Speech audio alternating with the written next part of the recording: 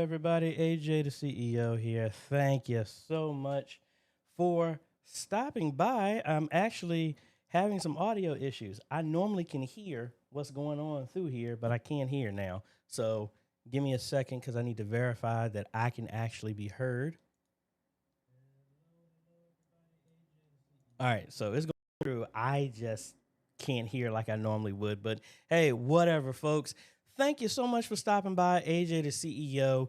This is a unique one. Normally, we do a Q&A that starts at 10:30, but we pushed it back because for whatever reason, I decided to try and do a 24-hour Q&A to help, be a fundraiser to raise some money to go bless two ministries, or every 2,500 that we earn in this or we get in this fundraiser, we're gonna pick another church.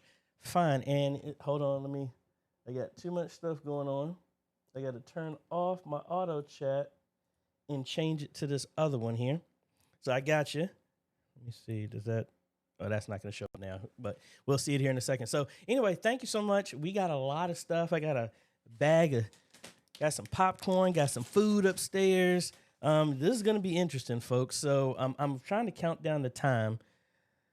You know what? Let's go ahead and start. I got my little timer right up here. It's going to be right up here in a second so that we can start. And actually, no, I got 5 minutes. So let's go ahead and announce everything. This is going to be a 24-hour Q&A. So you can fire off questions. You can send it. I was trying to get my phone set up so people can call in, but for whatever reason, like I said, I'm having some issues right now. I don't know what's going on. I'm gonna see if I can troubleshoot it while we're going through the process. But we're gonna have some fun stuff going on. And guys, I am so humbled and thankful because I got some last minute stuff here that I am just honored and privileged to. It's just amazing how when you actually start doing stuff, how things work themselves out, and people come out of the woodwork to help bless and give. And I am beyond thankful about that. I'm trying to move over everything. So nothing is different. If you have questions, you can be here in the chat. We're going to be looking at the chat. Mike is going to be looking in there. So he's going to help. We stop people from doing crazy stuff inside the stream. So we'll stop that, but we have some moderators in there in case. If you have questions, drop them in the chat, or you can email me at questions@ajhomes.com, and I'll be answering those live if we have any gaps in time. So you can hit me up either way. We are on Facebook and on YouTube and on my web. I was getting ready to say the church website, but my website, AJaytheCEO.com. We got a lot of stuff going on, folks. So the thing that I am so excited about that let me actually do this. There are multiple ways for you to donate if you want to be a part of what we're doing here. Everything that we raise is going towards blessing a couple of ministries. So I'm going to go through everything, and I'm being mindful of my time as well, too, because I want to start the timer on time. So you can do it through Super Chats. John has already done that. And or you can go to the bit.ly link, which is nothing but a PayPal donation page. Everything is on there. My company name is on there. So if you see that and you're like, who is that? That's my company. That's me. There's a QR code if you want to do that. And straightforward. Everything that goes this is going towards that pot to help bless a couple of ministries. I will show you how to be listed in that. That is the same giveaway that we've been doing for every 10,000 that's going on. What else? Now, the one thing I just got message from, and I'm so thankful, from David and the folks over at PhoneLiveStreaming. I think I got everything that I typed in really fast. They are going to donate $100 for every person that signs up for a free trial, does a live stream with at least 3 people listening to it. All right. So again, sign up under that link to PhoneLiveStreaming for a free trial. Live stream with the trial, your Sunday service, whatever service that you have 3 people listening in on the phone system, and they will donate $100 towards this fundraiser. So, David, thank you so much. Thank you. I literally just got that a few minutes before we started. So thank you for that. What else do we got? My apologies too for the, actually, I'm looking at the time. So let me go ahead and start it now. Clock is right there, and we need to start that clock. And I guess I could have brought it up the entire time. Boom. So this is going to end when it hits to 24 hours. So that's what's going to be going on. I also have alerts going on. So you might have seen that. It's going to pop up and take over the whole screen if someone donates. I wasn't able to make it all nice and pretty, so it is going to take up the whole screen. But again, I'm just thankful for all, because this is a lot. I kind of threw all this stuff together, and I want to get all going to be going after that. Know that obviously I'm going to be out of commission for about 24 to 48 hours after this, but know that you can always hit me up at ajhomes.com/consultation. If you want to do a consultation, I'm actually doing one right when this ends on Saturday at 1:00. Please like, subscribe, and share. Please share this out with so many people, because we're going to be going with 24 hours. Again, this is my way of trying to push everything forward to where we can reach and impact and do the body of Christ. All right. We're doing way more. We're going to be doing some more stuff throughout the year too. And this is starting it off myself. Dare tell y'all or suggest to push if I'm not push myself as well too. So we're excited about that. And what else are we forgetting? Oh, I forgot to tell you how to enter. Anybody can enter. Please only enter once. To enter the giveaway, this is going for this fundraiser as well as throughout the year. I always give back in some type of way every time we hit a new level. So every 10,000 subscribers, we're going to hit 60, 70, 80, 90, 100. 100 is something completely different we're going to do. But we're going to do this giveaway 10,000 and 50,000 subscribers. And what that is, giving away a $2,500, well, it's $2,500 bundle, where we're going to be giving away a 20X PTZ, an A10 Mini Extreme, a PoE switch, an IP PTZ controller, and I think that's it, to get everybody up and running so that they could live stream. And if you want to enter that, that is right here. That's the link that you're going to use. I think it should be in the description. If it's not, I will put it in the chat in the future. And again, if all of y'all are watching, please help me put that in there. And Pro Presenter is playing with my clock. I didn't want to put times, the color code times like that. Oh well, we'll just have to deal with that. That countdown clock is coming from Pro Presenter, so I am going to change that so that we can all see what is going on. And why is my stuff not switching back? Oh, come on now. That's going to be fun. So anyway, let's start it off, because I can show you what I'm doing to fix this. So this is running my countdown, and I am going to get to y'all's questions. I am going to shout all of y'all out, but we just happen to have a tech support question, which just happens to be me. That's the problem with that. So we're going to go to screens, edit layouts. This is my countdown. Go to my text. And I want to remove all of these. I don't want this. Reset to default. There we go. So there's our timer back to normal. So you should be able to see it all the time now. Yay. All righty. So let's go ahead and shout out all y'all great folks that are here with me. Move my mic out the way so I can actually see. All right, let's see who is up on here. Anthony was the first. Actually, I'm sorry, I didn't even shout this out. Monty was the very first person to do a donation on our PayPal page. So again, thank you, Monty, so much for that. Oh, wow. Man, y'all ain't gonna get me emotional up in here. But again, thank you so much. We're at 395. Awesome. This is the link, folks. We got Monty here, Bruce Adams. Thank you, David Clayton. Hello, thank you, Mike. Wow, Mike. Thank you, sir. Thank you, Daniel. Hello, thank you, Kurt. Thank you, thank you. Phyllis. Hello and thank you, man. Wow. Wow, folks. Yeah. Um, wow, that's awesome. That is so appreciated. Anthony was the first one on here. Thank you so much for stopping by. Francis, what is going on? And my monitor's in the way. Let's move it over just a thought I'll leave a question here and get back to you when you're live. My question is, are you able to play videos through the presentation software like ProPresenter and send it through the ATEM? Yes, actually you can, because that's exactly what I am doing. So for whatever reason, see now my audio wants to work in ProPresenter, but let me mute this real quick just to answer your question, because that's what I was trying to do for my be right back message. So it kills everything when I do that. But anyway, the timer's still going. So if we cut back over here, I have this be right back message when I have to take the inevitable bathroom break here. And I am outputting this to monitor my input number 4 on the ATEM.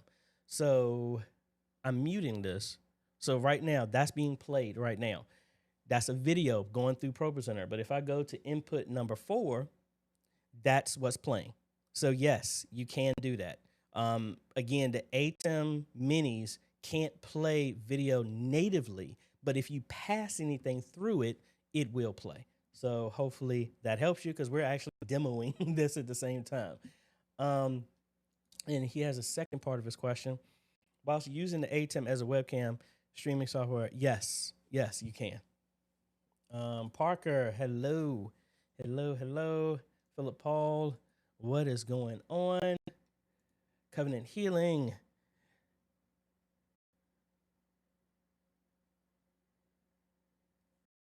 Question here. Setting hookup of the HDMI camera and the USB. Covenant Healing, I need you to type that again. I know I missed what you got there. Mom's video. I've done typing and I'm hitting the wrong button. Good morning from rainy California. Yeah, so are you in Southern California? I heard y'all got a of rain and y'all are having a bunch of flood warnings. Be careful out there, and thank you. Francisco, what is going on?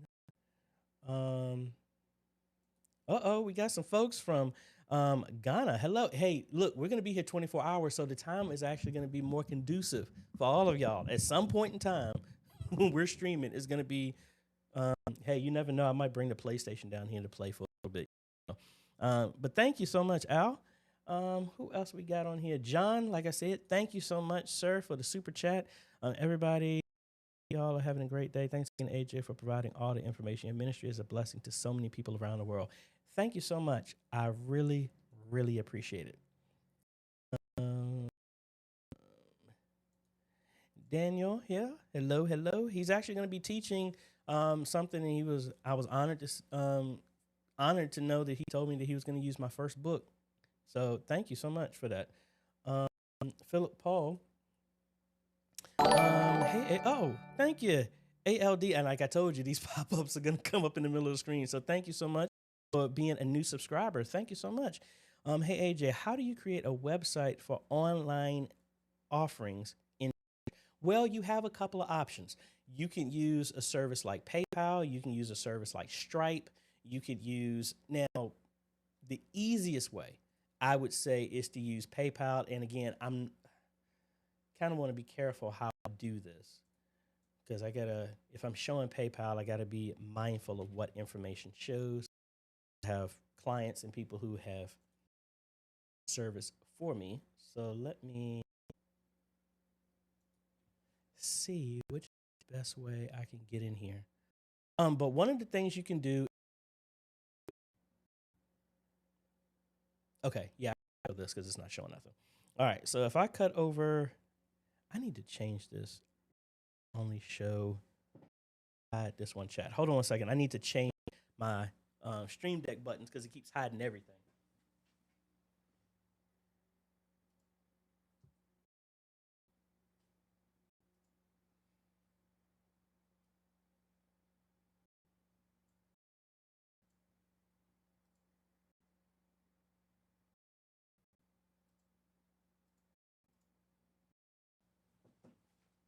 All right, so it should only hide the chat name. Yay. All right, so that's good. All right, so let's cut over here. So when you come inside of here, if you're using PayPal, PayPal gives you a couple of options. You can do kind of like a giving page, kind of like what I'm doing for this fundraiser. You can use a PayPal.me. I hope it's not showing nothing crazy. Actually, let me switch back right here because I don't know what this is going to show. All right, the PayPal me link just confirms what my link is. That's not a problem. But you can come in here and let's see. You can go. Thank you so much, Brandon. You can come in here and say get paid. You want to, where is it at? Oh, here it is. Accept payments. So you can do a request money. Actually, let me show my church's page because we have it set up that way. So if we go here and we do giving, there's a donate button that you can make that just links right there if you already have a website. Now, when you go to it, that link is going to take you to here. And it can be filled out in anything. And that's a page that's built directly into PayPal. So you don't need a website at all. Now, if you want to have a website, there are other programs and services like Givelify. Givelify would give you something that you can sign up. And again, it's free to use. They just take a portion of it once somebody pays, and they already provide that for you. So who was it? It was Newvine. Yeah, I helped set up Newvine stuff. So this is their website, and they have online giving. So but they're using Tithely, excuse me. But Tithely would give you code that can embed in the website, or you can just go directly to Tithely, and it will be a page. So you don't necessarily have to make your own page. You can use PayPal. Now, I use Stripe personally for my stuff. Stripe is more just processing. They don't give you a website, but it's more robust, and it actually allows me to process more than all the hoops that sometimes you have to go through with PayPal. So you have Givelify that will already give you a page, Tithely that will always give you a page, already give you a page. You could use Cash App and just give out the code to people. If you need a website, you can set it up in PayPal, and you just set it up as a way to accept money, and then it will just, you set the amount that you want, or you want to make it open to where anybody can do it, and then it's just a page for you. So you don't necessarily have to make a page. Now, for me, I don't have it like this, but let's go to AJaytheCEO.com. So this website, I don't have donations or ways to give except for on this live stream. So, we're going to be looping because I'm streaming this here. So, wow, thank y'all so much. You can get this code and place it on here, which again leads back to this very same thing. So you could do something like that as well too. So any one of those works. So hopefully that answers your question. It's kind of hard for me to show that because I don't have a dummy account I can just open up without putting anything, without showing information that I don't want to show. Hopefully that makes sense. Man, thank y'all so much, man. Y'all gonna keep me hyped through here, so I appreciate it. Where do we leave off?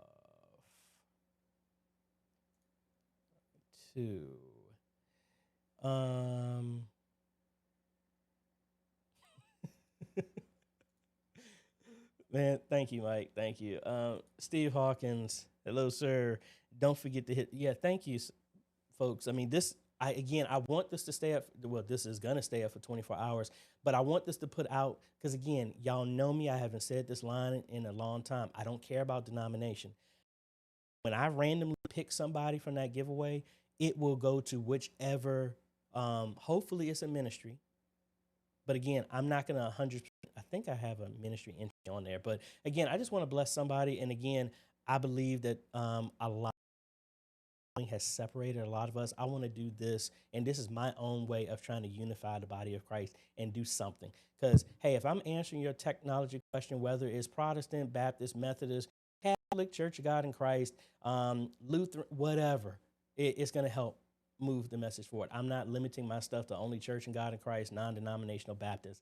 I think that's the biggest trick we've been ever faced with, is us fighting amongst ourselves over silly stuff. So this is my way of, instead of pointing the finger at everybody else, I pointed at me. This is what I'm doing to try and do something. So again, thank y'all for being a part of it.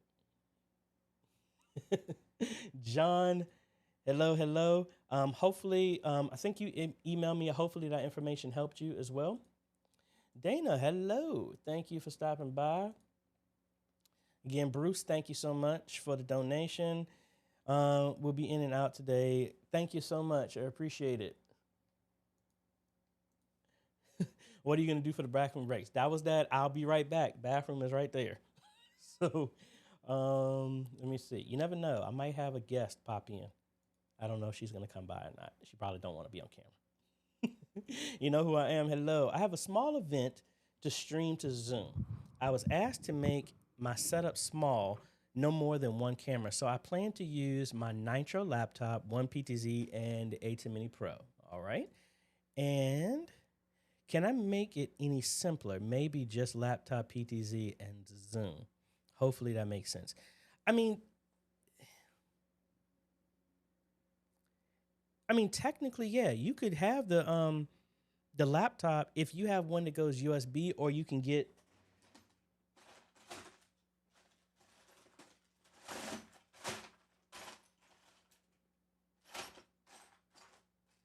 Just trying to find my tiny capture card that I have here in front of me. Hold on, I think it's over here.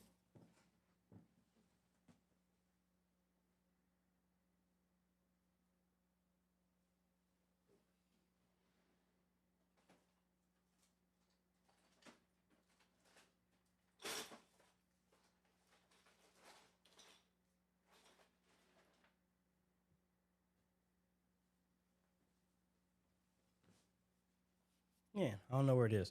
But anyway, it's one of those, the $10 ones that we did. You can get one of those, hook that up to your laptop, and then if you just want the PTZ, it'll go directly into that, and that could work. So that could simplify it, really. Then it'll just be the camera, that small little capture device.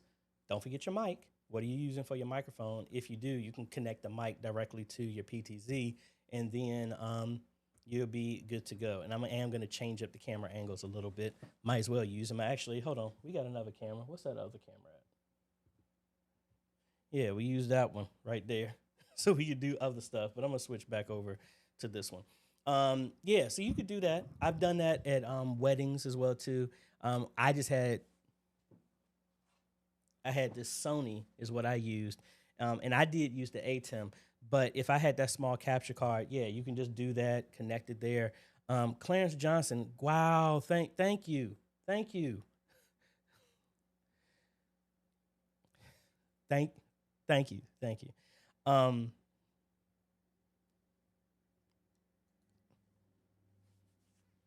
Man, thank you so much. I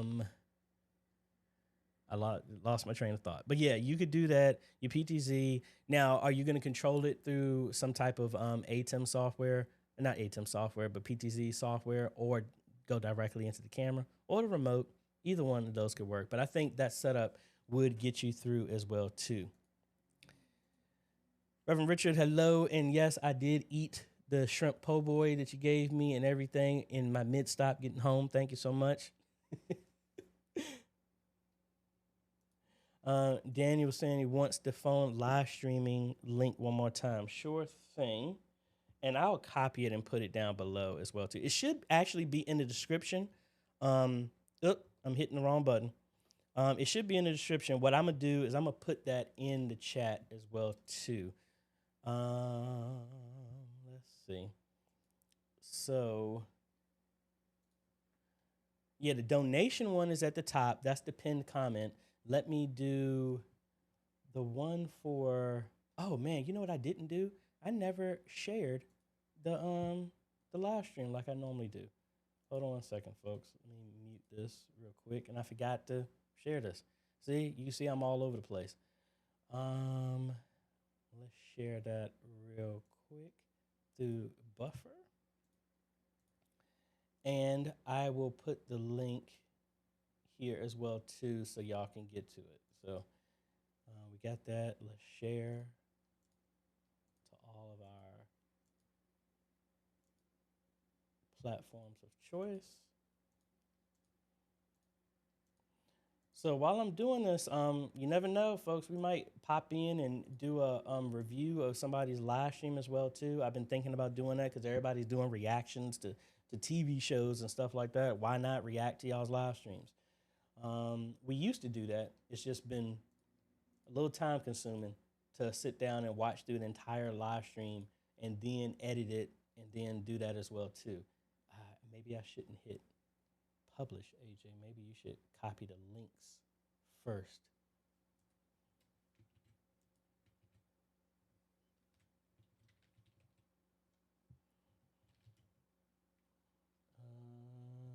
Yeah, so we got that there. And who else is this? We should be in the Facebook group. And we're on, yeah, so everywhere on Facebook I shouldn't have to worry about. Let's leave that. And yeah, I think we are good to go. So let me copy that link and send it to you. And it is in the bottom, but let me copy that. And I need to move this up here as well. So for phone live streaming,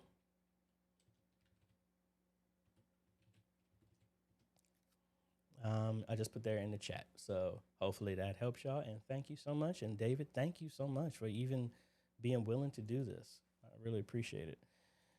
So let's see where we left off at. Brian Jones, hello, hello. Brian, I appreciate it. I will be letting y'all know as well. I mean, mainly it's just going to be subbing in some time as well too. I know I was telling my girlfriend, I was like, man, I might order a pizza or something like that. But I mean, that's not something I necessarily need to eat. So I will be taking some breaks and stuff like that. But we're gonna be here because this is not a war of attrition. I want to try and get through here as well because I want to set this as a standard. Let me tell y'all some other ideas I have about doing this is doing a 24-hour praise and worship. I'm going to talk to my pastor about it, but anybody can do this. My idea is to have a lock-in at the church or just bring different people that can come in to the ministry, and we're just going to, not singing, just doing music. Let them play their own covers, and it's just 24 hours of praise and worship music, and we just have a counter. We got a donation stuff to where we can do it, because again, y'all, whoever sat down and talked with me a long time, y'all know one of my issues and my concerns with the body of Christ is Scripture says that greater work shall you do than when Jesus was here. And my question used to be, where are the greater works? And this is my attempt at trying to do something greater, just so we can make an impact in some way, shape, or form, not just for my ministry, not just for Richmond, Virginia, not just for Virginia, it's for the body of Christ. And again, I'm not standing here being like, look at me. No, I want to hopefully inspire y'all to do this. Because if little 5'4", I was going to say 4'4", 5'5", 44-year-old AJ can have this type of impact by listening to what God told me to do, there's no reason why all of us can't do something more than what we're doing. All right, next question. Steve, can you use TV speakers with a mixer instead of speakers? We use a laptop for our presentation in Zoom that goes into the mixer and a PC to stream that gets an output from the mixer. Can you use TV speakers for a mixer? Now, are you talking about like a sound bar? Like something like this? Or are you talking about the physical speakers on the TV? Because technically, yes, you could do it that way as well too. You would just plug it into, you need to convert it out to either optical or RCA, red and white, from your mixer in some way, shape, or form, like for the X32. Let me turn that on now, actually. Like with the X32, I can have the aux out, the RCA ones go out, send the mix to that and have it go here. Then that would work, and I can hear it through the TV. You obviously wouldn't see anything, but I mean, yes, you could. Creative for fun. I hope everything up there is working with you. Can I create a live stream of the sanctuary view different from showing slides in the sanctuary without compromising the view of the service throughout the rest of the building using the Thor? Yes, actually you can. This is the same way I have it set up at Signs and Wonders. So it's two ways you can do it. If you're trying to do this through the ATEM, in the world? If you're trying to do it through the ATEM directly, let's cut over and show you. This is how we set it. Well, we can set it up multiple ways. So here, let's cut over here and let's bring up the ATEM software. Now realize when you have this, and let me minimize this so we can see the top of this because our countdown is blocking it here. So when you have the ATEM Mini Extreme, and even the ATEM Mini Pro can do this, you have your outputs here. So right now, I have output number 1 is the program, which is going to my streaming PC. That's what y'all are seeing right now. This is the raw that's going to there, and all the graphics you're seeing vMix is adding on top of it. My output number 2 is the multi-view. Now, that's 2 outputs, but you actually, on the ATEM Mini, you actually have 4 outputs. But technically it's 3, but it's 4. So you got the HDMI 1, HDMI 2, USB 1, and USB 2. So the USB is also sending the program mix. With that being said, your live stream is going to see, thank you so much, Ryan. Thank you for the super chat. What's happening on the USB out is the program out. You can't change what the USB is seeing. It's always going to see the program out. So that's going to be what your live stream is going to see. Now, typically, like in your setup, we have the output from the ATEM going to your projectors. If you only want to show slides, like I could come in here, and I'm going to do it here for a second. You're not going to, let me actually bring something up here so that y'all can see it. So I'll bring up this graphic. So I can say in my output, I don't want to see the program. I only want to see the output from this. So if I change this, see, y'all don't see anything different because you're seeing the USB out that's going to the computer, all right? Now, if I had this connected anywhere else, and from here, let me actually cut over to the PTZ so you can see it. All right, so let's pan this up. And you can see right now, that's my multi-view, right?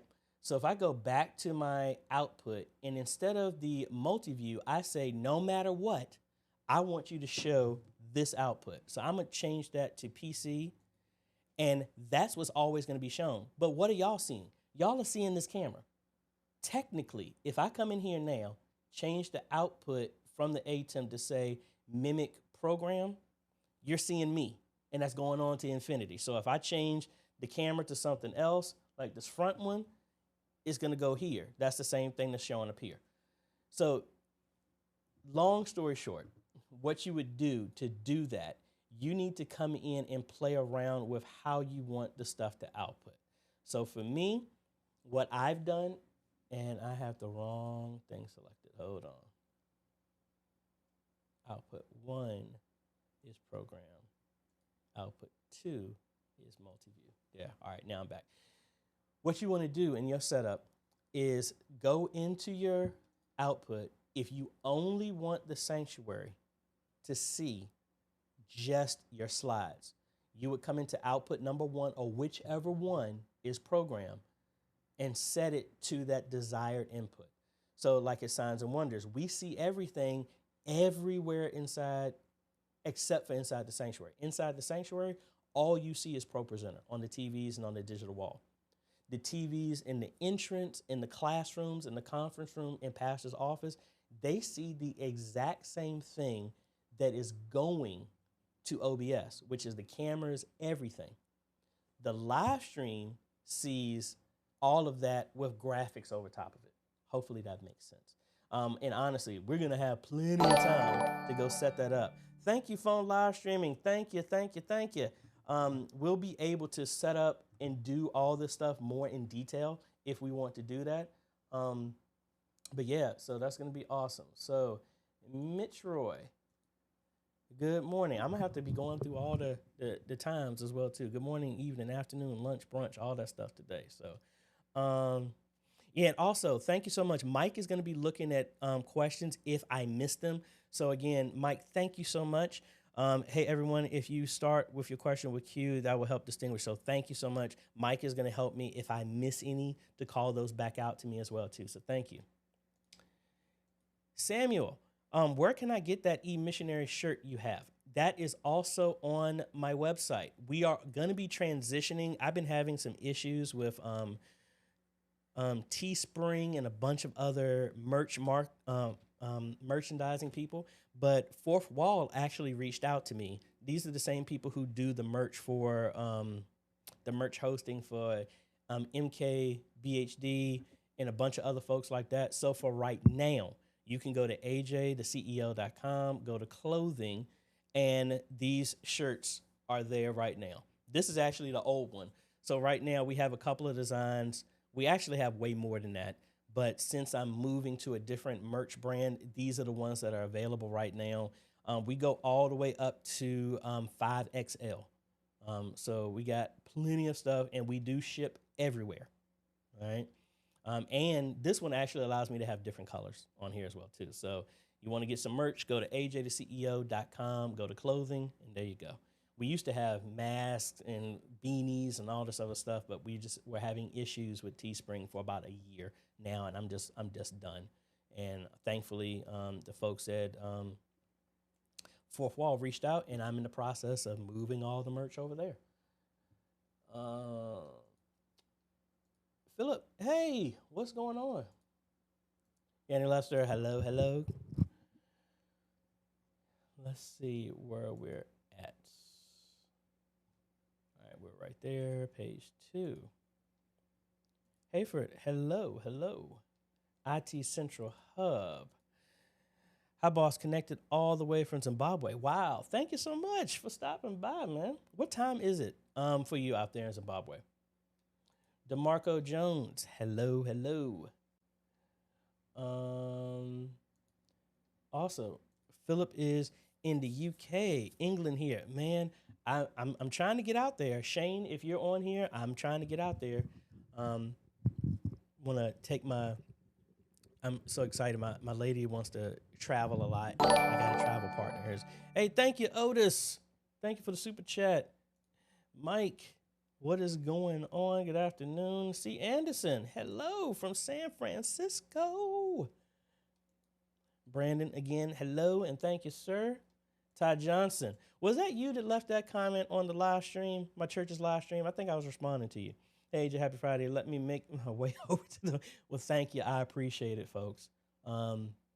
Like, again, one of the next ones, I don't know when I'm going to do it, but my goal is to have a live stream. This is going to be way longer than 24 hours. The goal is to have as many people, number one, as many churches, organizations, and a speed. Those are 3 Guinness World Records. I want to have a live stream that we're going to do, and that live stream is going to be the fastest group of people and organizations to read the Bible from beginning to end. I would love to have people in every time zone, so everybody's not going to sit up, but I think right now the Guinness World Record for time is 76 hours. I think we can beat that. So that's going to be another fundraiser just for us to go and try and bless as many ministries as we possibly can, folks. We want to make a change. So awesome about that. Ryan, looks like competition link doesn't, competition link. Which one? Is it the donation one? I mean, not the donation one, okay,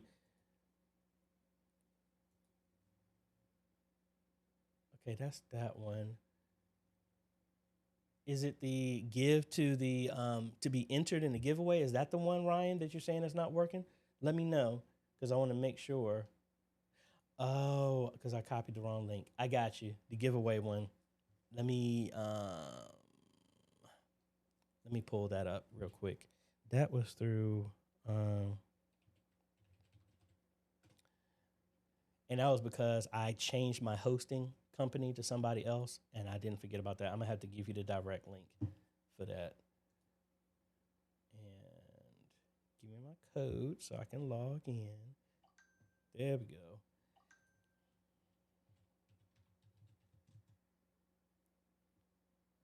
All right. So let me get that page for the giveaway. Now I have to update this as well too for y'all. Settings. All right.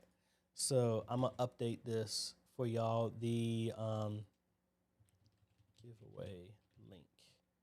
And this is moving forward. I don't like the, let me actually do a bit.ly link instead. I thought I replaced that with these. So give me a second and I will change that out. All right, so the bit.ly link is going to be for the giveaway, and I will update the giveaway entry as well for that. So if you refresh the page in a half a second, the giveaway link will work. So thank you, Ryan, for bringing that to my attention. And it should be good now. So y'all are good to get on there if y'all are interested in doing that. All righty, let's see. Where did we leave off? Rhonda, hello, hello. Bert, hello. How to monitor audio using the A10 Mini Pro? Natively, directly, you're not going to be able to. That's one of the downsides of it. Now, what I've done to work around that is add an HDMI audio extractor to that. So if I cut over here, as you can see, I had this about 2 years ago. What you're going to do is have the out from the ATEM go into this, and then you'll get some audio outs here, and you can convert that to a headphone, and that's how you can hear it. That's what I did for a ministry in Glen Allen, Virginia, because they had the ATEM Mini. That's how they were able to hear it. That's why, honestly, like, if they had added that onto the ATEM Mini Pro as well as dropped the price, that would have been golden. That's the only issue having with this.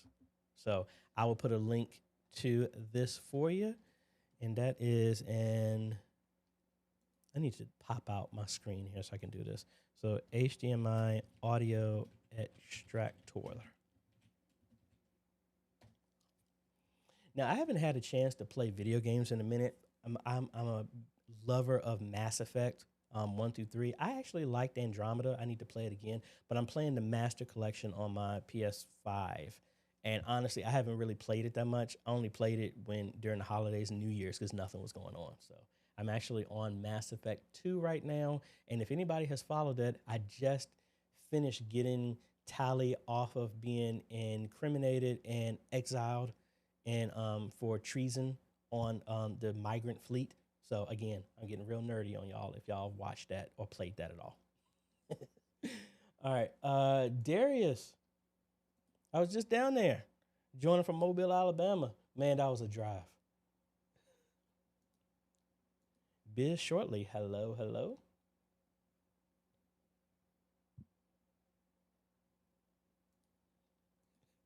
Daniel, thank you. Actually, let me show you. That was actually a part of Streamlabs OBS. I had that a long time ago, and I'm gonna see if I can.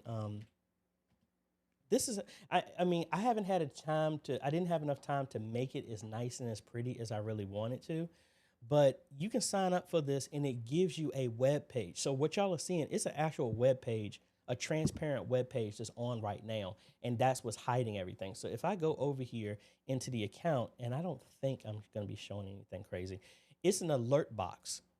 There's actually a web page that you just take this URL and make it as a browser source. So I can hit one of these buttons right now and say, I want to test merch. I don't have merch linked to this, but I can just do test merch and you'll see it pop up.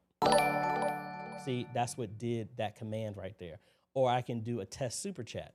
And that's what you're seeing on here. Or a new member.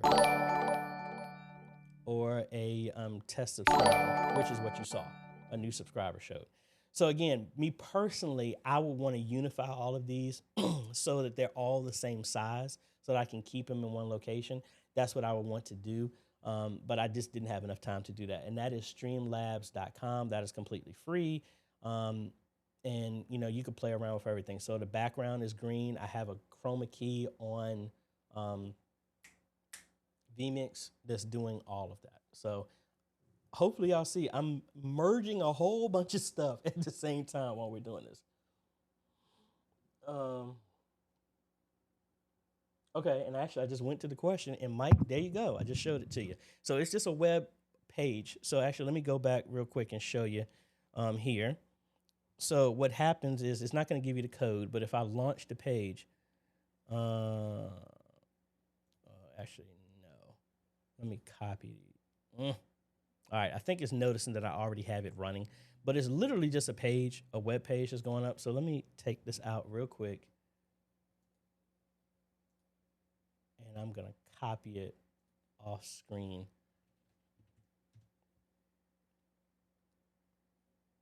All right. And I need to move it in a way I can actually use both screens at the same time. All right, so all it is a page like this. So this is the blank page. So when I do a donation and it's blocking it, but you see it's running it to this page here. And that's the page that's in the background. All right.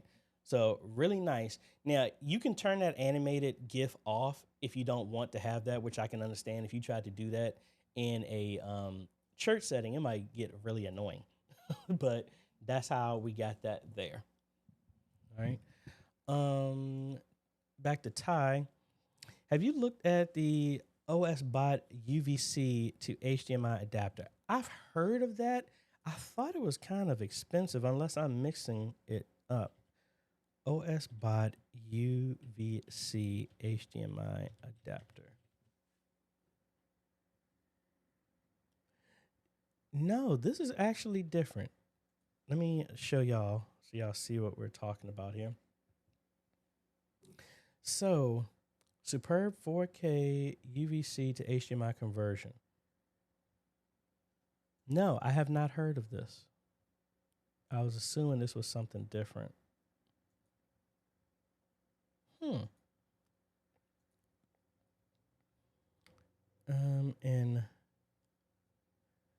Oh, okay. So it turns a USB camera into an HDMI. Got it. So this is similar to what I thought it was. There was a guy who made something like this, but he was like charging $400 for one. That's reasonable. I mean, I still think it's a little bit overpriced, but I think it's reasonable because I mean, if you throw in one of these cameras, well, no, if you have one of these, OBS bot cameras like a PTZ webcam one, I mean, that's not that bad of a deal. But yeah, that's cool. I actually tried to reach out to OBS bot to sample a video camera for them. Never heard back, but I know Monty has done one, so I don't need to do it. We got one of our own who's actually done it, so that's cool. Enoch, hello. So yeah, I got that. Covenant Healing, here you go. Using the ATEM Mini Pro to OBS besides HDMI from camera, USB to computer, are there any settings that must be made? Using the ATEM Mini Pro to OBS. And you know what? I'm sorry. You know what I forgot? I forgot I was streaming to Facebook. And for whatever reason, vMix Social doesn't pull comments from events. So if y'all were on the event, my apologies. I'm actually going into here now to see if there's anything going on in here. Okay. Nobody posted anything, so that's fine.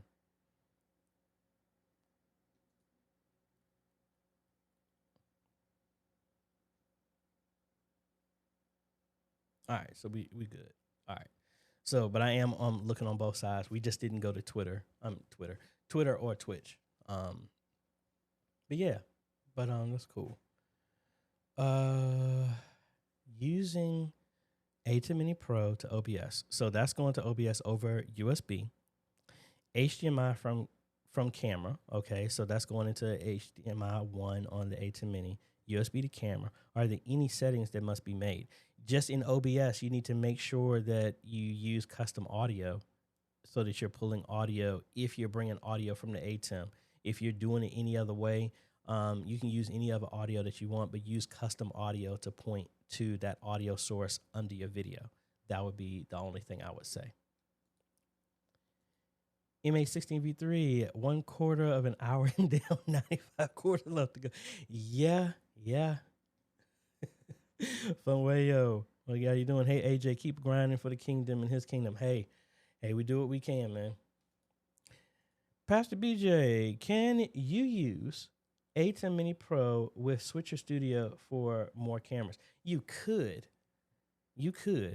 My only issue with that is well, if you already have the Switcher Studio, yes, you can. I think that's how Pastor Bell used it originally. So you would have the HDMI out from Switcher Studio going. Well, is Switcher, hold on, let me make sure I'm not misstating what I was going to do.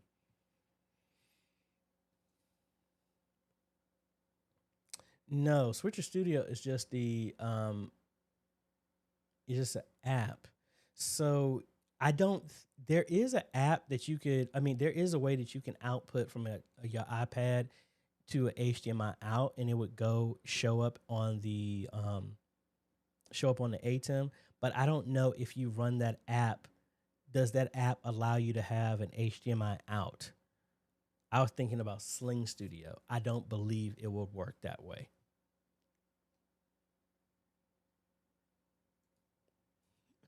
Mike, we're going to blow through 1,000 in the first hour at this rate. Keep it up. Hey, well, thank y'all. Let's actually see. Where are we at? I didn't even look until somebody says anything about it. All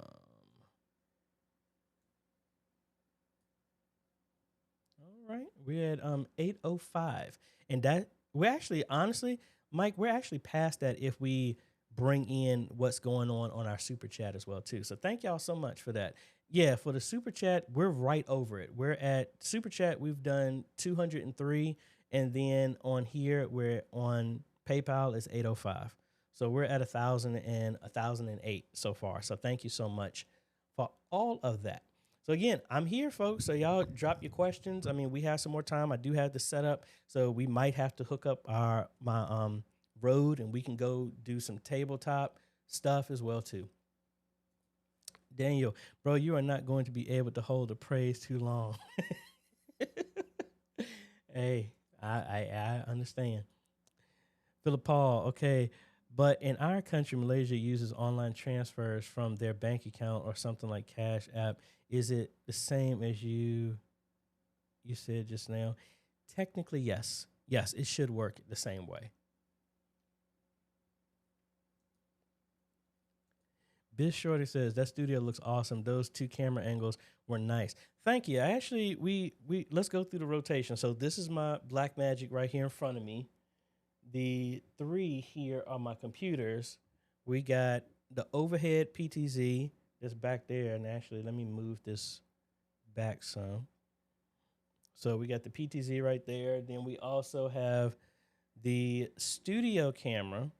That is the Blackmagic studio camera right there. Then we have the Canon G50 set up right over there. There's the X32 rack mount. And then we ultimately have the PTZ right here. So I did have another PTZ. We went ahead and blessed another ministry with that. That's the AVCams ones that I installed. We have a couple of projects that are coming up that we're going to be using those as well too. So thank you so much. Hey, it took quite a while. It took about like 5 years to build this out, and this studio is probably going to be going away pretty soon. Well, it's going to go away when I move. So y'all will hear about that sooner or later. Daniel, no. Too early for that. You know who I am. Is there a follow-up question to the small? Oh, this is a follow-up question to the small setup. What's the easiest way to run good audio into the PTZ camera? I'm doing a small wedding, so I have a few plans. All right, so it's a couple of options. So I've done a wedding before, and in my setup, You got two options. These are my Rode Wireless 2. So in here, in the back box, case was upside down. So in this type of setup, I would put the receiver right here on the camera and then put one on the groom and one on the officiant or something else. That's what I would have done. Now, again, when I did this, we didn't have a lot of music. Everything was being played in tracks. So, I just recorded the music and I edited it and added the audio in the background. You want to isolate it to where, especially put it on somebody who's not going to move. You can put it on the officiant. You can put it like in between, like a small stand that's out of shot. I've actually hidden some in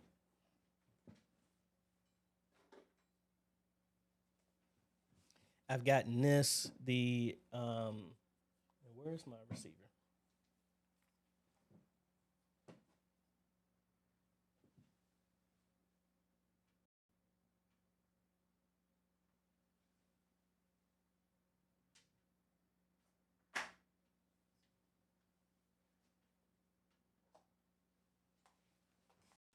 So I've had something like this. This is the interview attachment for the Rode. And I'll set this, one of the other units, if you don't want to put it on a person. Oh, I got my magnetic clip on here. That's why I wasn't sliding on here. I got a mag clip that goes on here, but it will slide on here. Let me use the other one.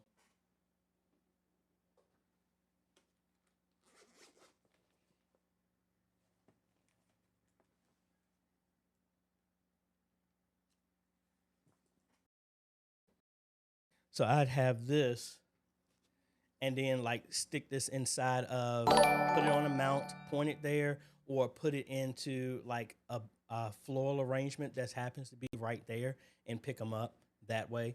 Now, in this type of setup, I would definitely get that plug-in that Mike talked about. If you're using OBS or some type of way, you want to be able to record this audio separately. So it could be that you don't have it plugged into the, now when I used to do this before I used like RecForge, which is an app on Android and Apple. And I used that as a secondary recording all of the audio. You can put like a dummy mic on your PTZ, or maybe use your mic on your computer to record. But I would record the audio separately so that I could balance it and do it adjusted everywhere. Because in those type of funerals and weddings, you need backups of backups of backups, because you are not going to have a happy client if you are only counting on one recording and that stuff fails. When I did the graduation, I recorded on the cameras, I recorded on the ATEM through USB, I recorded on OBS, and I recorded on an external recorder as well too. You don't play with stuff like that because people will not be happy if stuff fails. So that's what I would do in that type of setup. You can just connect it directly to the PTZ if you want to, but in those type of scenarios, you need to make sure you have some redundancy in your video as well as your audio.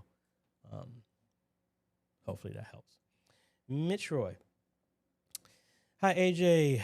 Would you suggest using fiber HDMI for my service live stream? The cable would not be mounted on the wall.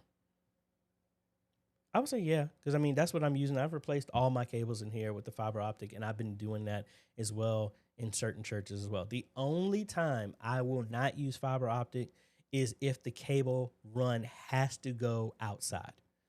I always do, like when I do the run outside, I use weatherproof coax cable that any installer normally uses on the outside of your house. That makes it easy, and you don't have to put it in that. If you use that fiber optic one, you're gonna have to put it in conduit, and the conduit's gonna run in price as well too. So I use fiber optic HDMI for everything now, unless I really, really, really know that this cable is gonna be in a rough position. So I use outdoor rated RG6 cables, but yes, it should be fine. John, I think I saw it on the Facebook group, but if all y'all are not doing YouTube shorts, check into doing them. I did a 15-second short from a full sermon, and it got 1,800 views in an hour. Yep. Leverage the tools that are available, folks. All these tools are not just for dogs, babies, and acting a stinking fool on social media. They're tools. And the only reason why we see all that foolishness is because the church is not leveraging these tools that are being available. That's what I hope this would actually recommend. Brandon, hey AJ, do you have a recommendation for a wall mount for a camcorder? To be quite honest, Brandon, I use the PTZ mounts because they're cheaper and they're multi-purpose. So they have a big base, so it has a quarter thread, so you can still use that quarter thread screw that will go onto a PTZ. It will mount your camera the same way. That's what I use. So like in some of the last ones that I've used, PTZ wall mount. Like, I mean, almost at this point, almost all of these are exactly the same. But some of them, I remember these used to be $75 each. I'm so glad that they've come down. So, I mean, I've actually used some of these slim ones. And oh, they got a transparent one? Oh, wow. But I've used some of these. And honestly, you can't go wrong. Some of them are a little bit thicker. But again, at this point, they're all the same. Find the one that's in your price range. I used to use one of these when I had my Blackmagic one mounted to the wall at my apartment, and that's what set the camera on there. So you can use any of them, but that's would be my recommendation. Now, I'm mounting a camera for a baptismal, and this is the one that I'm using for that, but the camera for that is tiny. So it's not even a camcorder. I got it right here. So this is the camera that's going for the baptismal. So this is actually the original Marshall ones that I reviewed a long time ago. But this is the one that actually gives me the best performance.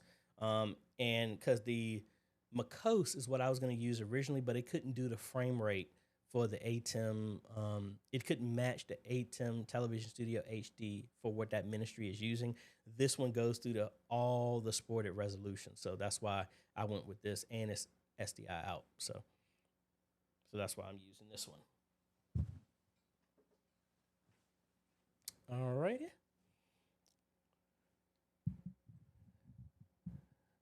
Again, thank you, Ryan, for the super chat. Rhonda, OBS and Bible plugin question. Can you add Bible translations without importing to OpenLP first? If so, how? OBS, I am not aware of importing to OpenLP. I'm not really aware. The Bible plugin, the one I use, I'm using the free one, so it only includes that translation. Let's open it up. Let's see.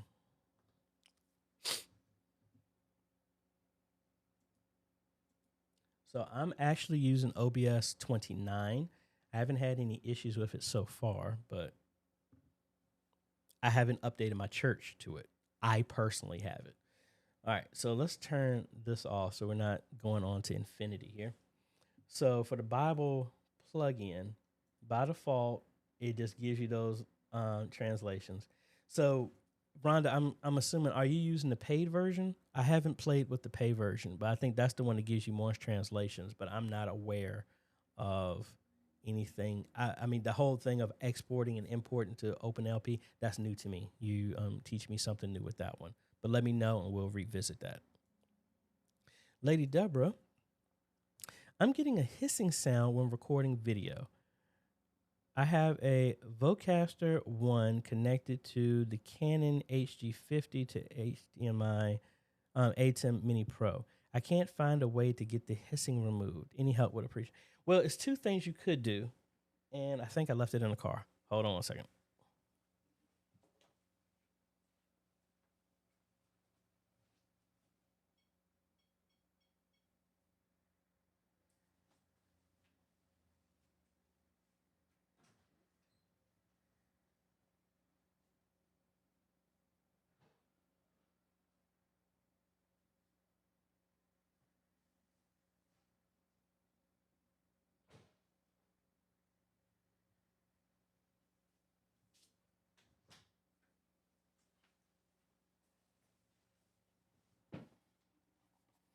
Now, what you could get is like one of these hum eliminators and they will pass that through. But the first thing I would say for you to check in that whole setup, let's go back over here to the ATEM software. Come down here into your gear, go to audio, then general. Make sure whatever you have connected, it's set at microphone. See which one that is set to. Like right now, my Rodecaster is a mixer, so that's what line in is. But when I'm using my Rode wireless, it's a direct microphone. I have it set to microphone. What is that setting? If you're still having issues, that's where one of these personally I think would work, because you would do your line into this and it's going to remove that. And then you have outputs that's going to go back to your ATEM. So this will stand in between it. And again, I will put a link to that, and I've used those a bunch of times. Let me actually find that, and I will put that on here. Now, again, folks, I don't want y'all to think that AJ got all the answers to everything. I am more than open that if some of y'all have answers and y'all have been able to work through some stuff, please share that, because that's what this whole thing is about. It's for us to share the stuff and not keeping it to ourselves. So I will put a link to this. And I didn't think my voice would be so parched so fast. But I have some water here on the floor. All right, so we got that. And all righty. Phone live stream again. Thank you so much. All right, I answered that one. Warren. Thank you. Thank you, Warren. Thank you. Ty was like, yeah, that was me that left it on the signs. One. Thank you so much. Hey, y'all see me. I go in there.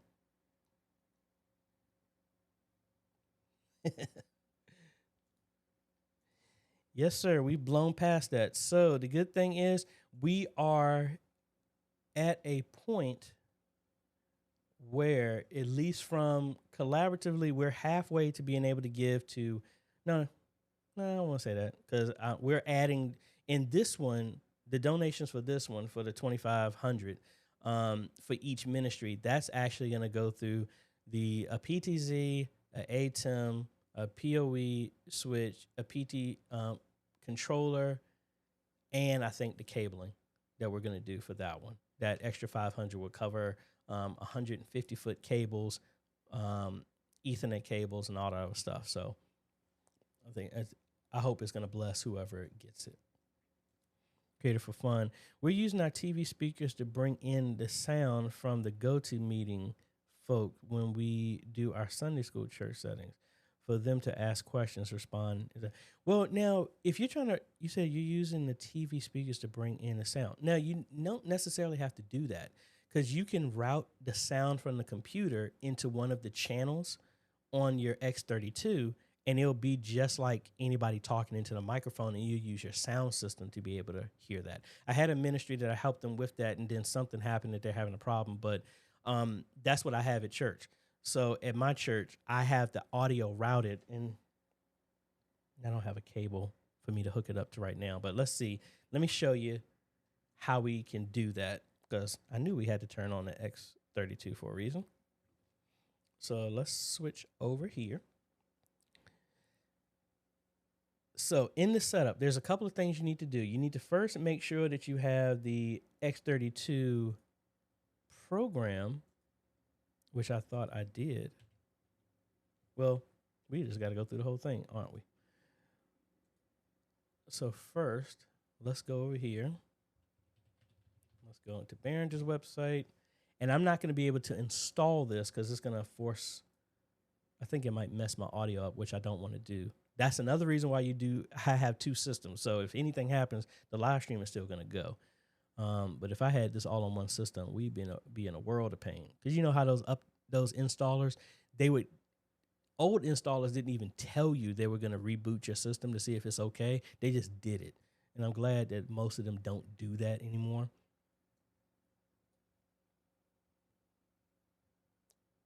And rack mount. And we go to software, And we're going to need the audio driver here. So I'm going to try and install. Hopefully it doesn't make me try to reboot anything. But to desktop. I'm sorry. Had a kernel of popcorn stuck right there, like between my tooth. I've been trying to get that loose the entire time since we started. No, I do have it on here. Okay. I had it here. Thank you for new subscriber. So I know I had it here. Where is it at? Oh, there it goes. USB control. So if I was connected over USB, this would show up. And do I have a long enough cable to do that?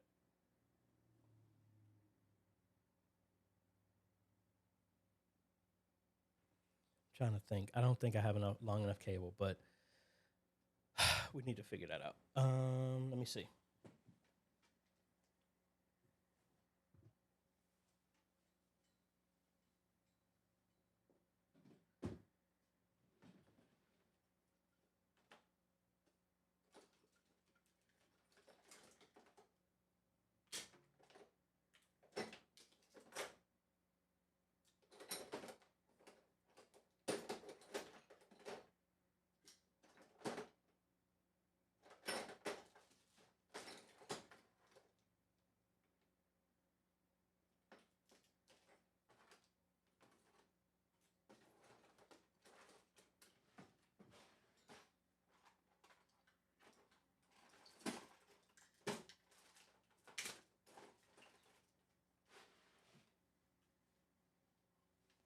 It's an hour in and I'm already making a mess. I cleaned up everything and now we're making a mess again. See, this isn't the right one. I need one.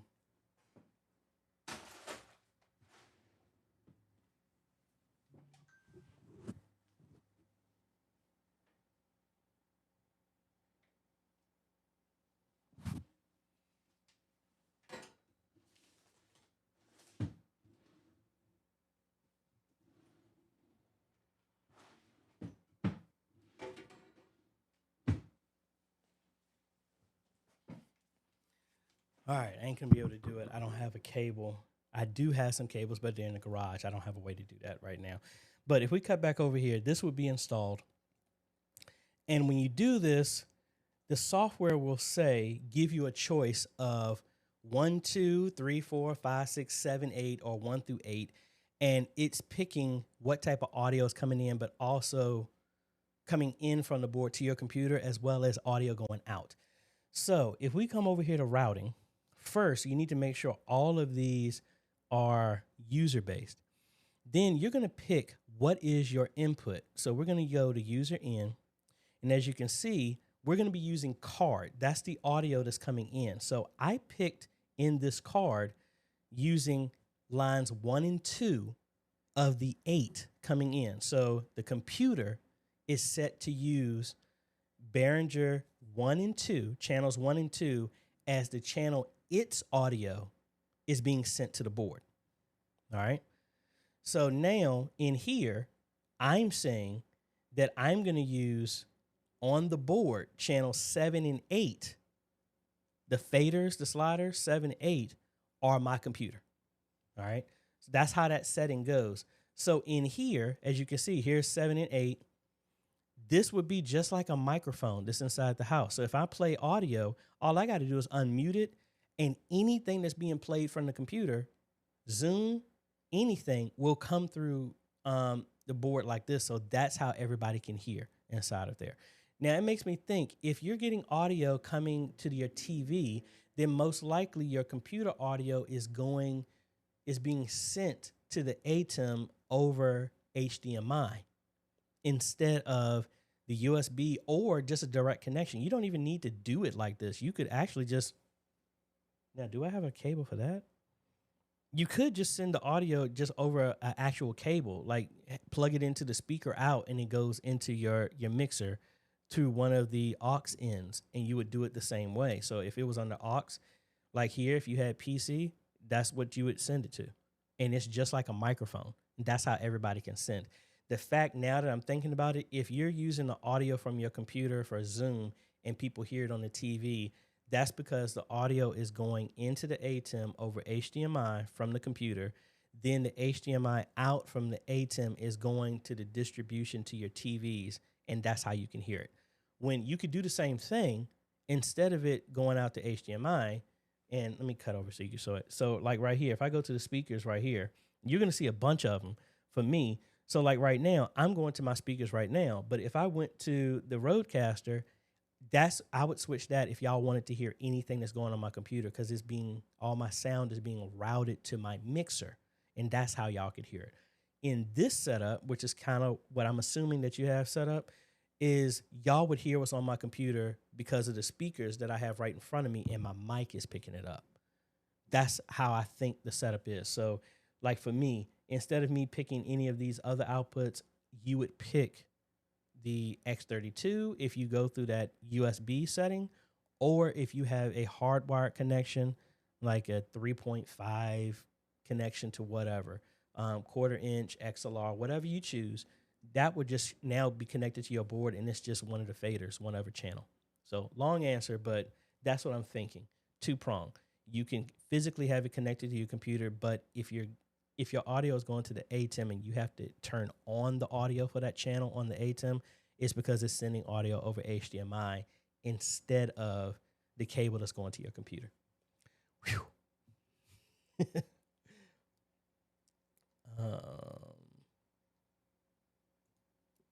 You know who I am. Yep, we're 23 hours in. I mean, we got 23 hours to go. 23 hours, and yeah, y'all got me. My math is off right now. But you know who I am has a question. Instead of using the USB-C into my ATEM for either Zoom or OBS, instead of Zoom or OBS, I don't know why people do this. The road that's right outside of here, the speed limit is 25, and people, for whatever reason, they've had so many accidents. There was actually an accident down the corner at the end of the houses down here because somebody was speeding through here and hit a pole.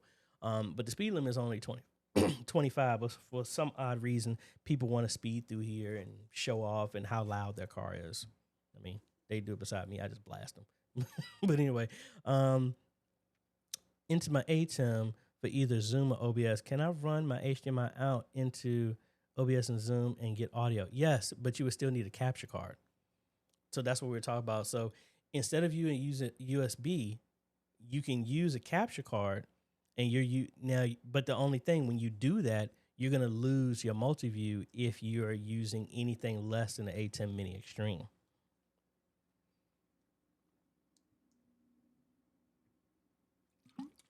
Water.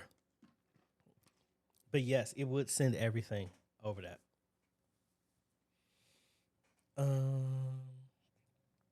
Mike got a question. I suppose you can scale the web page source down and position it whenever you want. Can you bring in each type of notification separately to positions them in different places? Unfortunately, no. It's just one big page and it pushes out. Now, I did try to put it in the lower corner, but the formatting of how they place everything is different. So when it fit fine for a donation in the lower left, it chopped off when somebody said being a subscriber. That's something that I would have to dial in and play. So for me looking at it for just an hour, no, all of them show up in the same way unless you format them completely differently. Aaron, what do you think of using the OBS bot webcam for a small church for another angle? Also, thank you for all you do, my friend. I mean, honestly, any camera will work, to be quite honest with you. It just depends on where you're at. Now, for that small camera, I personally have not played with it, so I don't know how the zoom is. But for a different angle, if you just want to have an angle for an angle, then yeah, any camera will work. I mean, we've seen people that use phones. MA16V3, thank you so much for the super chat. You can use it for anything because it's just a shot. Now, would I use it predominantly for a shot for a speaker or something like that? Probably not.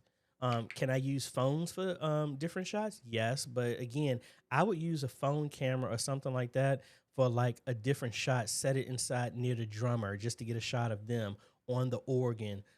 For your musicians or something like that, I would do it for unique shots like that, not something that I want to be a primary focus of a shot. That's just me personally. Um, let's see. Back to Covenant Healing. Have you used BitFocus Companion? If you have, what are the pros and cons?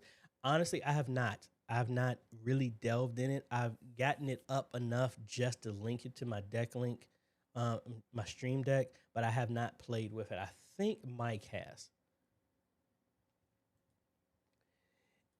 Dylan, green screen recommendations. Well, the main question would be: do you want one that's hanging? Do you want floor mounted? How easy? I have a couple of them. I have. It's in the garage. I have one that sits on the chair. Actually, let me get it.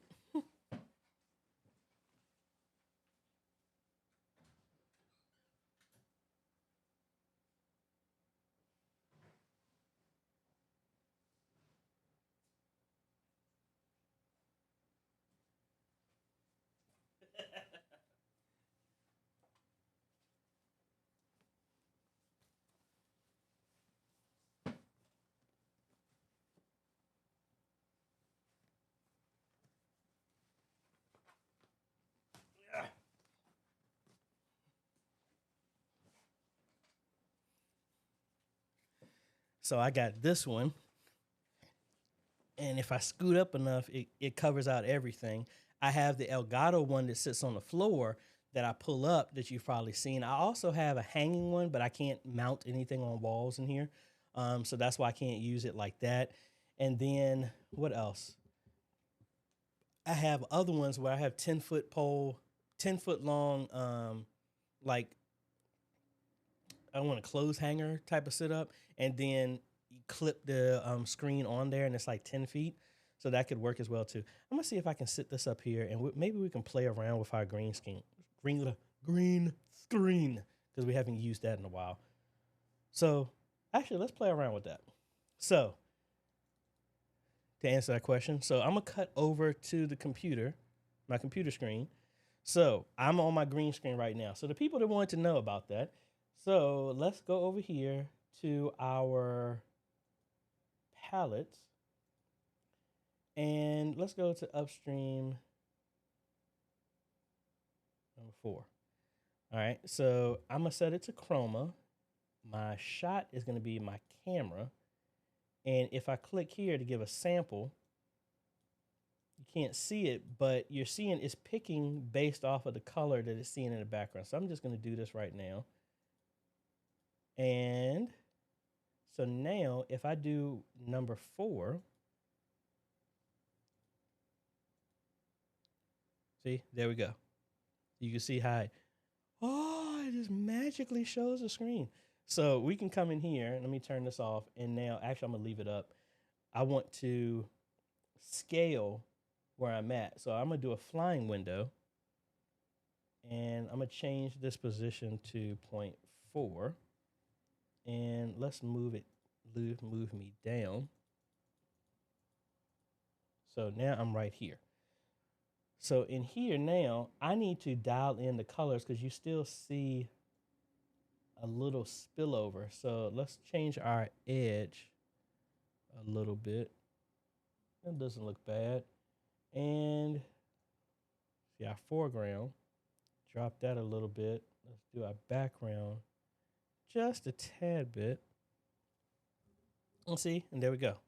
We're going good. Now, if I reach too far, you see my arm gets cut off. But hey, we'll play around with that. MA16. But see, as you can see, all my stuff is coming in here. So that's why it's looking kind of flicked right now. So I'm going to take this off. I'm not going to have it on here the whole time.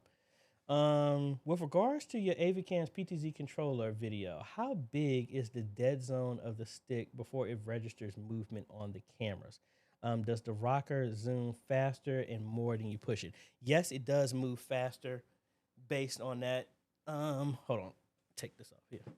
And I left the garage door open.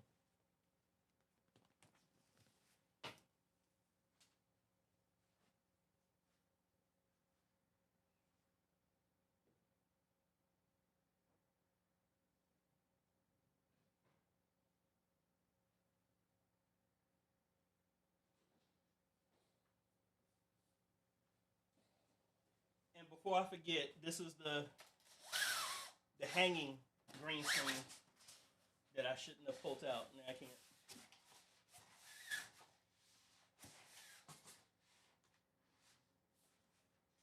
Okay, that was fun. Oh.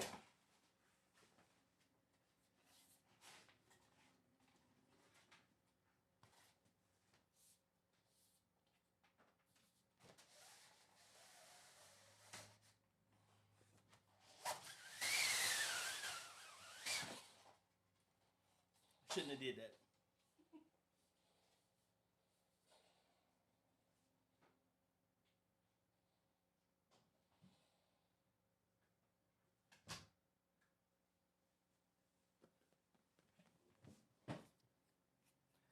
All right, so what camera can I use so y'all can see this?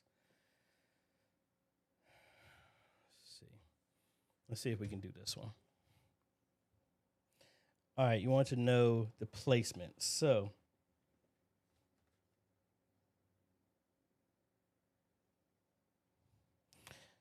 from right here, you're saying the dead zone. So you'll see. So it's pretty, I mean, the dead zone is pretty tiny. And you see, I'm barely moving it before it starts engaging. Now you're talking about the push. So if I do, I'm just gonna lightly press on it.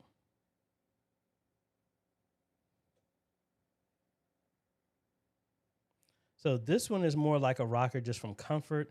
Now the twist is gonna give you more of a speed variable on how fast you want it to go. So not the rocker. All right. Hopefully that answers your question. Quick position. There you go. I think I cut myself when I was doing that. Warren, thank you for the super chat. Thank you. Really appreciate it. Josh, the man, the myth, the legend. What's going on, Josh?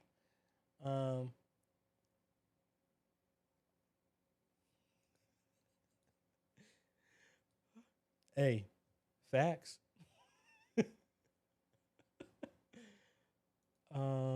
Let's see.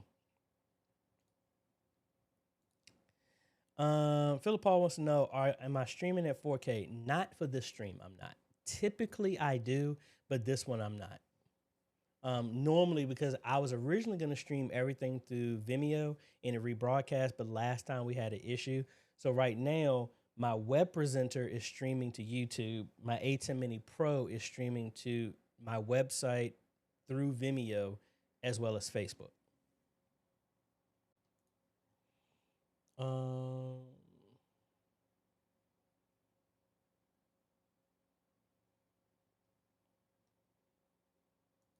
John said, that would be actually make a great YouTube short that could point back to this full length video. Hey, I might have to do that.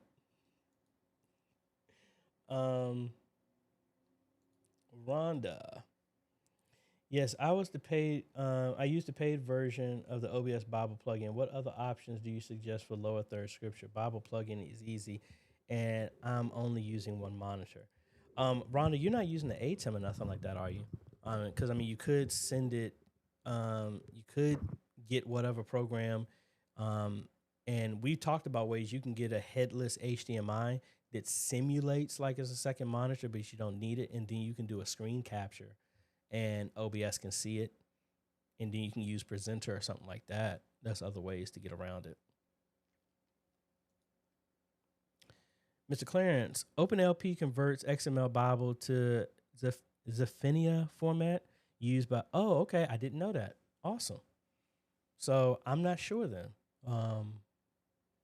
about that. Eric, What's up, AJ? I learned to use OBS from you, my man. You're awesome. Hey, well, thank you. I'm glad what I'm doing is helping.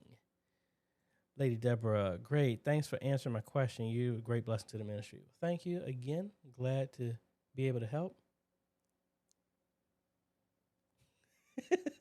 Streets of Destiny. Mike, you're funny. Thank you.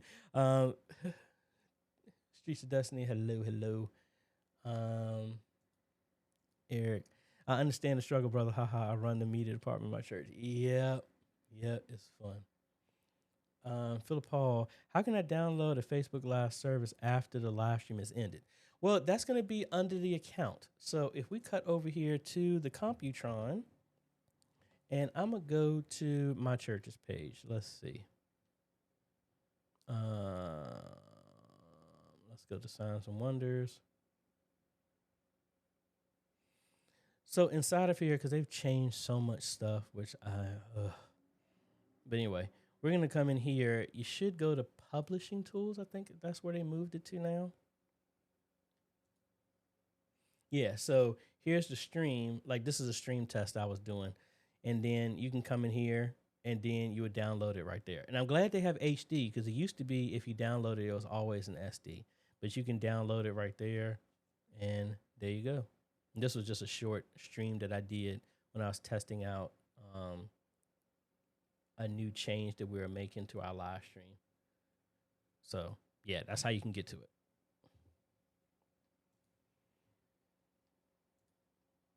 Aaron, that's how I ran my mics for auto-tune for the Singers Mate. Awesome. I need to play around with that. I've never done auto-tune like that. Philip Paul, can I know what is the difference between Pro Presenter and Presenter about the subscription pros and cons? All right. Pro Presenter is by Renewed Vision. Presenter is by Worship Tools. Worship Tools is the base version of it is completely free. You just have to have an internet connection. You can only have an audience display. You can't do stage display. You can't do multiple displays. You have the operator screen and you have the output screen, just like PowerPoint. You can do everything except for certain features. Presenter, thank you so much, D. Presenter does not have any form of NDI support natively. You can, I've shown ways how to make it work, but with Presenter, you have to have some form of physical monitor. You can use a headless monitor, headless HDMI that tricks the computer into thinking you have a monitor, and then you can leverage other stuff so you can still use it with one screen if you only have one screen on your computer. Pro Presenter is $4.99, I think. Well, actually, forget about me trying to guess. Let's actually just look at it. Renewed Vision. So if we go here to Pro Presenter 7 and we go to the store, so it's $3.99 for one license, and they've changed it to only for 1 year. If you want to do updates, I think it's like a $60 thing every year. It used to be that you got it all the time, but no. So it's a one-time. Now, with that being said, Antioch, I don't think they listened about it, but they did not renew this. So after a while, instead of paying that low price just to keep the upgrade, I think if you miss a year, they want to charge you for a full license again to stay on the upgrade. Now, if we go to Worship Tools, now the benefit of that is when you buy that, you have it up jump. Now, if you don't have any problems, they think that's one of the reasons why we never did anything at Antioch is we weren't having any problems. All the new features, they were not being used. We barely used any of the stuff with Pro Presenter as it was. So buying that one time and you just let it just go, I guess it's okay. Now, when it comes to Worship Tools, again, it's free. You have some storage. You have unlimited users and members, and you just have to have an internet connection. That's it. Now, they move to $15 a month or $162 a year. We'll give you 5 gigs of storage, still unlimited. You get the stage display and the apps. And you can have multiple screens and team messages, which is new. I didn't know about that. I'm going to have to look at that. And then the plus gives you all of that. Plus, you can run ProPresenter on multiple computers at the same time. This is the one that they actually grandfathered me in when I was making videos for them when they were still Worship Extreme. So this is the one that I have right now. And I mean, it works great, but you got to think after a certain period of years, how long would it take for you to get that, have paid for a ProPresenter? Because this is something that's ongoing. So you just got to weigh the odds off of it. I've had tons of ministries who have been using this version for 5 years, and they are beyond happy with what they need to do. And we've done a bunch of videos on how you can manipulate the free license to get a lot of stuff and features in there. So hopefully that helps with you. Back to Creative for Fun. Could this be the reason that we're not hearing the audio on our live stream as well as we should because the audio is going? Yes, probably so. That would probably be the way. We can set up like obviously not in the next 2 days, but sometime next week we can do a remote in and we can just take a look at the system just to see what everything is. We can get you straight. Yeah, it would be the music then. It's just that. But that's a simple change to get you back up and running. AJ, if you want to take a break later, I can show people how I use BitFocus Companion for our mainstream. Yeah, I guess we could do that. I mean, I don't need a break right now, Mike, but I need to figure out how I can bring you in. I do have vMix call set up, so I guess I could bring somebody in that way as well, too. I think it's still active.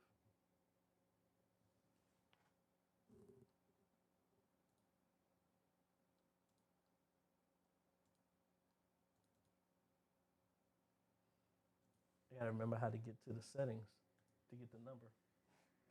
There it goes. Okay, so I do have vMix call still set up. So if we need to, Mike, I'll do that. But I'm good to go for right now. But thank you.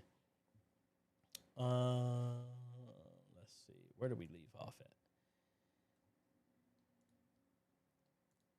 You know who I am. Can you post a link for OBS to the ATEM again? I would love to run OBS lower thirds and all those cool things into my stream. Can you post a link for OBS to the ATEM again? Would it be easier to buy and use the OBS package you recently posted? I'm sorry, I might be missing that. But if you are interested in the OBS bundle that we just version 2.0, and the first one is there too. Version 2 has a bunch more stuff in it. I think this is what you're saying. Please correct me if I'm wrong. But if you go back here to AJaytheCEO.com, go to digital, go to bundles, and I think it's doing this because of Google on there. But anyway, there's bundle 1 and bundle 2. Bundle 2 has way more stuff in there. It has a lot of the free plugins that we've been talking about already embedded. And we go through how to get everything set up for you. You can get it from there. I'll put a link to the bundle so you can pick whichever one that you want. And I might actually do one. I might make it $40 and just do both of them. Yeah, I might do that later on, but I'll put a link to that if you're interested in that. OBS bundles.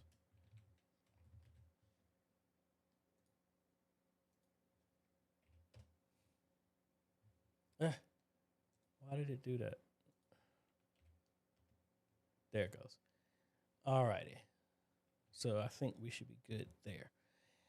Man, an hour and a half in. We're still good. We're still good.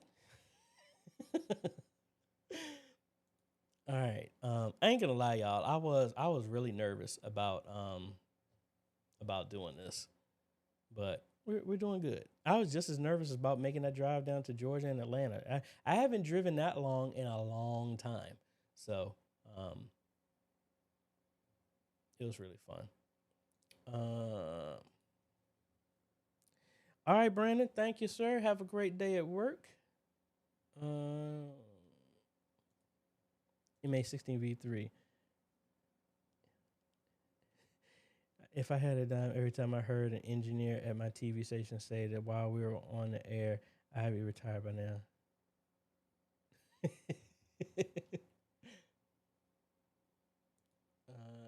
Dylan, my $1,000 laptop does not have a webcam. Do you know of any good mounts for a webcam that can be attached to the laptop itself? I know that OBS bot camera came with one. Let me see. Webcam laptop.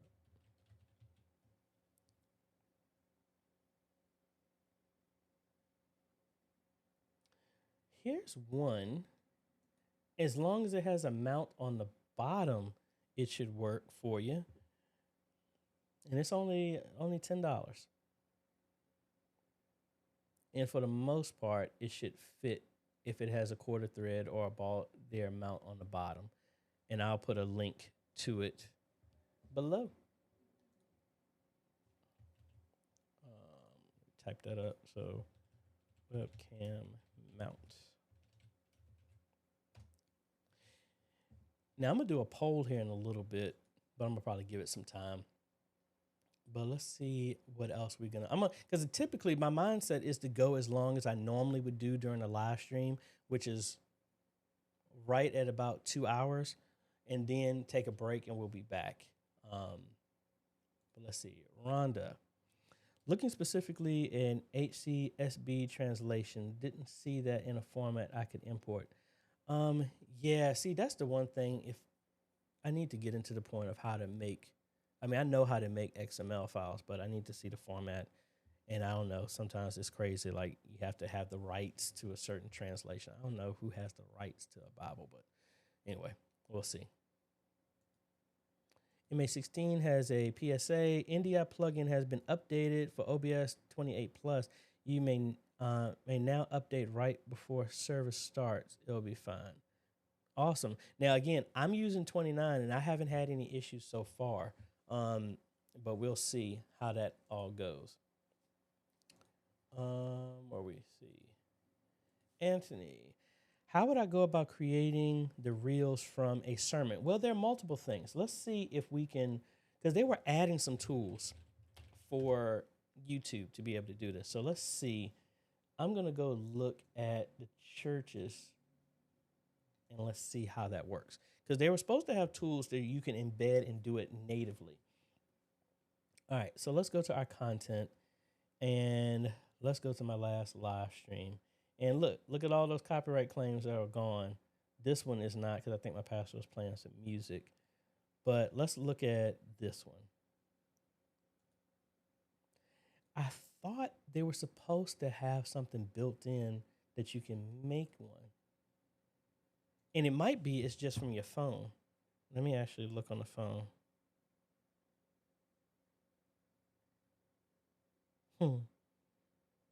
Oh, and you know what? Thanks, babe. I might have to. I didn't have any way to bring my phone. The Pixel does not support HDMI out, so I might have to get some other way. But let me see if I can do this on my phone. I'm gonna try and show as much as I can. So if I go to, come on, studio. All right, go into the studio, and then I'm going to change my channel to the churches. And we're going to go to content, and I need to, let's go to this camera. Maybe y'all can see it if I do it this way.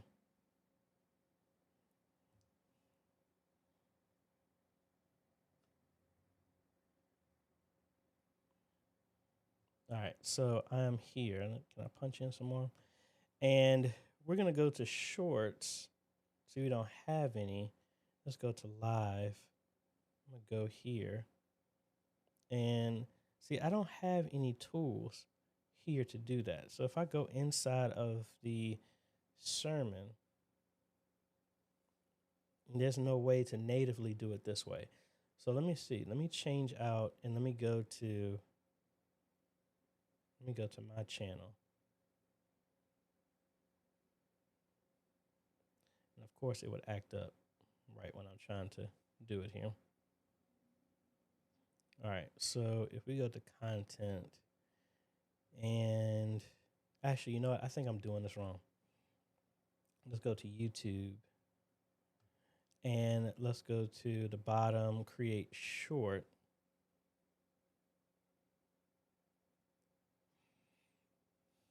Let's see, what other options are there? I don't know. I'm gonna have to play around with this because originally it was said that they were going to introduce tools to where you could make it right there from that. As of right now, obviously I don't see that. So for me, Anthony, what I would normally do is just have that recording and I dice it up. I get inundated with all these apps and ads on social media saying, oh, to easily turn this into that. I've never tested any of those. You know, who was it? Thomas Jefferson. Somebody said it like never. I'm gonna paraphrase it. It's like when a tool has been made to simplify your approach, don't do it in that way ever again. If there's a tool that exists to do it, you know, so I need to find that out to see if that works. Because I manually still go through and do that stuff because we're gonna start doing some more things like that as well too. But I will get back to you on that. John. You always seem to be in the know of new upcoming technology. Are there any new AV developments, equipment coming soon that you are aware of and can share with us? Most things I learn are from you. Mainly it's me dabbling around and playing around with stuff, to be quite honest. I mean, we're pushing for, and again, I think it's mainly some of the stuff that I play around with as well too. So I'm gonna open up a lot of the stuff that I do use and look at. So let's take a little jaunt through the interwebs, shall we? So the first thing is I like Unify, Ubiquity stuff, and I try and see what type of new things that they're coming out with. Now I'm gonna be honest with you, the nerd part of me, and I know my girlfriend would be beyond furious if I did. Well, no, she wouldn't be furious, but it would be like, what's the purpose of this? Because I'm trying to get her on the EV bandwagon. And I don't know if I'm allowed to show this or not. Oh well, we'll deal with it. Let me log in real quick. Now I don't think this is a problem of me doing this. I think I just can't review early access stuff. So I'll just show y'all. So if I get in trouble, I'm sorry. I obviously won't be able to do this no more. So they have a unified mobile router, but that's on their YouTube page, so that's not an issue. This is going to give you mobile access. So you can put a SIM card in and give you access somewhere else. Might want to visit playing with one of these. For like I'm working with a church right now. They want to start live streaming, but their upload speed, the max the ISP in the area gives them is 0.5 megabit upload speed. Then some of these are new beams that you haven't seen the video of me sending internet to our transition home. I've actually finished that. I just got to make it look nice and pretty there. And I think they're having a problem with something. So I look at the Unify stuff to see what's coming out. And where was it that I was talking about this EV charging station? This is something that they're looking at putting at companies. And the nerd part of me wants to have one of these in my garage, but it's a CCS charger, so that doesn't work for me. But it's stuff like that. But then other things I do is I play around with DaVinci Resolve. I go to Black Magic stuff to see what's going on, and I really just have my ear to the ground. I don't watch as many other tech YouTubers as I used to, just because I'm busy making content for y'all.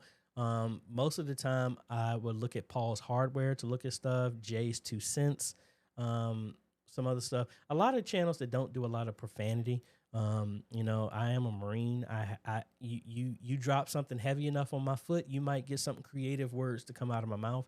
I don't try and do that on a consistent basis. But hey, pain, sometimes excruciating pain, something might fly. You never know. But anyway, I try not to get around a lot of stuff that cusses a lot because, you know, I never know when my daughter's going to walk in and she's like, Daddy, what's that? Now I got to explain all that. But Yeah, I normally bounce around to this stuff, and then I'm dabbling on. I look at the talks when AMD, Intel, Nvidia, all of them do their keynotes, and they're talking about new technology, all the new technology stuff that they're doing live streams for, especially Black Magic and stuff like that. I always check out PTZ Optics. Anybody who's in the realm of what I'm doing. New keyboards, all this other stuff that just happens to be the things I like. That's what I mainly listen to, and I hear about that. David from Phone Live Streaming. What is the best new feature of OBS 29? I just installed it on the Mac. It doesn't crash. That would be the best new feature. I don't know. They got a bunch of new stuff that I have not dabbled with that much. They do have a lot more of encoding options. Now, for the Mac, I heard about this one, and I don't have a way to test it out. Actually, I probably could with my iPad. Mac did an update to where you can use your phone as a webcam. OBS 29 on the Mac, you can actually pull that in. So in other words, you can have a screen, your webcam now can be of your desktop and of your phone. So you can actually do both at the same time, a picture in picture. That is a feature that's been enabled that I heard is available. I might have to see if I can borrow. Well, I don't think she has an 11. I think it's 11 or higher or something like that. But if we cut over to here, some of the and do I have? Yeah, I do have my Mac set up. So let's actually cut over to. I meant to make this shortcut. I need to change. Well, actually, Francisco, if you're still here, I'm actually going to do this because you asked about this, about making macros. I actually have a macro already for when I'm doing this type of look, but I'm gonna make a new one right now because I'm adjusting stuff. So if I go to my macros, so these are my super sources. I'm gonna make a new one, and I'm gonna call this super, let's say Mac SS. So what I'm gonna do in this is I'm gonna hit record, and now I'm gonna come over to my settings, go to super source, my camera number 1, what you're seeing, you're going to see it change right now. I'm going to change it over to my PTZ. And then I am going to readjust this. So I need to reposition myself.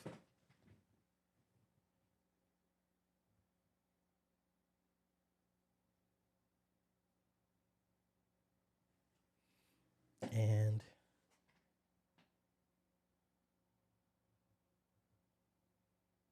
all right, so I saved the preset. And then also we need to change box number 2 to my Mac. And now that's done. So now if I do super source number 1,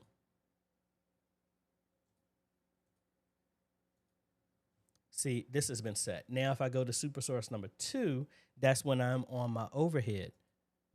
And it switches to the cameras and everything like that. Hold on 1 second. Yes, sir.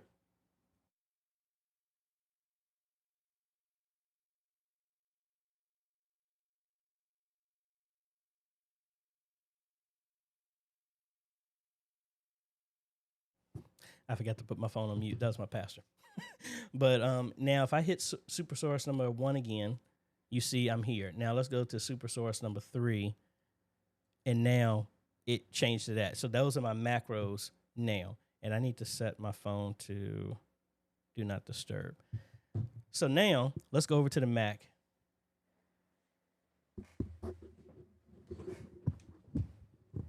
All right, so y'all should be able to see everything. Let's log in. All right, so let's see. If we go over here to the Mac, and we're going to look at some of the new features in there. So the main thing that they were talking about, it is the encoding. So it's leveraging some more stuff. So I doubt it's going to show it for me. Yeah, so it's just showing software. So I still got to go to advanced. But under here, it gives me more options on the PC. Now, I don't know how this would work for here. So let me go back to this one because that's OBS bundle number 2. So I'm leveraging my PTZ here, the USB one. So if we came in here and added a new capture, oh, there it goes, OBS screen capture.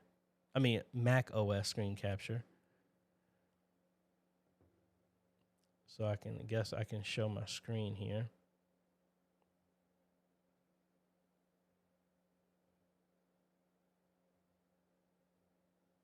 That's one. I got to play around with that. But the main thing I wanted to see is I don't know how that works. Because, again, I don't have an iPhone on how to embed that. And, again, I'm on an M1, so it doesn't have a webcam built into it either way. But we got to see. I'm going to play around with that. So those are the only features I know of. They've done a lot of integrations and stuff and fixed a lot of stuff. They've done a bunch of other filters. So let's see. They have some filters that were based on NVIDIA's stuff, AMD's stuff.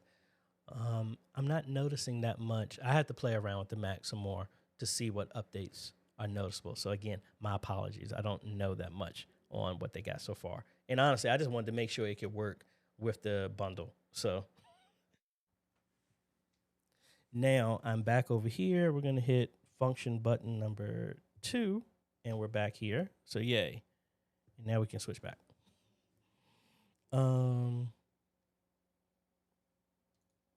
Rhonda, I'm using the A10 Mini Pro, but solely for camera input. Was hoping there was a way to add other Bible translations to the Bible plugin. I'll keep working on it. Okay. Understood. Eric, I have a problem where I can't see my full preview live view on OBS. It's like it's hiding behind the menus. Any way to fix this? Yes, all you have to do is do a reset of your UI. So if we cut back over here, we're just going to go over to view, and you can do reset UI. So like if I had all this stuff all over the place, I'm just going to mix and match all this stuff here.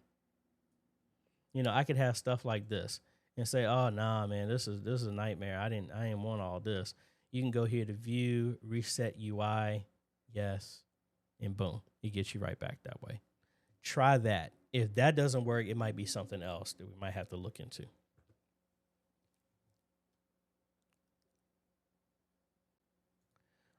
Aaron, I'm a media director at a small church. The pastor wants the online, and when we don't go live, he lets me know.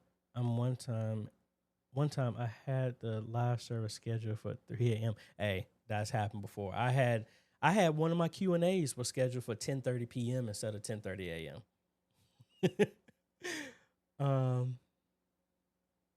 Let's see.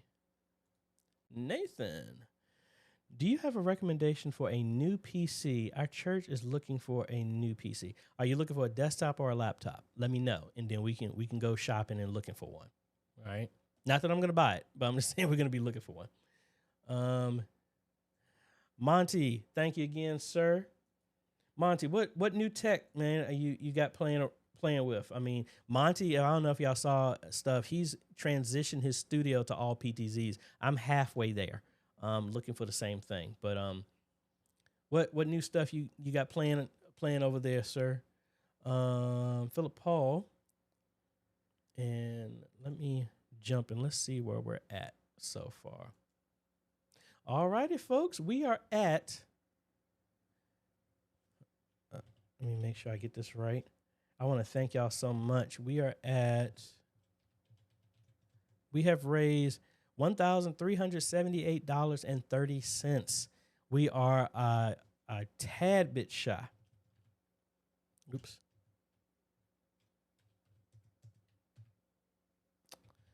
Stuff is acting up on me. We are $1,100 shy of being able to donate to our first ministry. So thank you so much for everybody. Link is at the top if you want to do that. Again, if you are interested in doing any of those, and let me get my media player right so that I can play the right one. If you are interested in that, you can just go up to Here you can do a super chat, or you can go to the link below. The link is linked in the chat as well, so you can do it. If you have a QR scanner, you can scan that, and I'll take you there as well too. That's one way to give. Another donation is through David and PhoneLiveStreaming. For every ministry that signs up for a free trial and live streams with their phone service and has at least 3 people listening to it during the free trial, they will donate $100 as well too. So again, thank you so much for all of that. And I think that quick, I forgot what I was going to do. Where's the what chat was I on?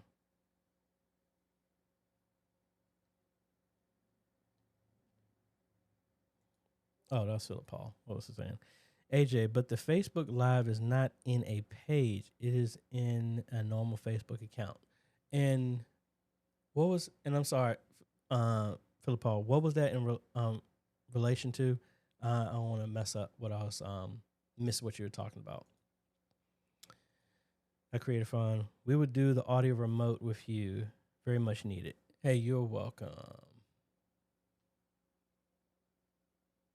Danikar Paul, sorry if I pronounced your name wrong. Hey, AJ, can you demonstrate how to create countdowns in OBS?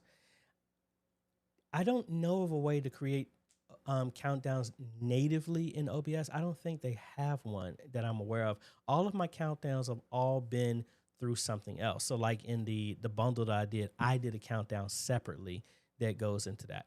So like we still have countdowns that you can go and use green screen countdowns and bring them in. So like real quick, let's see if we can make one.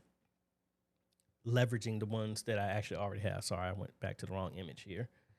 So if I came in here and I wanted to use, so these are the ones that I have, but we'll go through and make one fresh. So I have a couple of countdown timers, and I'll use this background too. And I'll use media source. And I want it to close. I don't want it to loop.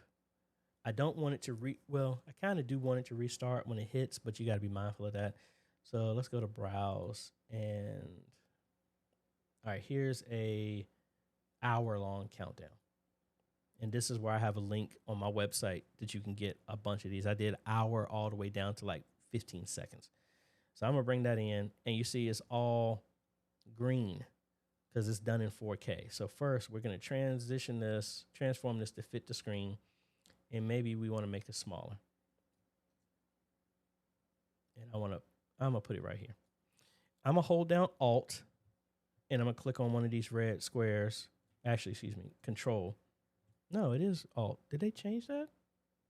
All right. Anyway, that's Alt, and I'm shrinking down. Hold on. Let me do this again because those controls are acting up on me. Let's fit the screen again, and I want to reset everything. All right, we did that. Let's fit the screen. Now let's hold down Alt.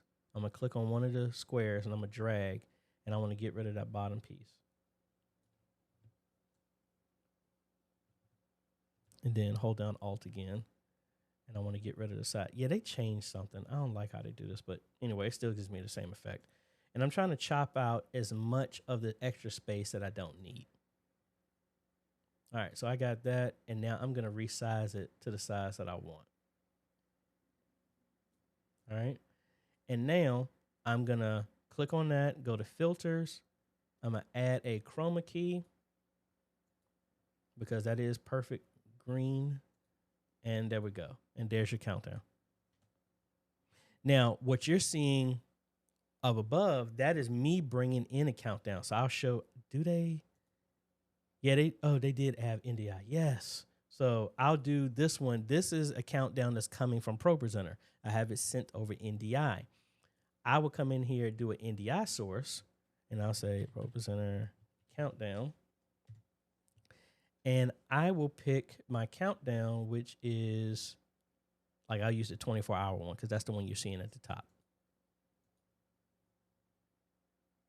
And there we go. Now we're going to do the same thing, but instead of a chroma key, we're going to do a color key because I'm not sending green, I'm sending black. So we're going to select color, pick from screen, pick the color.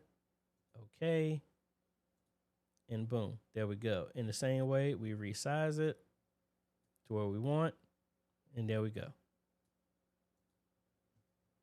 Either one. And that's how that works. Again, if you have any type of presentation, like me personally, if I had my way to do, my recommendation is to use your presentation software to present anything. So for me, I have a countdown that's being sent from ProPresenter at Signs and Wonders that is being shown inside the sanctuary, so everybody knows the countdown. But that timer is also shared through OBS, so that way we're bringing both audiences, communities, congregations, and they're all in sync with what's going on. So hopefully that helps. Let me know if you were talking about actually creating one. That's going to be a little longer process to actually do.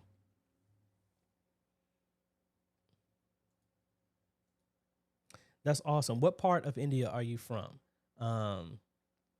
I used to have clients in Mumbai, and when I was working at a software company, as well as when I was working at Capital One, I used to work with a lot of the call center out there as well too. I was a admin, administrator, Active Directory administrator. That's what's my title when I was doing all that.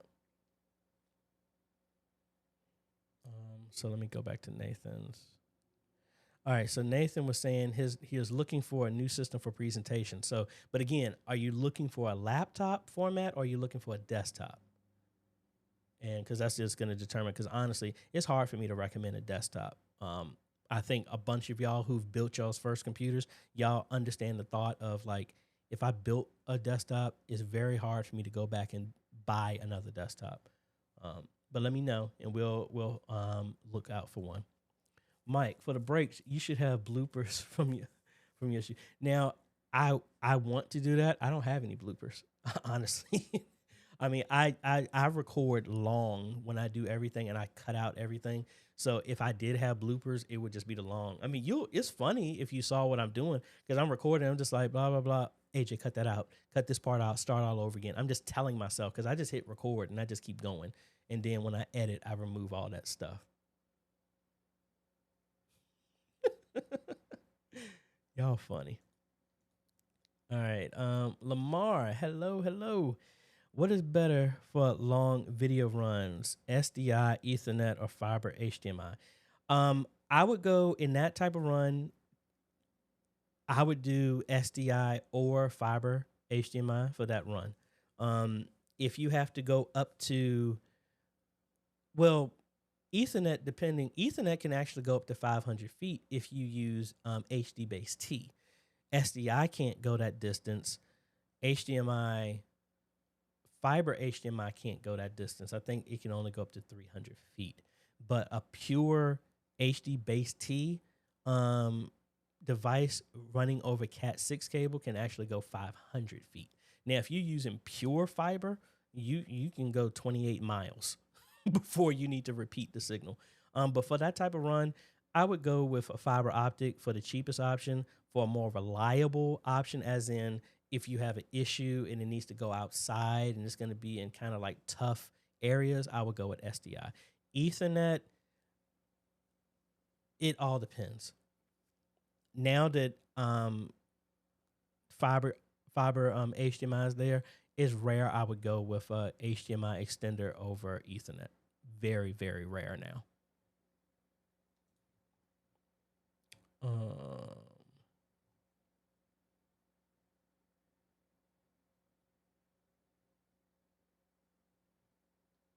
Okay, I missed it. John was saying, AJ, my experience is that it's only from a mobile device. I haven't found the YouTube short tool on the desktop version yet. And he said they're calling it Remix. I have not seen that on here though. I'll revisit that because we got plenty of time. So I'm gonna take a pause real quick and we're gonna look at some emails because, like I said, I had it open to look at some questions that way as well, and none have come through. Let me make sure they're actually coming a certain way.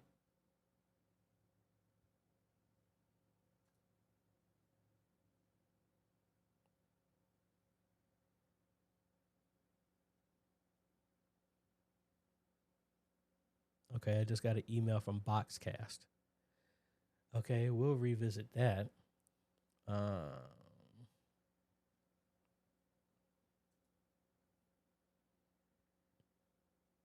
Let's see.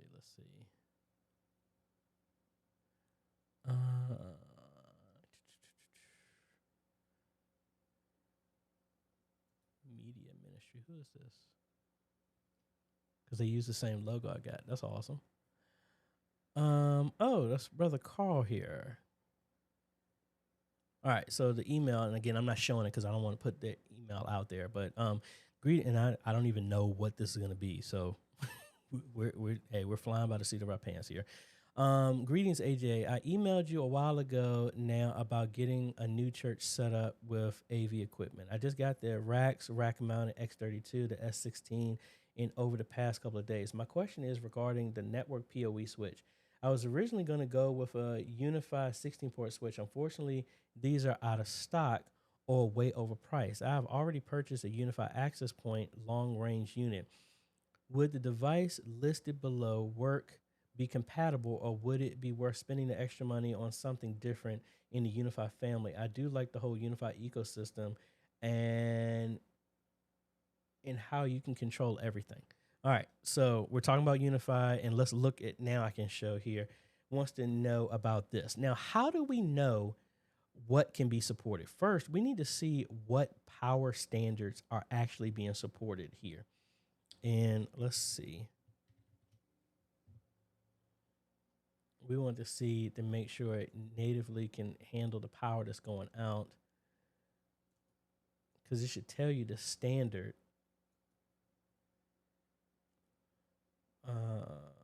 Supports IEEE 802.3 AF and AT standards. All right, so we're going to look at this, and now we're going to look at the type of access point. He said he got a long range. So let's go here to networks under Unify stuff, go to Wi-Fi. Let's go to the long range.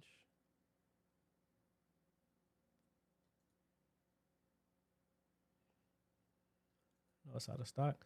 So we need to look for, okay, so it's powered by PoE Plus or 24-volt passive. So let's look at the data sheet. And I want the exact specifics.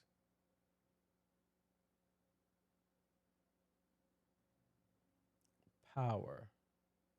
So 802.3 AT. So, and it's 802.3 AT. So this would work for that access point. Now, he was also saying that he likes the Unify stuff. So if you're not looking for that type of switch, other ones that you could use, and we're looking for PoE switches. I have all three of these. This one, no, this is one I need to get to be. Actually, I need to order. Should I order this one? I think I might just order another light. I think I'll do that. It's $90.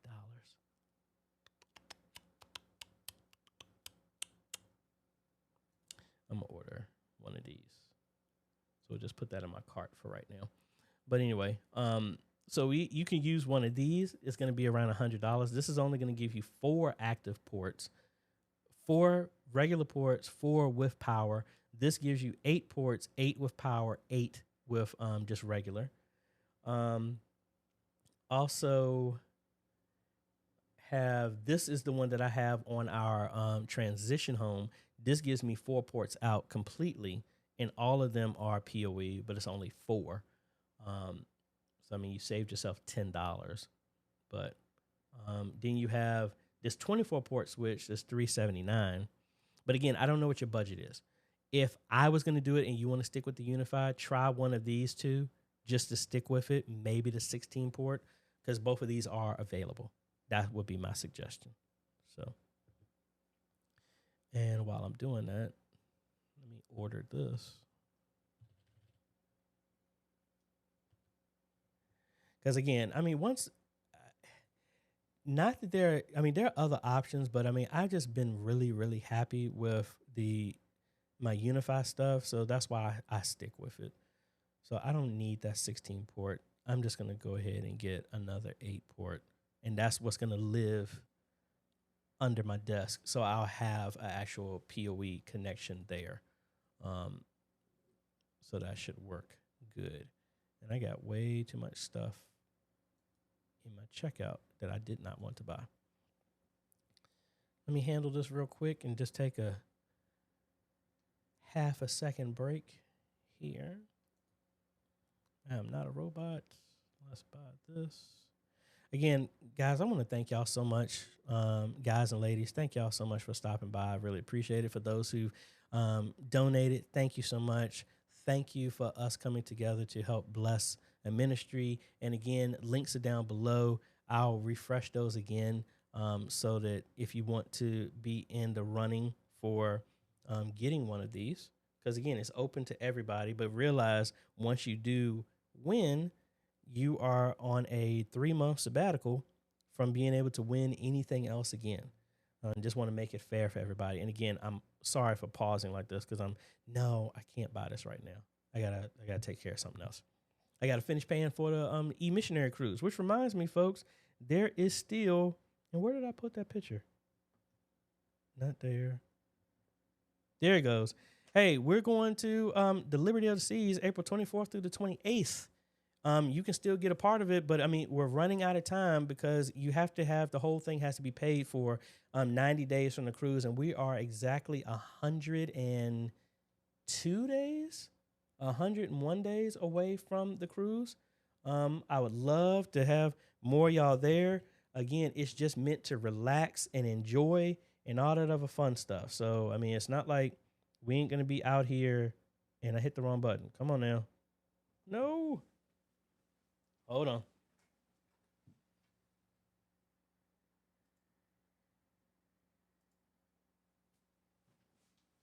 I don't know why it didn't go off. But let me see. Let me make sure we can see the exact amount of days. Let's log in here. Need to hide all this info. All right. So, again, love to have y'all there because, again, we are 101 days away from it. And I need to update because, like I said, I think I might have somebody coming with me. Well, 2 people coming with me. So, again, we got a bunch of people that are there coming, and I think it's going to be fun. So, again, all the information is on the Facebook group. Really would love for y'all to be there. I know John is going to be there. Got some people from my church in the media ministry. Another John is going to be coming there. Really excited about that. But make sure you go to the Facebook group. All that information is there. Let's close this. And let's see where we're at. Back to Lamar. AJ, what is... Oh, wait a minute. I already answered that. Why am I... Did I miss something? All right, let's go back to Covenant Healing. Will my settings info from an older version of OBS be imported, downloaded, updated into version? Yes. Yes. Because the OBS bundle is not anything. It's just sources and your scenes. It doesn't mess with your settings in any way, shape, or form. So, yes, all of that will be imported over.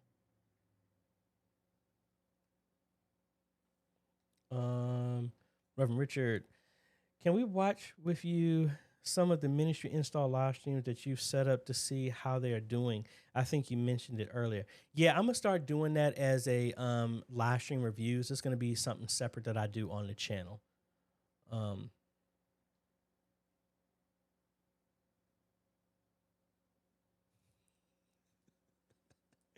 Hey, you know the pain. Keeping it real, AJ, I like that about you. I tried to do as you described as well. Ran on the treadmill last night, and then while sitting on the couch, got the worst cramp in the arch of my foot. Man, hey, I'll show y'all one thing. I was hanging the TV. You see that mark right there? I was hanging the TV, and I stood up, and that joint took a chunk right there. My girlfriend was like, man, you always hurting yourself. I was like, hey, it wasn't on purpose.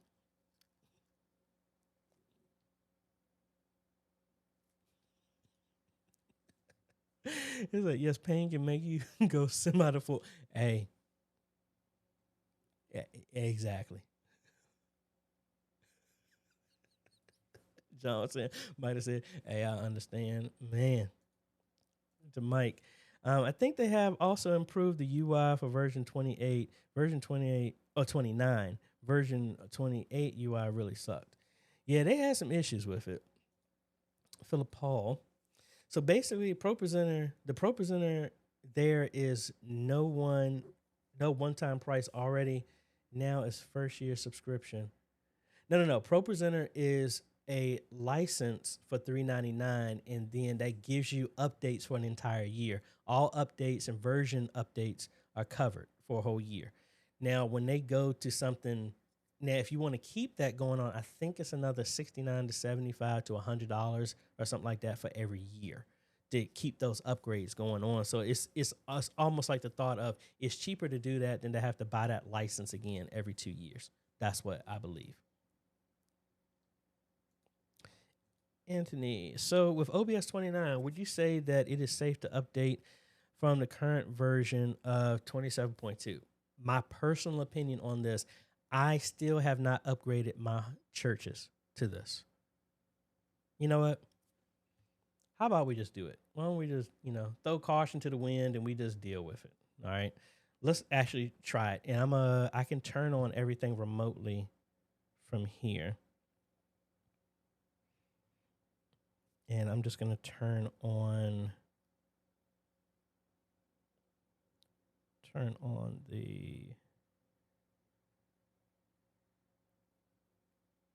my video stuff.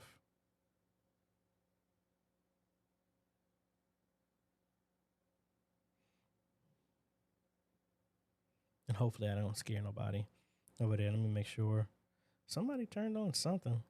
That wasn't what I turned on. All right, so everything is on right now. So now I am going to use, and for everybody who's asked, I am using Google Chrome Remote Desktop to get in. I am going to go to computer number 2. And the ATEM is on because that second screen is doing that.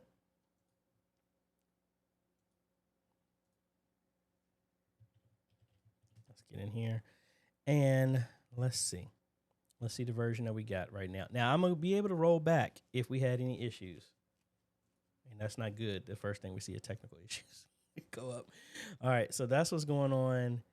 And we're going to wait for the ATEM to start up. Because I know the switch is on. But anyway, so we're still on 27.2.4. So let's go ahead and there it goes. Yes, nobody's there. So let's upgrade to 29. And again, this is, I have pretty much the same stuff everywhere for me. Nothing really strange that I have in. The only thing that I have different is here. Normally there is a countdown like I was explaining to y'all. This is my countdown that's coming from Pro Presenter is normally right here. That's the only thing. So I don't have anything major that's going to be an issue. The only thing I do see that the DeckLink card isn't natively supported. It doesn't have a pop-up. So like if you added a new source, see Blackmagic is there. So I might have to download something new. So before we do that, let's go to Blackmagic Design. Let's see if there's an update for the capture device. And that was updated on the 8th of December. So I'm just going to download that just in case.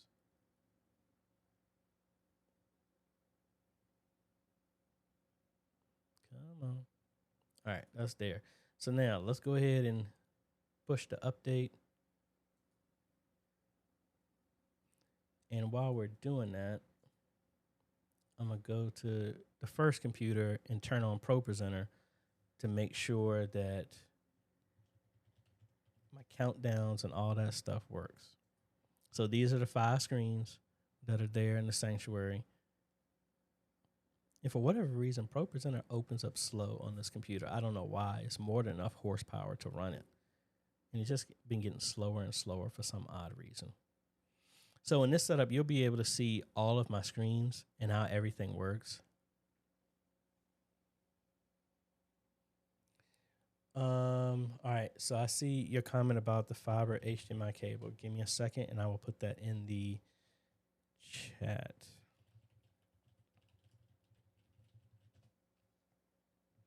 All right, so we got our screens and everything set up. Now I don't want to catch nobody off guard, so I'm not going to click on anything to bring up stuff. So let me pull. See, I'm multitasking, John. I'm up here doing this, remoted into 2 computers, doing the update and sending a chat here. Fiber HDMI cables. All right. So now that this is running, my timer is running. Let's go ahead and disconnect and let's connect back to number 2. All right. And let's go back to screen number 1. All right. So we got it all done. So now we should see our timer. We should see all that stuff. And the NDI doesn't work because I think that was a problem. So I got to remove that. So the good thing is my deck link is still there. So that's a part of the driver. So we're good with that. If I go to starting soon, and now the NDI isn't working because of that. All right. So we need to figure out and get our NDI working. So OBS NDI plugin version 29. And I know this works because it's working on my local for that.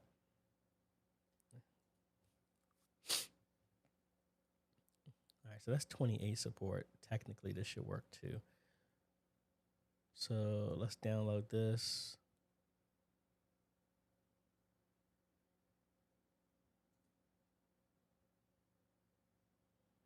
Get this installed. That was fast. All right, let's open this up. I really want to move to vMix at church, and there's my timer. So yay!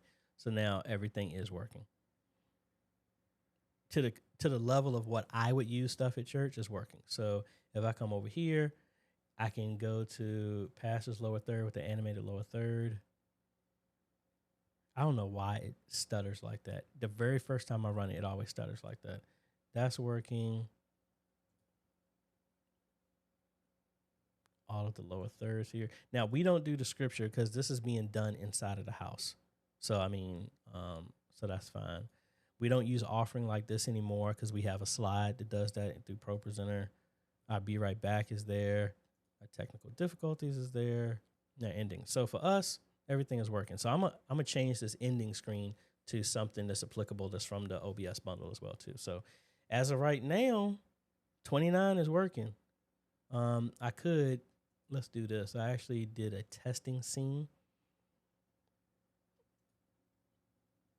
So I'm gonna come up here and just stream this for a half a second. Did I make I thought I made a testing scene. Yeah, I did. So that's for testing. And then I changed my profile to testing, which means it's going to stream out to just a few places. And yeah, I'm going to do the testing later because I don't want to catch anybody off guard because I'm trying to limit how many phone calls I'm getting right now. So it seems like we're good so far.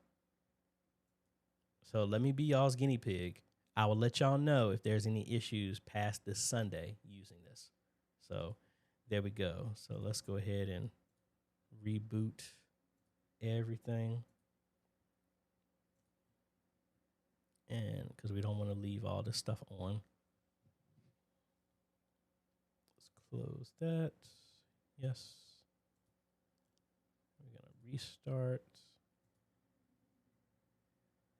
And I can't see. Let me make sure I don't hit the wrong one when I do this.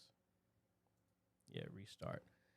And now we're going to cut off everything.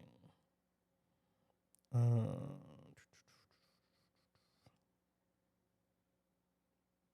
right, both of those are off, and we'll come back to that. So, man, how long we been going?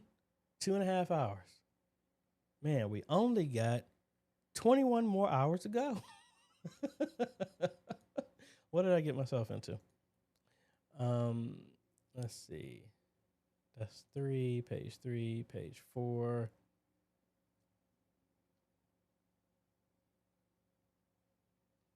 We did that. All right, Eric. It's the top part where you see the images or the webcam, whatever that you're viewing, that's covered up by the bottom that I still can't see okay. Eric, send me an email, screenshot that, and send me an email to questions at AJ Homes. That way I can see exactly what it is and we can help you get your stuff straight. All right. All right. Nathan is saying he is looking for a desktop. So let's see. Let's go shopping. Let's see what we can do. I'm going to go to Best Buy just for right now because that's the easiest option for me to look at. And it's just for presentation. So I'm going to go to computers, but I don't need a gaming system. So let's look at desktops. Y'all already know me. I'm going to do AMD. That's just the way it is. And I was going to say, I thought that was a Mac. I don't like the all-in-one units too because it makes it very hard to do an upgrade. So like this is a Ryzen 3. That's too low at this point. So they ain't really got no options. So let's go to Amazon. Forget it. And desktop computers. All right, so let's do a little search. Now, I don't know if you have a budget. I don't think for this you need anything that supersedes a certain. I mean, you can go as low as this if you're just trying to do presentation. I don't know how many outputs you're going to be needing for your presentation, so I'm just going to go for a desktop that, say, like at mine, we use 5 outputs. So I'm just going to go for that. If you don't need outputs, know that it should be significantly less than what I'm doing. I'm going to do this from a computer standpoint, from a pre-made, but then I'm also going to go into if I built one, what it would cost as well too. And I don't do this all-in-one stuff. I don't want to, at this point, I would at least do a Ryzen 5.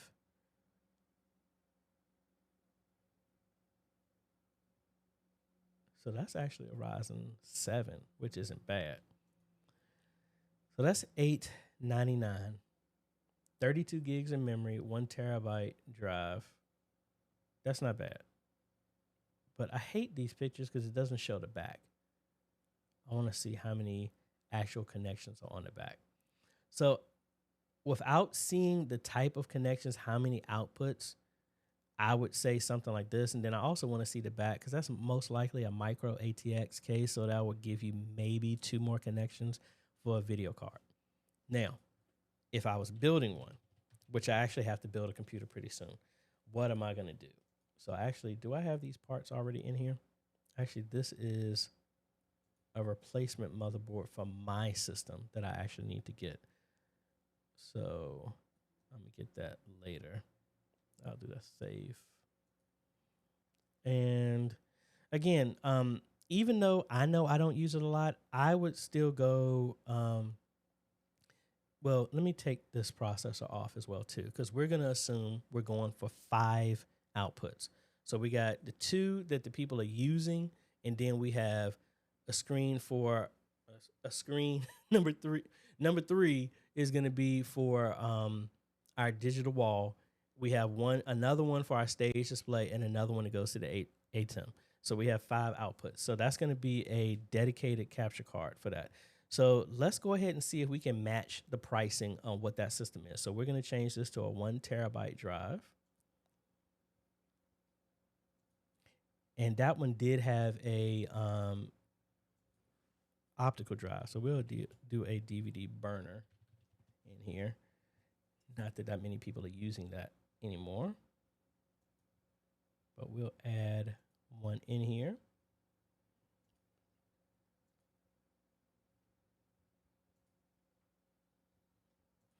And we're definitely, I'm going to go with a Ryzen 5 5500. 500. So that's the same thing, almost the same thing as a 56, but it just doesn't have the GPU in it. So we're going to need a dedicated GPU for that. So that's $89. That's back ordered. I don't want something that's back ordered.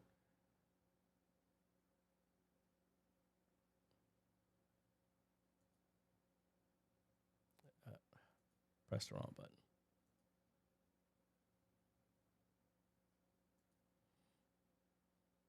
So I'm going to say this one ships from the US. I'm going to do add. All right, we need a motherboard.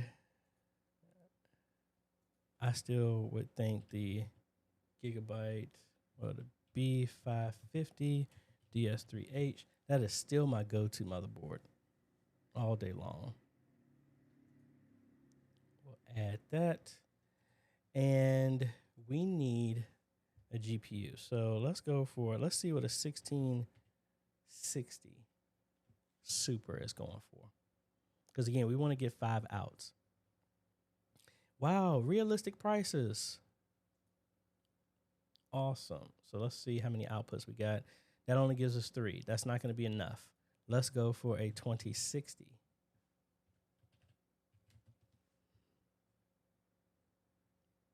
I think this is probably just going to give me the same amount of outputs. And it doesn't even show me. I'm so mad that, so sad that EVGA doesn't make video cards anymore. All right, that's only 3 outs. So we're going to have to go to a 2070. Ooh, that jumps. Why is that price so low? All right, that gives us 4 outs. All right, let's do a 3070. You know, you're seeing at this price, this is more than that system. So let's go with a RX 6600. Let's see how many outs we have on this.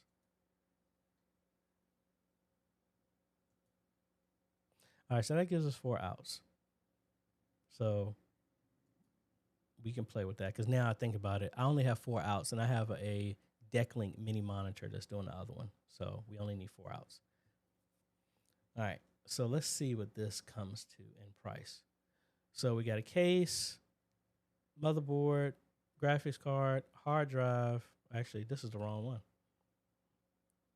Hard drive, 16 gigs of memory, DVD burner, and processor. And we're at 626. So we're about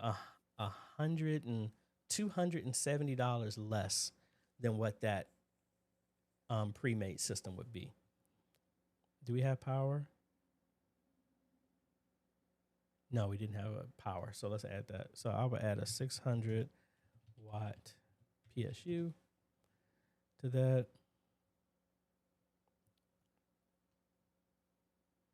Still give some love to EVGA. And let's go with this bronze one. And see, even at this, we're still well under that price. I mean, because we can even double the memory. So that way that we have the whole 32, just like that other system. And we're still $150 less than being bought.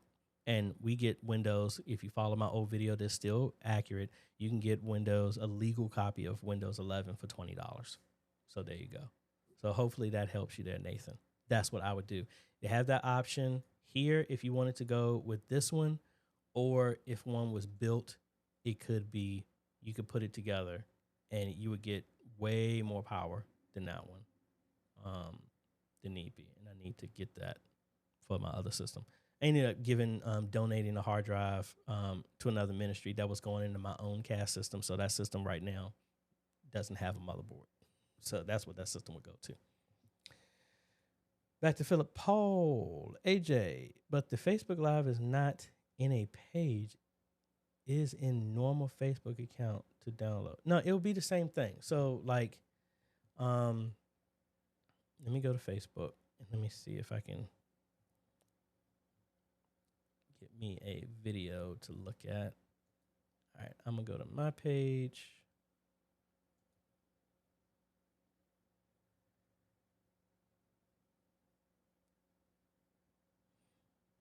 And there should be,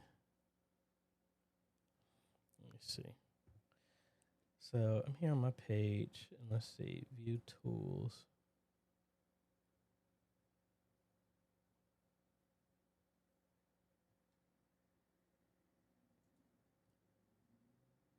There should be a way, videos.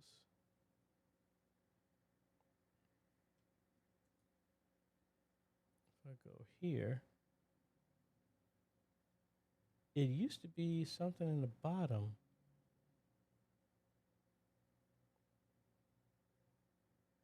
Okay, it's under the Creator Studio. Ugh. So let's go back. Creator Studio, all your videos, and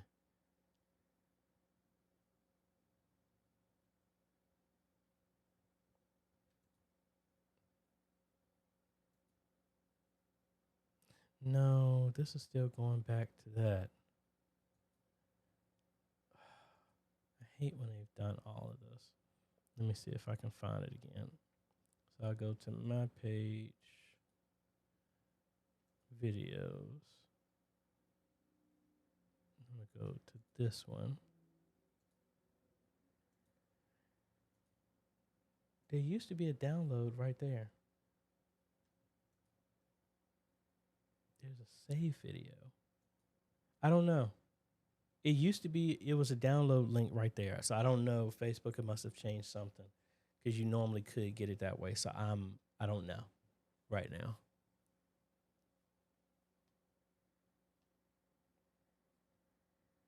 All right. So we're going to have to play around with that.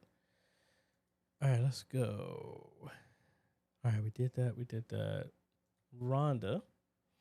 What version of OBS do you recommend for production? 29 is new and seems safe, but honestly, Rhonda, until just now, I was still using 27.24. That's me.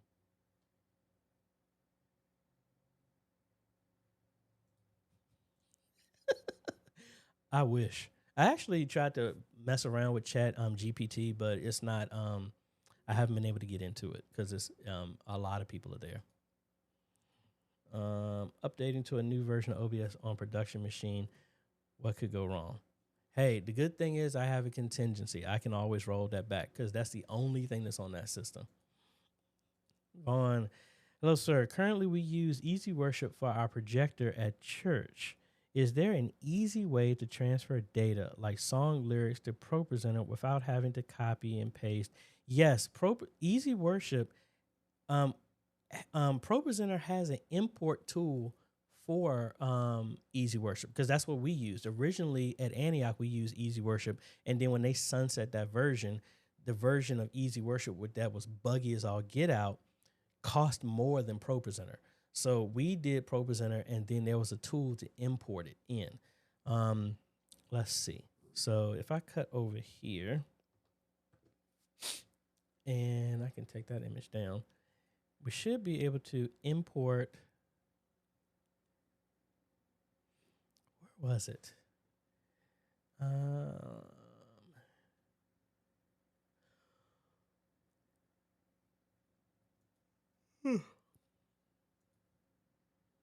I thought it was there was a tool that lets you import it.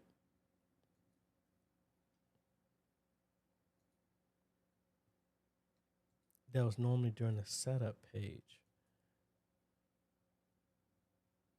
Let's see, welcome. Oh, wait, I just clicked way too fast. I think I messed up because I clicked. It paused on me, so I thought I was having to click next. All right, so migrate existing information. So you can pull from another computer, but then it also has different types of ways that you can bring stuff in. And again, I don't know why it's not showing on mine, but I do know when we went from Easy Worship over, we didn't have to type anything in. I typed in all of the hymns because we just didn't have them all in. We only had a few, but there should be an import tool for that.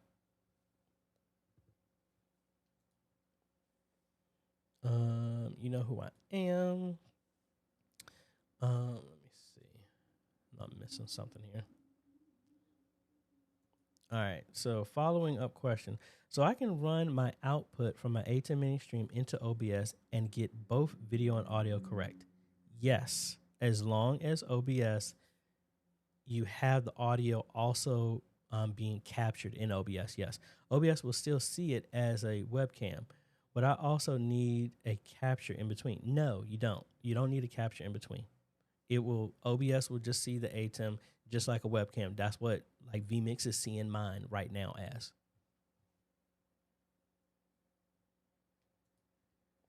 Nathan, do you go to Signs and Wonders instead of Antioch? Yes, I am the head of the media, and that is my home church for almost a year now. Yes, that is correct. I still I'm pretty much have now is like finished training everybody, and the media is handed over to them. They're doing that all internally now, and I'm just for like if for service calls, that's what I get for that, and they're running everything themselves. I don't have any hands on to anything at Antioch anymore. John, hey AJ, sent you a Facebook Messenger message and showing you where the YouTube short button is found on my mobile device. Thank you, sir. Let me see.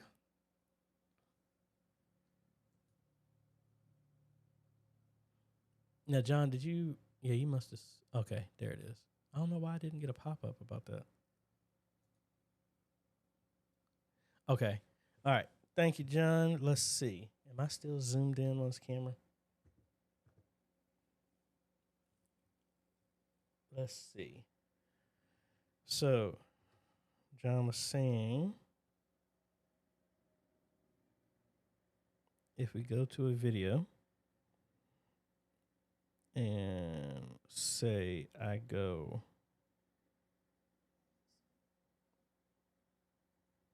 need to go to a old video. So I don't know. Let's look at the live stream one. This one here. So if we zoom in,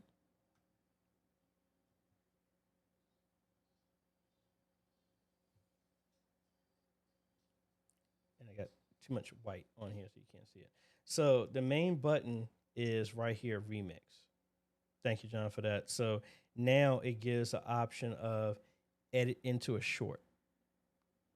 So you would go in there, and then you would pick the part that you want as a short. And there you go. They have to be coming out with a desktop version or something like that, because that would be so much easier to do. But I guess the mindset is, hey, if you're editing this for that type of audience, you would be doing it on this. I don't like editing on my phone. I just don't. But thank you, John, for that. Create for fun. AJ, how come I can't see my screens on a large window like yours when I use Google Chrome desktop? Too tiny to work in. I make mine full screen. So like if I come back out here,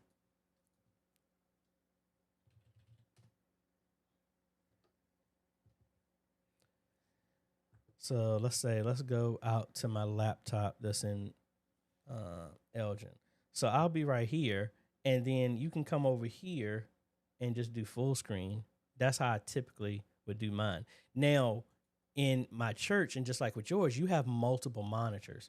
So what I have to do is come down here to display, and I change it to the appropriate one. So actually, let me restart this one, and I'll go to a computer that has multiple monitors so you can see it. So I'll go back to the one church that Signs and Wonders Church that has multiple monitors. So see right now, these are 3 monitors right now. So it's tiny like this. So in here, you would come over here to show all displays, then pick just one display. And then that's how it makes it easier for you to see. So I hope that's what you're talking about, and I hope that that helps.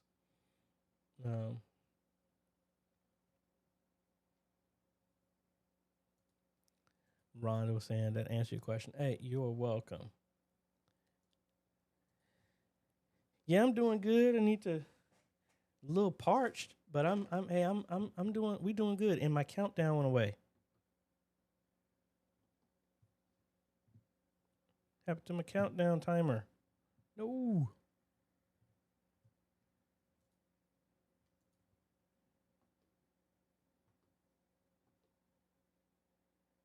Hold on.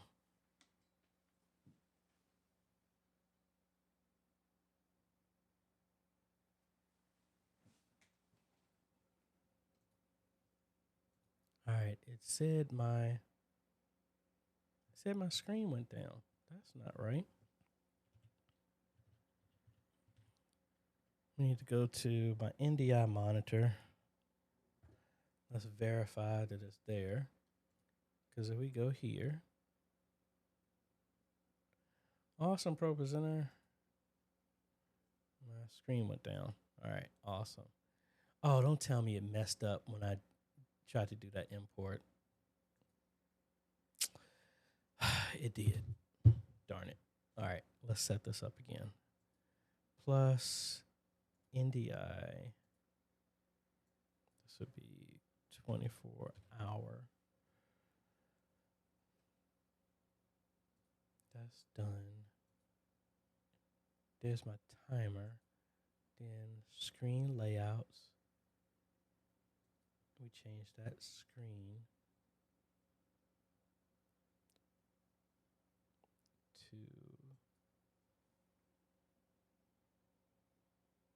that.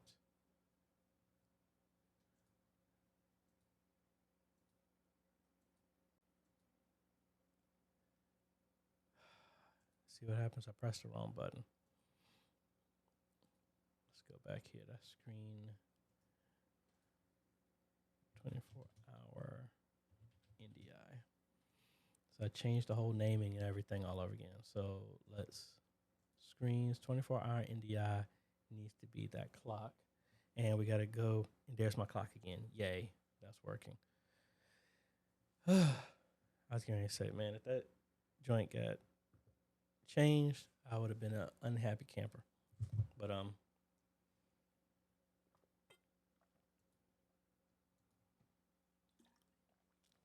Joseph, my OBS recorded audio is very low compared to what's streaming. In post, have to bump audio tracks +7 to get back to normal. Is this a Windows setting or OBS? I would think it would be OBS. But if the stream sounds fine, that's very strange that the recording would be different. So let's see. Now, again, like I said, I'm in 29, so I don't know if it changed anything. We go to audio.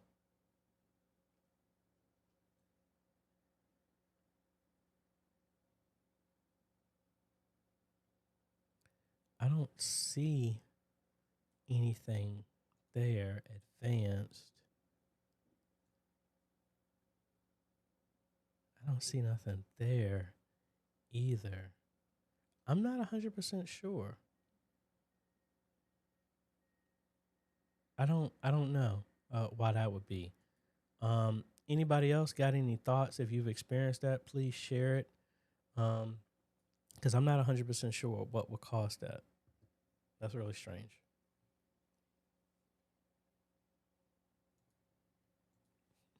Hey, Daniel. Yeah.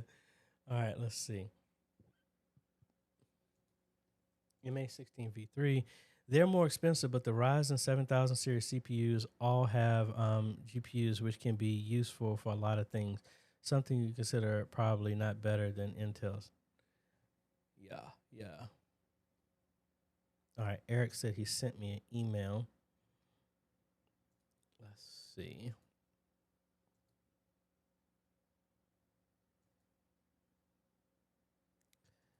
All right, Eric.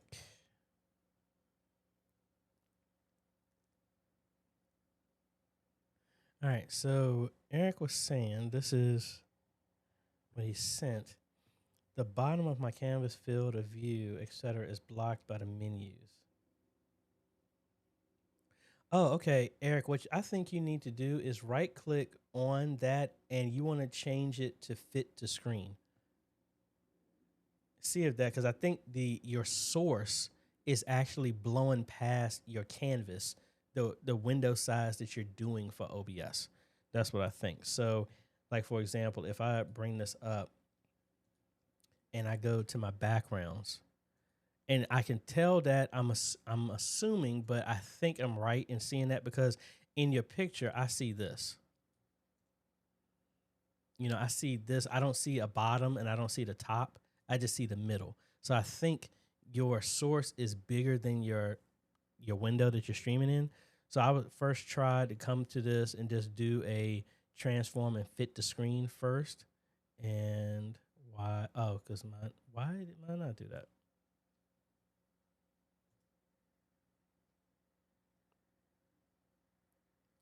Fit the screen. Huh. That is very strange. Oh, because did I click on the wrong one? Yeah, I'm sorry. I was clicking on this one. I should have did the background because the background was actually bigger. Try that first.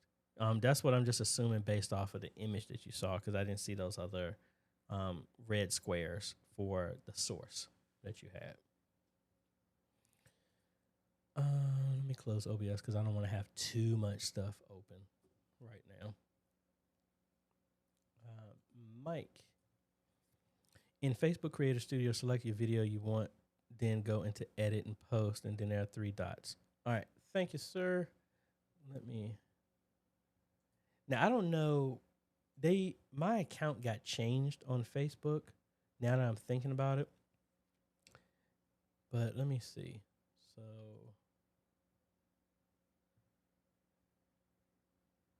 I'm looking for the Creator Studio.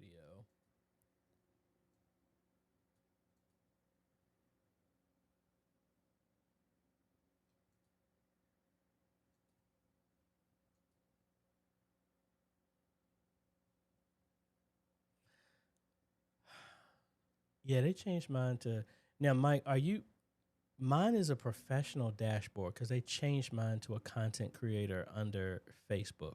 Not just my AJ the CEO, but my personal page was changed to that. So I'm not seeing that. We have to come back to that.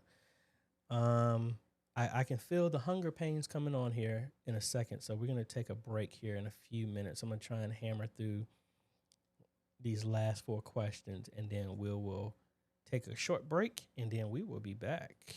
But let's see. No problem. And as you probably know, you can put text over video. Okay, that was for the shorts. Thank you for that.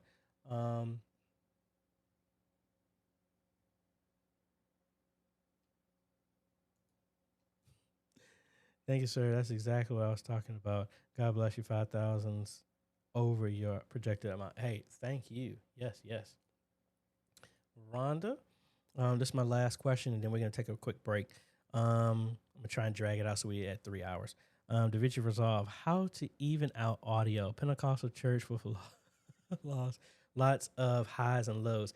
Well, DaVinci Resolve, the new version, has some stuff that does that. I've actually been using that in my about a month's worth of videos. So let's open this up. So we're going to have a bunch of stuff open now. And let's see.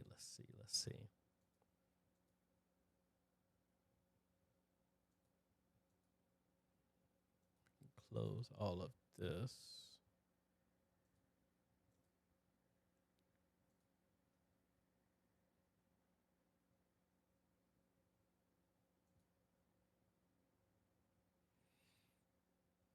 And we can close this image here.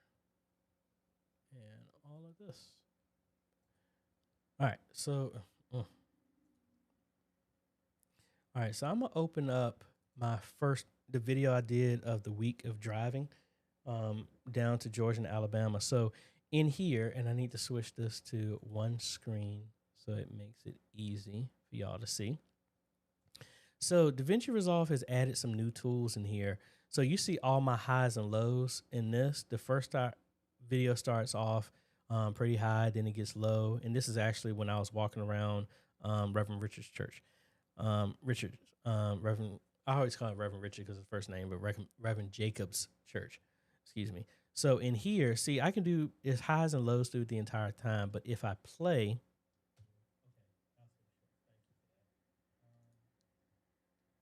where am I unmuted at?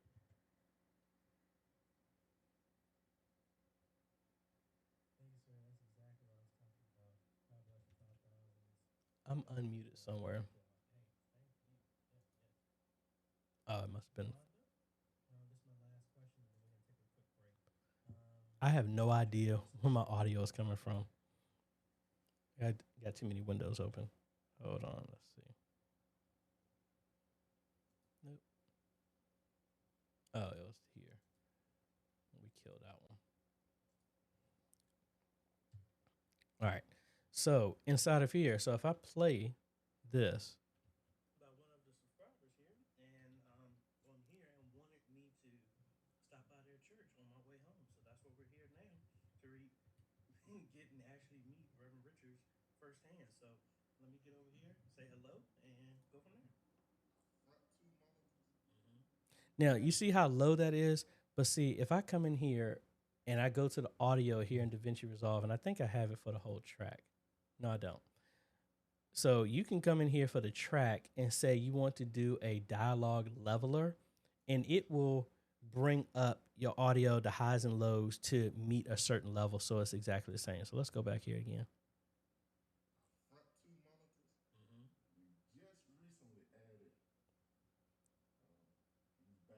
See, it brought that audio up. So if I turn that off, let's play that again.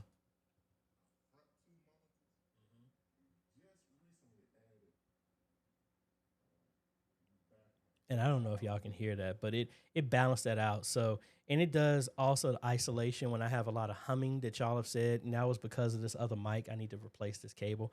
What I'm going to do is actually pull apart my entire studio and rewire it to get all the wires up and out of the way and stuff like that as well too. But that's mainly what I've been using is the DaVinci Resolve to level that audio, because I used to manually bring people up, down, all this other stuff like that, but that has actually helped. Realize AI is using that. So the first start times when you start playing the video in your editor, it will go silent because it's trying to calculate everything. But that is what I've been using on all of my most recent videos, especially when I have like cars going by, the fan here on the floor right behind me and stuff like that. So, okay, Eric was saying still no luck. Okay. We're going to look at that. Ty, I'm going to be doing a mixture. Wait a minute. Hold on. We got some famous people here. This is my other sister and brother-in-law here. Was suggesting try to disable Windows audio ducking option in settings, advanced in OBS, then restart. Oh, yes. Thank you there, Glenn. I know that's not my sister because she doesn't do that stuff. Glenn does the media ministry stuff over at Gates of Faith, and then also he does that stuff for their channel. They do reactions to different television shows and have interviews with people and stuff like that. So thank you for that. And with that, folks, we're going to take ourselves. Awesome. Thank you for the new subscriber. Really appreciate it. We're going to be taking ourselves a nice little break here. We went for a 3-hour run. We're going to take a maybe I'll put the timer up so we can know that I'll be back in at max 15 minutes. I'm not going to go that long, but we're going to take a break. Thank y'all for sticking out for 3 hours. We still got, 21 more hours to go. What did I get myself into? Anyway, we'll be right back, folks.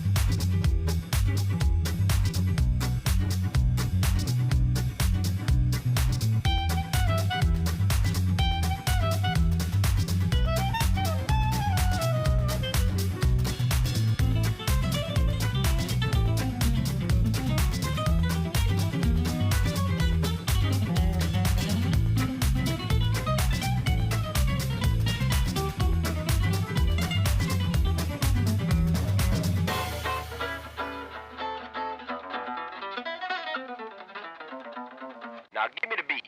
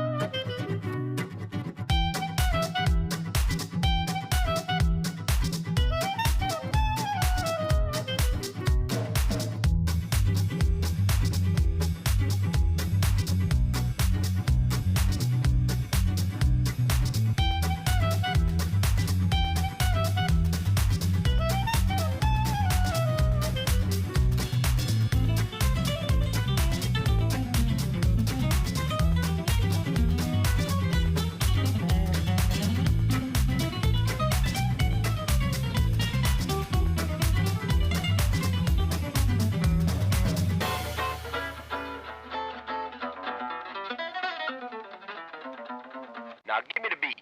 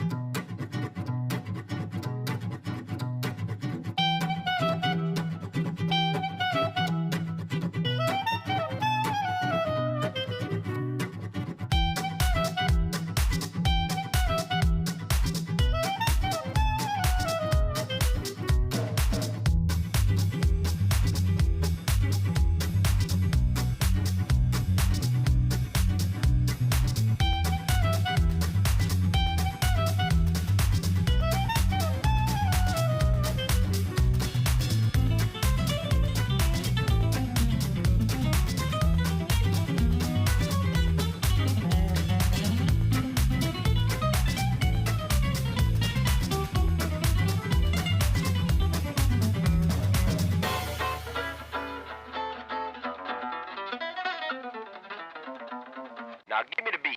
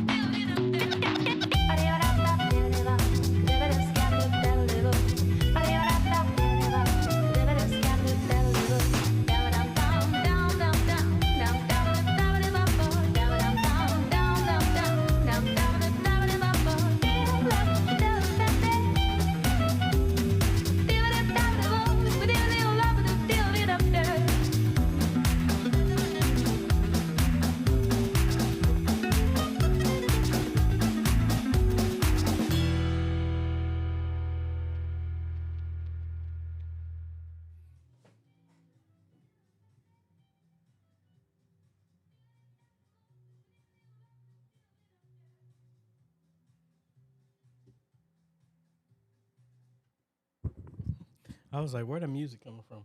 All right, folks, we are back. Turn that clock off. All righty, folks. I mean, thank y'all so much. We're almost at 1,500. I'm excited about, I'm thinking what I'm going to do is I don't think I have everything set up so I can pick somebody randomly during the stream, but we'll work on that. Possibly. So let's see. Do we got any new questions? And no, we are. Oh, awesome. Thank you so much, Coco Mumbo Entertainment Agency. Hey, thank you so much for subscribing. Like I said, just really excited and honored about all this other stuff. I mean, just wanted to try and do something different. And then, because I mean, I get a bunch of calls on Sundays and then Saturdays to try and help out a lot of ministries. And especially if I get a call on Sunday, it's not that much I can do to help since I'm actually in church.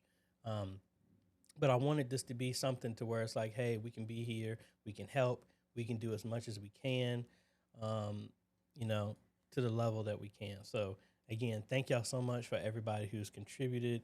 Um, Brian, thank you for the $300 one. Thank you, Mr. Clarence, for the 250. Thank y'all so much for this, and I'm excited about what we're going to be able to do to bless as many ministries as possible. So really excited about that. So I am back, folks. So if y'all have any other questions or anything like that, let me know, because I know I have to mentally prepare to have a song and dance to do. When a lot of people are asleep and things like that, and I'm getting comfortable by putting my feet up on my desk and everything like that. Let me see. I hadn't gotten any new emails, so let's actually check that. Let's see what we got going on there. So no questions, as best as I can see.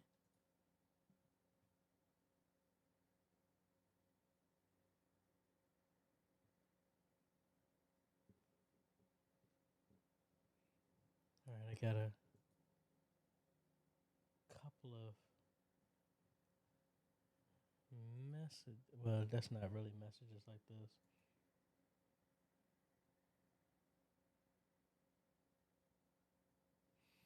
Mm. I tell you, it's the one thing. It's like doing stuff like this. You get so many random, different emails from different people, and it's like you have to be very, very skeptical of a lot of stuff, because you just never know when somebody is doing a scam or whatever. So I gotta be careful. My whole desk just shifted when I put my other foot up here. But let me actually talk about this, and I'm gonna do this in a video.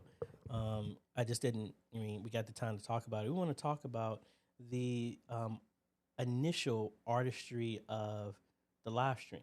So we've had a lot of people ask, and again, I don't know everything, but this is one thing. I have been watching TV for a long time, and that's the one thing I think that from a church standpoint, a lot of times we just don't think about. So one thing is, for those who drive, do you know why there are curves in the road? It's so that you don't get hypnotized, because your brain is looking. I mean, our brains process so much information. Our subconscious mind can pick up a whole lot of things, but our conscious mind can only focus on a few things at a time. So what happens is, like, perfect example. How many of y'all ever played the game Punch Buggy? Where, I mean, it's gonna be kind of hard to do it now, but even then, this is the point. You would play Punch Buggy, and then all of a sudden, when you start playing it, um, all of a sudden you start seeing Volkswagen bugs everywhere. Why is that? Is it they just magically appeared? No, it's just that there's so much information that our senses are bringing in, that our subconscious is seeing. It filters it using the reticular activating system, that it only brings information that you are consciously aware of. So once you make it a decision to say, hey, I am looking for Volkswagen bugs, Volkswagen Beetles, then your subconscious is like, okay, I'm going to bring that to your attention, because now you're looking for it. It's like the same way when you started, like when I started introducing people to Teslas, every single person, if Francisco is still on here, he'll be one that says, I would talk about it, and now they started seeing Teslas all over the place. Or it's anything. You're looking at buying a car, you're looking at getting this, you're looking at going on this trip. You start seeing that information more. And it's not that it just magically showed up. It's always been there, but it wasn't important to you. So why do I say that? You want to change up what you're doing, because your brain, once it starts seeing all this stuff that's not important, it's going to take that out of your mind. So you won't focus on it. And then you'll slowly get bored. You slowly get tired of what you see. That's why you keep switching it up. If you look at anybody's YouTube stuff, you'll see, and I'm guilty of not doing this. I'm starting to work to do this more, but you'll see stuff zoom in and out to change the image that the senses are picking up so that something is always changing. You're focused on watching, but sooner or later you'll get hypnotized if it's the same shot over and over again. Just like when you drive, you'll all of a sudden the sides of the roads disappear, the lines disappear because nothing has changed.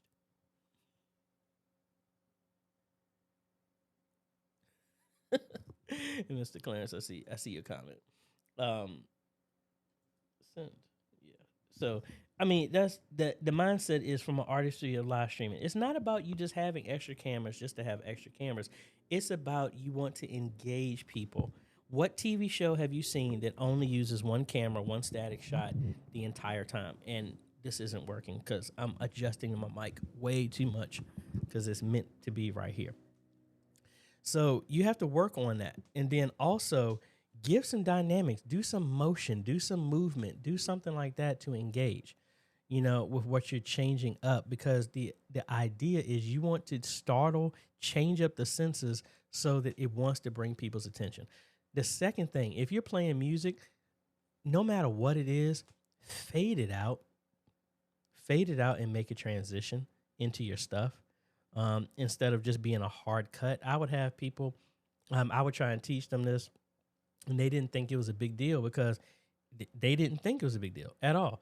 But literally, everybody is known that that's jarring to them because, like, the praise team is finished or the praise dancers are finished, and then they're dancing to a track, and then it just, boom, just stops.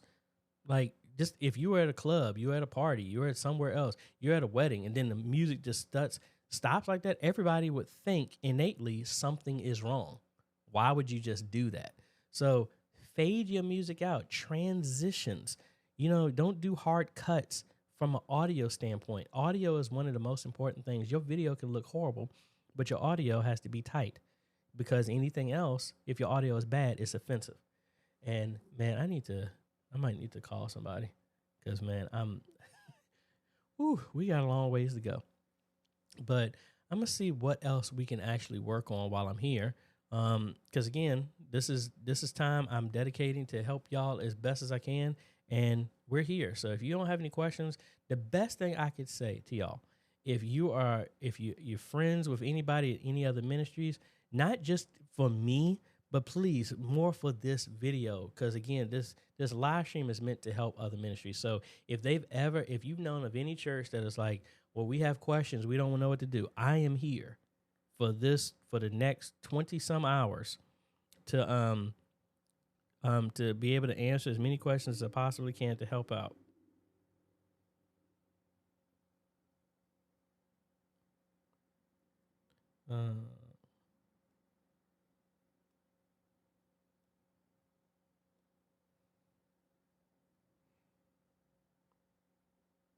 Yeah, my lady was asking me if I wanted anything, and I was like, yes, please. But let me know, because I think from right now, maybe I should sit down and start writing more on my book, because I really need to finish that up. But I'm just really excited so for me, what I personally want to do in next phases at Signs and Wonders is I really want to introduce studio lights.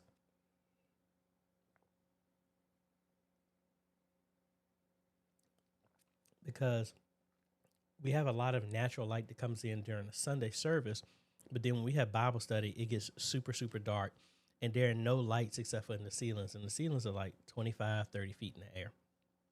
So thinking about wanting to put some studio lights in the back wall so we can beam them down so we can light up the stage and have some consistent lighting as well, working on that.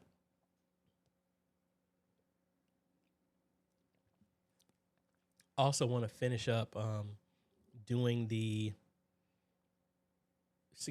not security system, but unified door access, so that we're handing out key fobs so that nobody has to physically be there to let people in. The doors will always stay locked. But if we have praise teams, most of the time me or somebody else has to come down and unlock the church. But we hand out key fobs. Just like you have at your job. Like when I used to work at Capital One, I would go to work at, see, I'm glad I don't have a job anymore, but I remember my door access key would let me get into the building because it was 24-hour access. So I asked management, is it more important for me to be here to work 8 hours from 9 to 5, or are you just concerned about me getting in 8 hours? And they said, we only care that you put in your 8 hours and you do your work. So you know what I did? I went to work at 11 o'clock at night and I'd get off at 6. Or I'd go in at midnight, and right when I'm leaving, that's when everybody else came in. So anyway, I say that to say that they had door access like that you can get in at any time. And that's what we're going to try and do at the church. So it gives more access. We can have guests come over and hand out a card that can be deactivated and is only active for a certain period of time and stuff like that. But let's see. All right, we got some folks pop back in on here. Rhonda, you're amazing. Praying that God grants you the desires of your heart. Well, thank you so much. I appreciate it. Ushi Lowry, I want to say thank you for all the questions you have answered since I've been a subscriber to your channel. It has helped me with updating my church's media presence. Well, I'm glad it has helped. Anthony was like, which studio lights would you prefer? Now, I did, when I was out in California for Vid Summit, I ended up talking to, man, what's the name of that company? Because they have, I had to look up what I ordered. What is that light? RGB. I have their card, but it's upstairs, and I don't want to go upstairs to do that. Aperture. That was the company. They have lights, but they also have studio lights. Now, again, this is my first foray into studio lighting, so I'm going into there like a student. So, you know, it's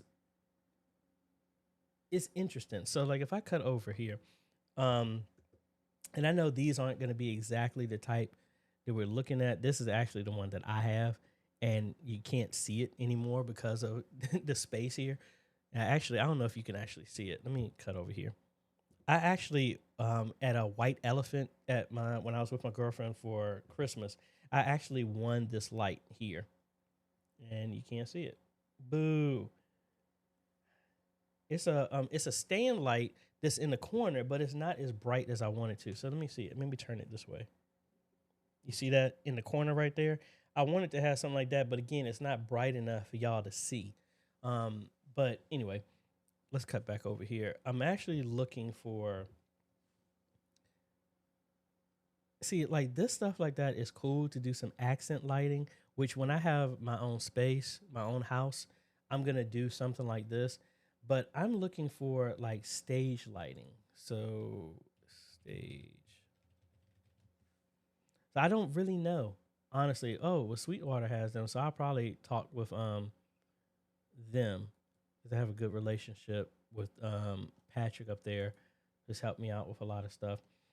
But, you know, the idea is for me, I would need something that I don't want to really do rigging because of the ceiling. But I would want to probably put this on the back wall so that we have cans that could first cover that distance as well. So like, I don't want to do these drop down stuff. Like something like this would have to be like mounted right on the wall in the back. So at least what I've seen is something like this. I would love to have these moving lights, but I don't think we would need something like that. So yeah, I'm gonna have to start to get to working with some other folks just to get an idea of what type of stuff that we would need. I know I would want to go with some LEDs because I know they would not be as pulling as much power, I would assume. But again, I really don't know. This is something new for me, and I'm gonna have to lower it. Yeah, so yeah, I'm definitely gonna have to do some research when it comes to lighting. But that is one thing I know that needs to enhance. The X32 has a way of equalizing and setting the sound with pink noise or something like that. I saw a video on that. I want to set the room and recalibrate the sound and start. I've been studying other videos on understanding EQ and equalizer and putting all this other stuff on the sound. I already got the replacement P16 that's already been put at church. It's a lot of stuff. That's the good thing about media and the bad thing about media. And this is one thing I want to tell anybody, whether y'all are watching the replay, whatever. Media ministry is not something that you just buy a bunch of stuff, put it in place, and you walk away and forget it. It's not that. If you want to have a subpar, average, trifling ministry that's ultimately going to go backwards, do that. This is meant that we're progressively moving forward. I'm not talking about progressively buying new stuff. It's, again, when you know you can do better, do better. If you know that there's something that, hey, the movement has changed from just doing this type of live stream to where we need to be more engaged, then you need to go with, in other words, we need to meet the people where they're at instead of just demanding them to come here, because that's the same thing that got us in trouble the first time. We didn't go actively out and sharing the message with other people. We were sitting comfortable in our church wanting people to come to us. Now this has allowed us to reach more people. We need to keep pushing. That doesn't necessarily that means that you need to buy new stuff, but you need to actively be engaged to this stuff. And you can't figure this stuff out coming in 10, 15, 30 minutes, an hour before church to learn this stuff. No, this is something that you constantly have to work in. Darius, it is a great having the deep dive discussions. Hey, I'm glad it helps. Hey, I used to have those discussions by myself because nobody else, I didn't know of anybody else that wanted to talk. So with that being said, we are going to get back into our roundtables. We've just been busy. I've just been busy with a lot of driving. So we're going to change up the date. It's probably not going to be Sundays anymore because Sunday afternoons, I have stuff going on. So it's either going to be like a Saturday or a Monday, Friday, Saturday, or Monday, one of those days that we're thinking about. Back out to Oche. I want to say, okay, I got that. Thank you. I think that comment came in twice.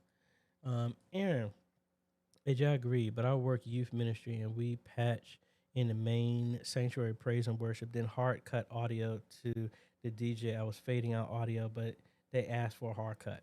Now, but again, it's nothing the matter with that if that's what the audience wants.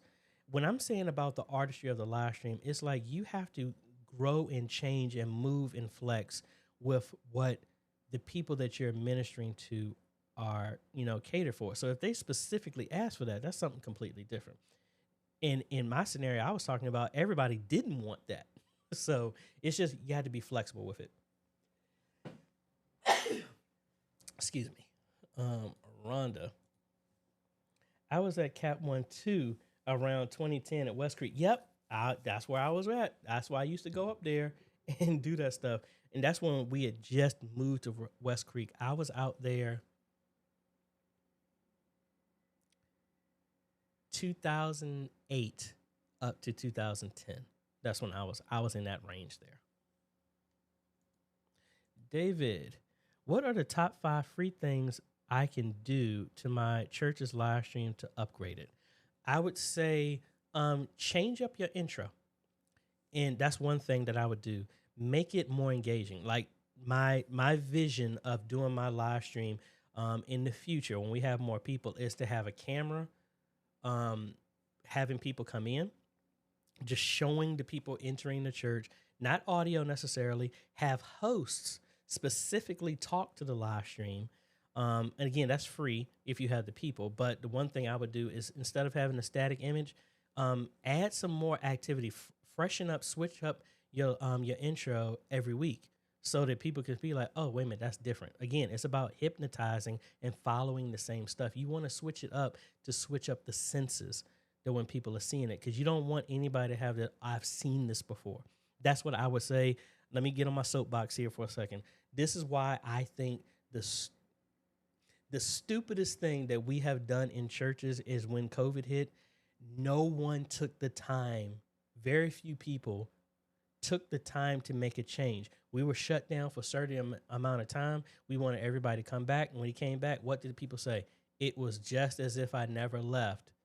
Some people take that as a good thing. I take it as a bad thing, meaning nothing has changed. Yep, that spider web that was in the corner is still there.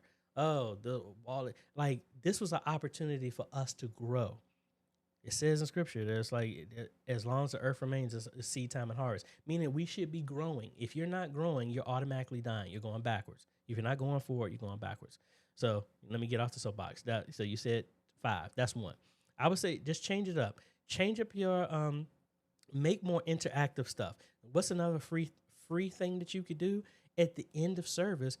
Do the exact same thing, but have a camera set up so when people are going out, or your phone, it doesn't have to be a fancy camera. Just ask people when they're going out. Again, we're thinking about the power of habit, and we're trying to engage and make people remember stuff longer. Ask people, what did you, before they leave, what did you get out of the service? It's going to make them think. It's going to make them remember what was just talked about, and the fact that you're seeing them. If somebody happened to watch it, when you look at a picture, the first thing you always look at is for you. So think about that. If you do a live stream and now you're featuring somebody who normally is never on the live stream, you know what they're going to say. Hey, we're on the live stream. Hey, I'm on here. They asked me a question here. Da, da, da, da.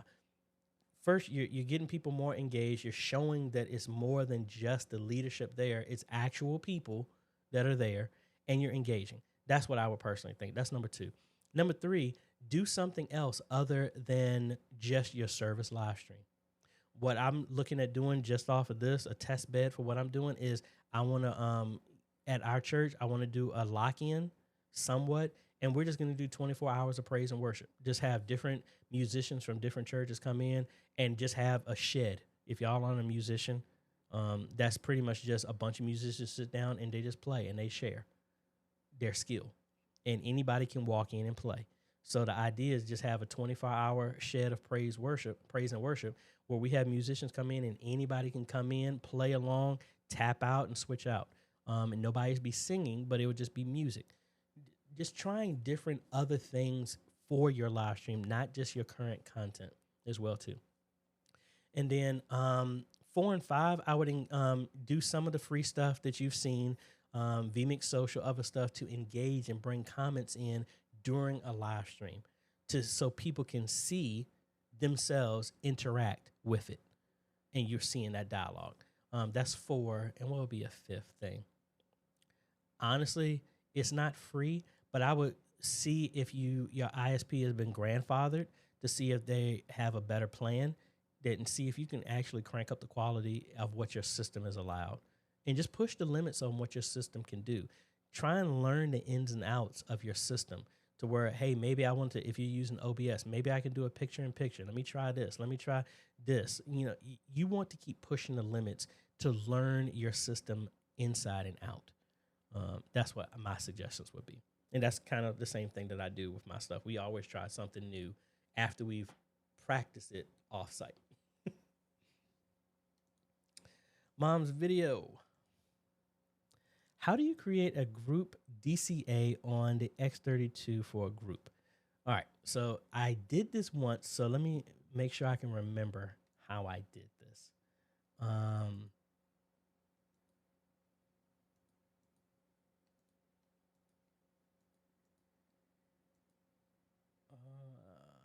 might have to come back to you on that one. How did I do that one? It's normally on the board. You would hit the DCA and hold down the button, and then it'll start blinking, and then you can pick different channels. I don't know why I can't do it in the app right now. I'm going to have to come back to you on that one.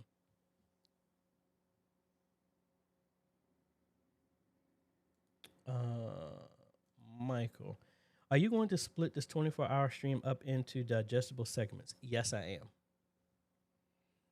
And I'm glad you reminded me. I meant to do markers here so I can go back and do that. So I just set one. So I got to go back and make sure we do that.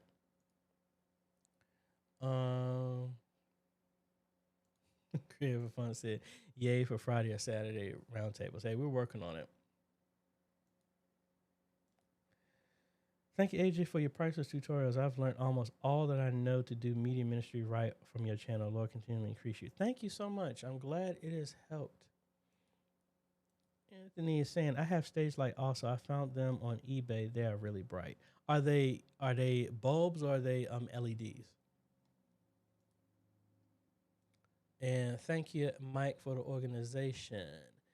Daniel, what brand of 30x PTZ camera do you like? Honestly, all the ones I've used, I've used Famaco 30x, SMT AV 30x, PTZ Optics 30x, AVCans 30x, Persil 30x. Most of the ones I've used, honestly, they give me the same performance to where the average person won't notice the difference. So I make sure I don't get hung up on that type of stuff. It's mainly your price point and the color option is really what determines what I have. Some brands that I know don't have, or I haven't found them in a certain color. So that's the reason why I stick to certain ones that have white if I really need that, or other ones that are gray or ones that are black. But I have not noticed a difference in most of the ones that I'm using. So I would say any of them, AV cans, SMT AV, A Video One, Persil, Famaca. I don't know if I already said that twice. Any of those will work great. Back to Aaron. I put the Youth X32 on the network and gave the DJ access to do its transitions when he is ready. Awesome. That's cool. Philip. Currently, we live stream with 2 consumer camcorders. One has just died with OBS and a Stream Deck to simplify things for our volunteers. Sometimes the person operating the cameras and the live stream is the same person, as well as presenting the lyrics. Been there. Current. Why did that repeat twice? All right, that one. We're looking to upgrade to a system with a PTZ. My pastor suggested that 2 of the PTZ AVCans 20x NDIs with AI tracking that you reviewed. Okay. I think that would be good. But again, just realize the AI tracking is good, but it's not so good that you don't have to not touch it ever again. But let me see this last one. Which do you think would be more suitable for volunteers? Can they be used to toggle the AI tracking? Yes, you can. You have to go into the standalone app, the CMS app, to actually do that. If you're wanting from a simplicity standpoint and you have volunteers, honestly, I would say if I was in your position, I wouldn't use the AI one. Not that I have a knock against it. It's just I think the learning curve is going to be unique. And for me, like, I think it's really cool. I don't know. I guess I'm just old fashioned to where I like to have the control of it. For me, I set presets. I'll put it this way. I would probably just get one that can track and then have a regular one, and then you can still control it regularly. But if you need to turn the AI tracking on for your main one, that would be my suggestion. But either way, even if you don't turn it on, like the camera, that AI camera, I donated it to a ministry. They've never used the AI at all. At all. So, it's just sitting dormant. But everybody else, they think it's the greatest thing ever. But Francis, hi AJ, have you heard of the DigiLive 16 digital mixer? I wanted to know your thoughts about it. No, I have not, but let me look it up. Let's see. DigiLive mixer.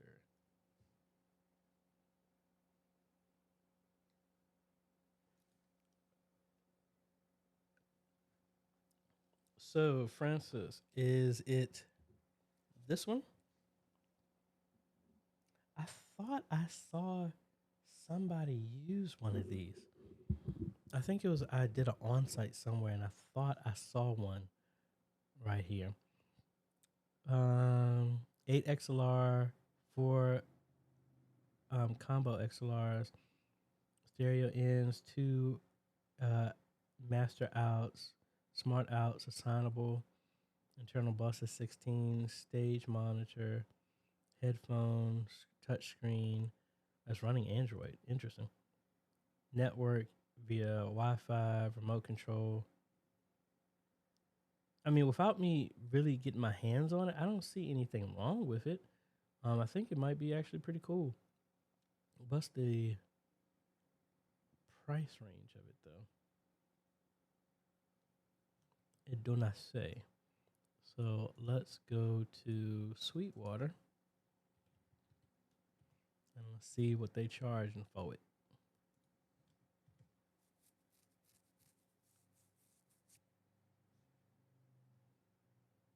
They don't have it at all.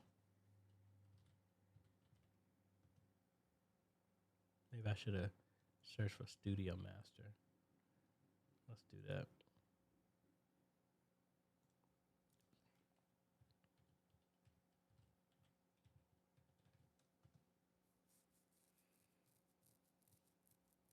They don't have it at all. So I don't know. I mean, it's running around. Distributors.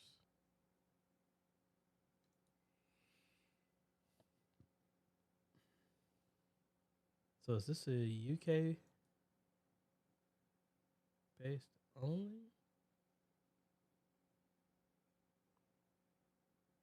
You gave too much of my information. I almost gave my address away, folks. Yes, I'm in Richmond. I don't know because I haven't been able to find anybody from here. But let's do 90210.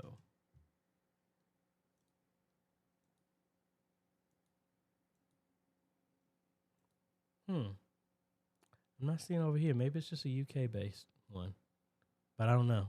I can't find anywhere here to see where I can even look up the specs on it. Chad Lynch. We're hoping to upgrade our main camera from the Panasonic HC V770 to a Panasonic HC X2000, hoping this will enhance the image for our viewers. Now, it depends. When you're saying enhancing your image, you got to realize that all depends on everything else where that image is coming from, because you got the sensor in the camera, then it's the cabling, what is it going to, your distribution, what type of displays are getting that. So what is your current distribution? What's connected behind your current camera right now? Thank you so much, Mom's Video. Thank you for the super chat. Really appreciate it. What is the path of the devices connected to that? Because I mean, you can put a bomb camera on the end of your stuff, but if the infrastructure is not going to be able to utilize the image quality, nobody's still going to see it, and it'll look it'll look the same. It might be a little bit sharper, but again, I want to dive into that a little bit more. But what is everything else you got going behind it? Back to Creative for Fun.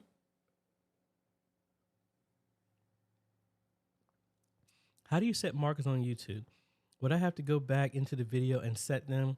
I've seen you just click a marker in YouTube, but I didn't see the same marker on our page. All right, so what I'm doing right now is this. Let me show you the marker that I'm setting. So inside of here, I have this little marker here, add a stream marker. So when I go back, I can see that. Because typically what I'll do, and I'll actually do this for my church so you can actually see it. So let me open up another page here. And I need to do this.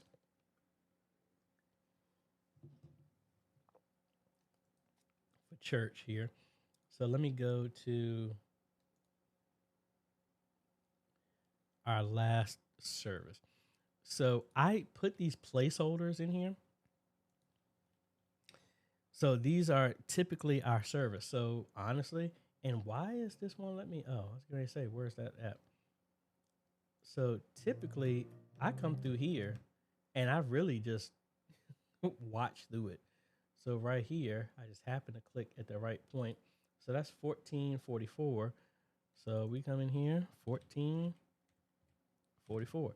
Because if I come in here and look at this video natively right now, you see there are no chapters, no nothing right now. So I'm just going to save this first one. And then let's cut. I hate when it does this. I want to find our next one is scripture.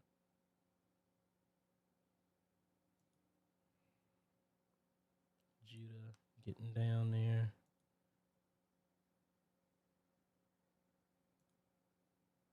Trying to get this scripture.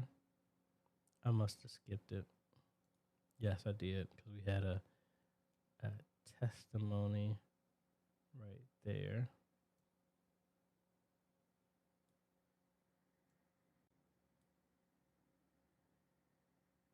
Anyway, I'm just going to say it's 35. I'll come back and adjust it. So we'll just do this. And now we got this. If we refresh it now, see, now we have chapters. So we can jump to one of the ones that we just did. You know? And actually, I ended it.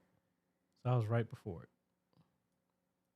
So actually, I was 1 minute off. It needs to be 34 instead of 35. So if we save that and let's refresh it.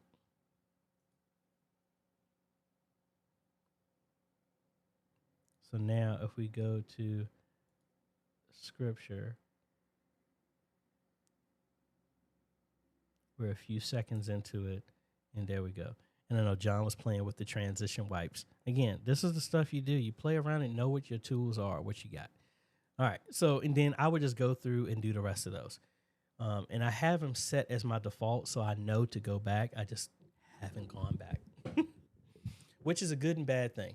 The bad is that no one has noticed it, which shows me that how many people are watching it. So I need to go back and actively do that. And out of 35 votes, it said we got 30 saying that 77% said that I should do more 24-hour live streams.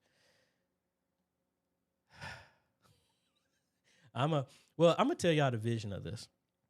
The vision of me doing this long term, I want to be able to do this again 24 hours, but it's not going to be just me. It's going to be a 24-hour media ministry, church media ministry support line with 20 people that are answering questions, and all being live stream. And at any point in time, I want to get the Black Magic Constellation that has 40 inputs. We have a camera on everybody's desktop and a camera in front of them. So it's not going to be just me doing it. We can cut over to anybody who's interacting and asking questions, calls, everything like that. Because I was going to do phone calls, but that didn't work out for right now. I didn't have an isolated number that was just temporary, because I didn't want to just be bombarded with calls when people are watching the live stream after it's over. But that's what we're going to work on. That's the vision of doing this down the line. All righty. Daniel, which is more accurate, RS-232 or network? We use the PTZ Optics Super Joy. Honestly, it doesn't matter. It's sending the same signals over the same cable. It's a different protocol, but I would use the network because it's less cables that you would have to run over instead of having a dedicated RS-232 network between all your cameras. Back to John. How have you found the learning curve of the people using the X32 mixers that you set up at their locations? Is it a bit overwhelming for them, or is it very easy for them to pick up? Honestly, like at Signs and Wonders, no one in the media has really picked it up because I haven't had a chance to deep dive into it. The most we've gotten is mute this, unmute this, pull the fader down here, pull it up, turn the gain up and down. That's the most that we've gotten, which is the essentials that we need. I need somebody on it consistently the entire time, which is mainly me because John is handling the stuff, and we got 2 other people that joined the Media Sunday. So we're slowly going to be, I want to have one person dedicated to the presentations and looking at comments, then have somebody on the video switcher and the camera, and then somebody on the board. And then I would introduce somebody else on the computer, on the app like you're seeing me use, that's dedicated to the live stream mix. But I haven't had any issues with people because I think no one is really trying to do a super deep dive into the stuff that the X32 can do. They're looking at it from a simplicity standpoint. But the people who have done a deep dive, they've done that research for themselves. And I haven't heard too many issues from that. The only issue, like I had a call yesterday, but that wasn't even with the X32. It was just that the routing cables of plugging into it was the problem. But besides that, everything has been, I haven't gotten any calls from anything crazy. And I haven't been doing this, but it was a message attached to this. The super chat from Mom's video. With all the rain in the San Francisco Bay Area lately, our church, New Beginnings, which is in Oakland, began to take on water. 2 cameras were almost lost equipment to a fire earlier this year. God is a keeper, a 24-hour keeper for you. Keep up the excellent work. Thank you so much. And I'm glad you didn't have any damage with y'all's equipment as well, too. That's awesome. John, I'm considering upgrading to the X32. Hopefully, the next time Sweetwater drops the price, it just went back up to $2,900, almost $3,000 from there. Okay. Yeah, I mean, I think it's a good move. Creator for Fun said the DigiLive is on Amazon. Okay, thank you for that. Let me look that up.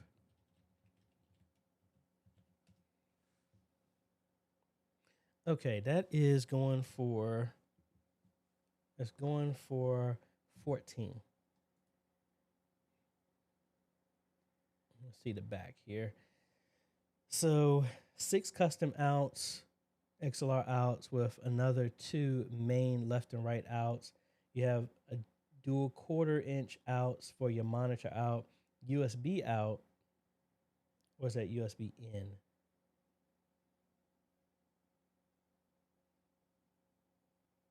Yeah, I think that's a USB in. Then you have another 4 stereo outs over 1/4-inch. It actually has SPDIF in and out, so that's coaxial. I don't know why you use that color, because at first when I saw it, I thought it was RCA in, but those are actually separate connections. Then you have AES ABU output, which was the same output of the original ATEM television studio. Okay. Not bad. I wish if it was a digital mixer, I wonder why it doesn't have like a USB connection. And maybe it does. Yeah, I mean, from looking at it, it doesn't look bad. Again, I haven't physically touched it. So, but that reminds me, going back, John, when you're saying you're looking at going to the X32, which one are you talking about the big one like this? Because that's the only one I noticed in that price range. Are you looking at the bundle? Because normally the bundles that I get with the S16 cables and the compact comes to at the same price as this. It's $3,000. But let me know.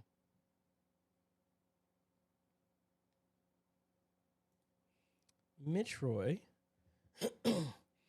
how can I load my ATEM settings without clicking the restore button? And can it be done automatically? Well, I mean, it depends. I mean, the way I have mine is if you make all your settings and then do save startup state, all those settings are going to constantly be there. So if we cut back over here, so when I turn my ATEM off, all of this is already on. My audio is already set. The levels that I have are already set. The lows, I actually need to push this up here. All of this stuff automatically is set. So, excuse me. So the fact that I have this right here, my images and everything that I have, so I'm going to wipe out these two because I put that in for these live streams. But everything else is going to be saved. And how you do that is, and I don't want to do it right now because it's going to save my super source as my shot. But you would just come in here, do clear startup state, set everything the way you want it to, come back in and do save startup state, and then it's automatically going to be like that.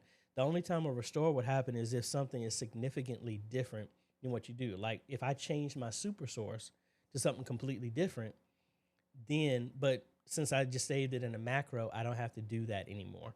but that would be the only thing. Your save startup state will restore the ATEM back to what it was when you set that setting. Covenant healing. One big thing about filming people, all employees, volunteers, is the legal side that shouldn't be on back burners in our ministry. I've written material that we read together. Each signs,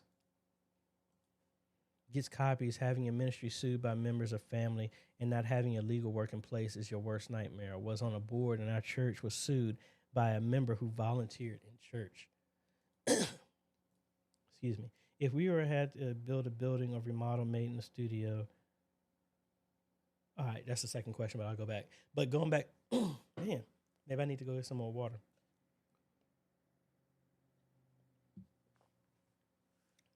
But let's go back to that.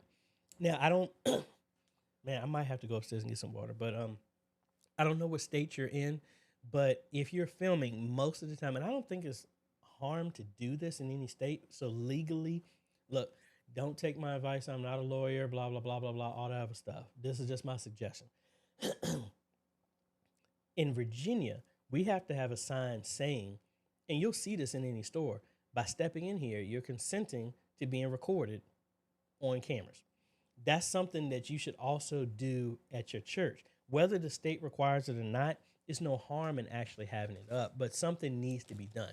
Now, you also need to have a consent form if kids are going to be on the camera in any way, shape, or form. You need to have that ran by your ran by their parents, or for me, typically we did. Well, I mean, we don't. Well, at Antioch, we didn't have a youth choir anymore because everybody done left, the kids and stuff like that. We didn't have enough people to support the youth choir last time I saw. But even for then, they would be the only times that they would be on camera. But again, I was getting ready to say I think it's petty for anybody to sue the church like that if they were on camera. But if you put up signs and they know that, you can't really sue that because they notified you. Now, it'll be another thing that we've had people say, hey, we don't want our child on camera because of they're under protective custody. They're trying to keep them away from this parent or this blah, blah, blah. Most of that needs to be brought to attention, and that stuff needs to be put in place. So again, it's not just about the cameras, the PTZs, and the video switches. These are things legally y'all need to be aware of that goes on. My popcorn, I left the bag open. And sorry, it's starting to get kind of tough.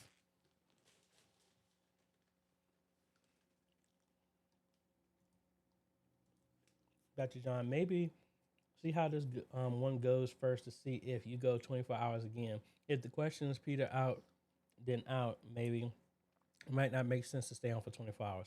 Yeah, I think for me, the first time I was doing 24 hours, because I know I'm East Coast, and this is not conducive time for everybody, so I want to have it open. So like I said, I'm probably going to bring my PlayStation down so I can have something to do if it goes.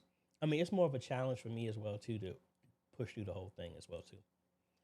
But hey, we're under the 20, under 20 hours left. So yay.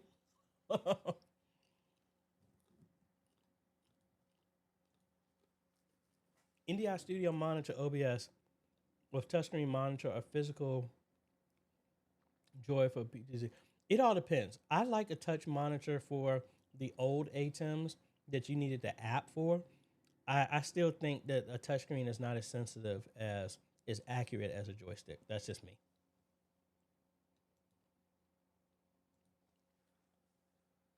All right, so probably in the mixer only. The 40 channel with, I think, 25 faders might add the digital snake and stage box later, but use existing analog snake in the box. Okay. All right, got you. Elliot, what's going on? I started using the Mevo Start Kit. Have you used it before?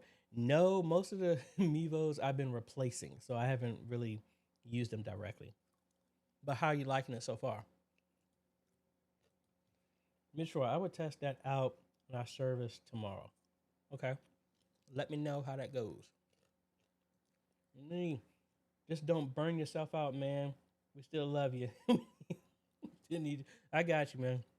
My lady is going to be bringing me something over here pretty soon, so um, you never know. She might make an appearance on here. Probably not, but she might. I might try and see if I can get her to.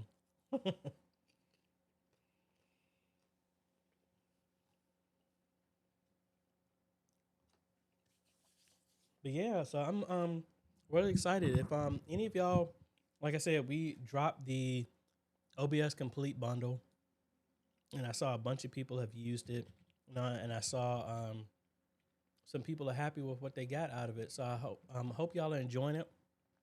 Hoping it ups your live streaming experience and stuff like that. And again, if you are interested in getting that, OBS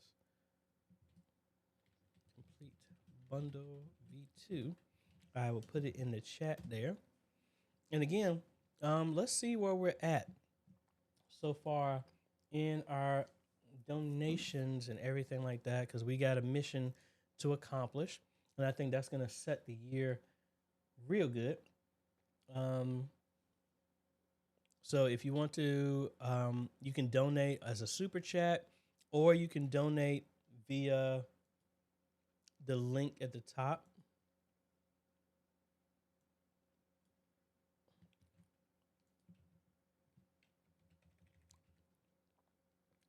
Donate via PayPal. So that's what we got there before. So right now, where are we at? Let's see. We are on here. We have $1,125. And then in super chats, we have $373.30. So what's that?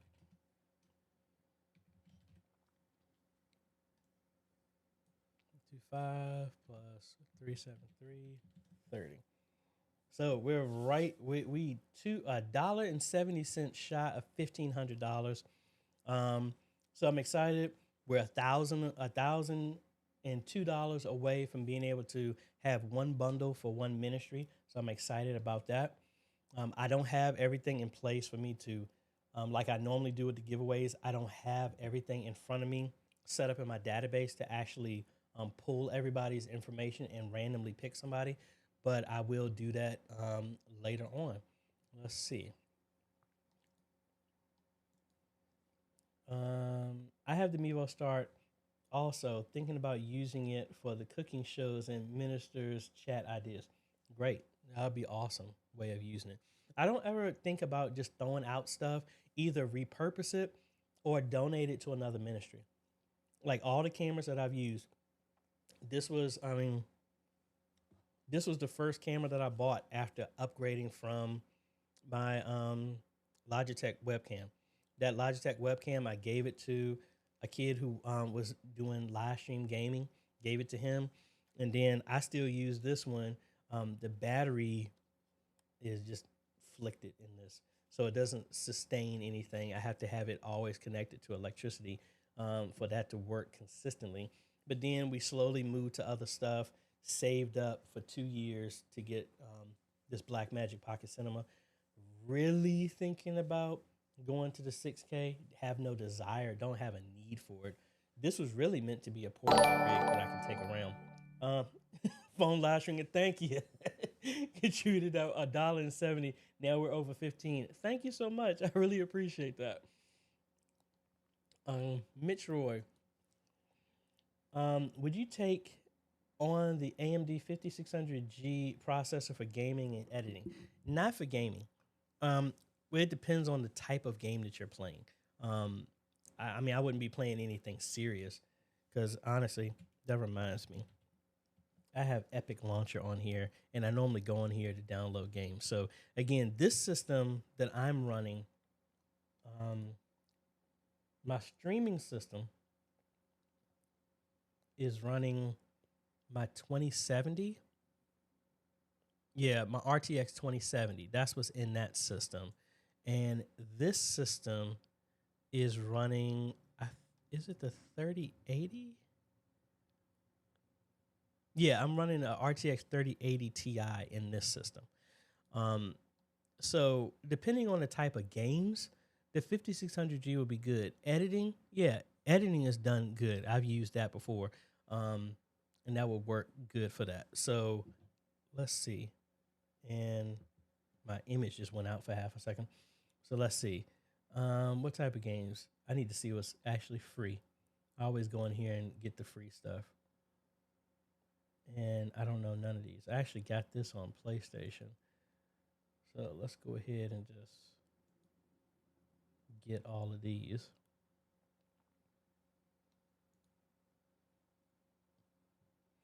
And I haven't, like I said, I don't really game as much as I used to. I don't know. It's interesting. We might start getting in some other stuff later on. I last year I talked about yeah, I know this might be taboo to some people, but y'all can learn different skills that are not just in the Bible. So there are a lot of books that um, have been pulled knowledge from and have been inspired by the Bible. So one of the books I've read like 5 times and I just read it again was how to How to Win Friends and Influence People by Dale Carnegie. Um, great, great, great book for dealing with people and understanding how to handle situations. Like I am nowhere close to the how they used to call it, the powerful choleric that I used to be, because I would be ready to go to blows for anything, and I had a very short fuse, and that really didn't help with anything. So for me, um, it just helped me learn how to deal with people. And like the very first thing that it talks about, you can never convince anybody that they're wrong. The only person who convinced them that they're wrong is when they realize there's something wrong. So going to somebody and be like, "You're this, you're that," you ain't gonna win nothing, nothing by doing stuff like that. I'm also reading right now The Go Giver that shows how you can do more by giving more. And that has always been embedded in me from my family from growing up is about trying to give more. So I always learn as well too from my mentors and stuff like that that if you have a problem, yo, I'll solve it. Check out my hook while my DJ revolves it. Nah. But if you have a problem, the idea is instead of focusing on your problem, help a bunch of people with similar problems, and your problem will automatically get solved. That is a principle that I've been taught for years, and that's true. I've noticed that to be true. So again, my whole thing is I got so much help and growth in media because I started putting my focus on trying to help other people. And that's what a lot of the stuff is. So, I mean, I'm reading a lot of stuff right now. I always try to. I was never a big reader, but I tried to do that because, again, we talked about it before, growing and dying, moving forward, moving backwards. If I will tell y'all right now, when I graduated in 1996 from high school, and then I went into the Marines, the very first book I read since graduating was Jurassic Park: The Lost World. That is the first non-school book I read from beginning to end. Then after that, the next book I read after that, a few years later, was The Magic of Thinking Big. Then I've read um, How to Win Friends and Influence People, Personality Plus, Think and Grow Rich, the Choice, almost all of the books by Og Mandino, um, The Dream Giver by Bruce Wilkinson. Love that book. That book has made me cry because it just talks about the journey of anybody that's on a calling that God has taken them through, the ups and downs, the ebbs and flows that you go through, personal, spiritually, physically, everything like that. And every time I've picked that book up, it addressed exactly where I was in my walk. Like when I was trying to decide if I was going to leave my job or not, the beginning of the book, spoilers, the beginning of the book was talking about a guy named Ordinary that lived in the land of nobody. And he would go to his job and he was like, it feels like something is missing. I'm starting to hate my job. That's where I was. I was hating my job. And it was like, why? And he was like, because there's something deep down that's telling me there's more to life than what it is right now. And that's how I was feeling. And I read that and I was like, man, I don't believe in coincidences. I think that came for a reason. And that's what helped me to step out when everybody, with all the naysayers, were telling me I need to stay here. And I'm thanking God so much that and my screen is now blinking. Nothing has changed, and my screen in front of me is just flicking on and off. But I mean, we're going on 5 years that I left my job, and I left my job December 23rd, the day after my daughter's birthday, 2018, and we're going on 5 years. We're in the 5th year of working, doing exactly what God's talked about, and He has provided and covered the entire time. That book helped through that entire transition, especially when people that you love and care for were telling you you shouldn't and stuff like that. Are you? And I'm sorry, my screen keeps flickering. Hold on a second.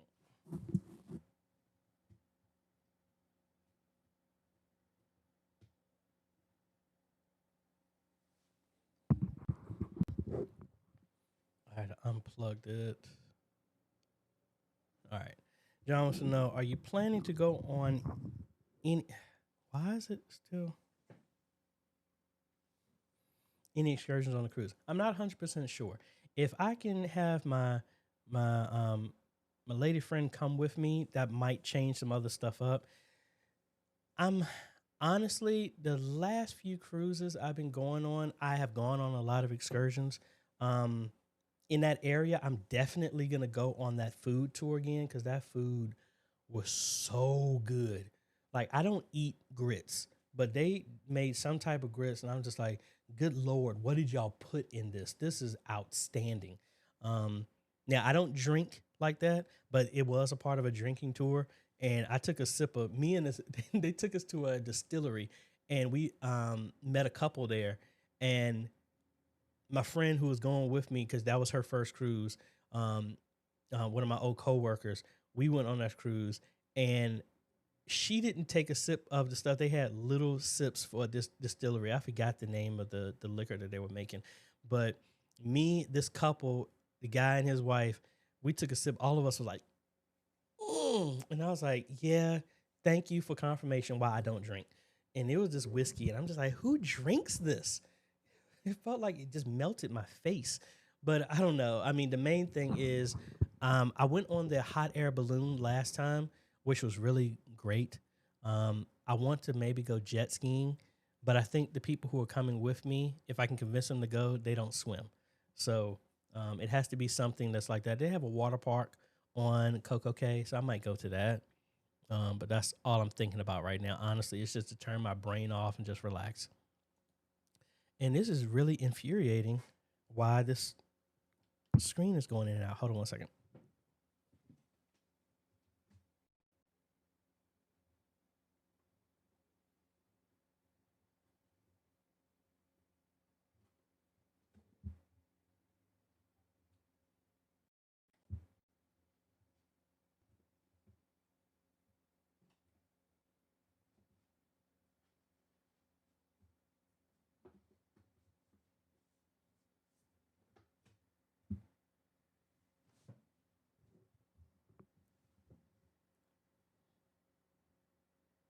All right, talking about the Mevo, awesome.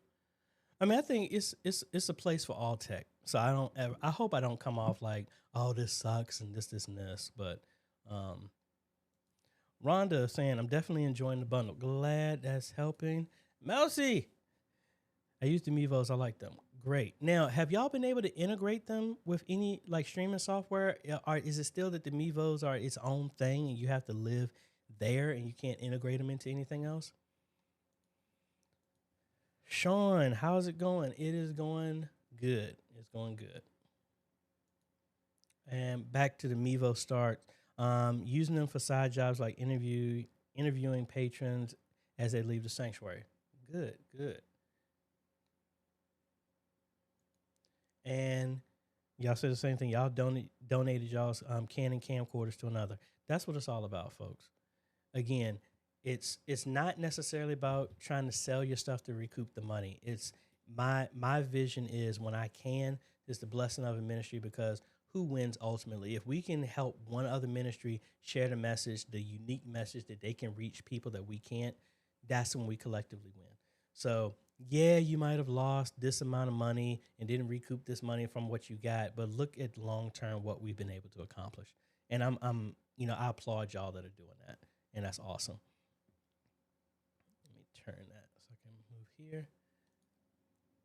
John, I may have missed it, but how the ministries of the giveaway are determined? Was there a sign up? Yes, there is the sign up form that I placed, and maybe I should update the comment to have everything in here now since we've updated it some more. Let me write this out and I will have everything. But the giveaway is in the description of this video, John.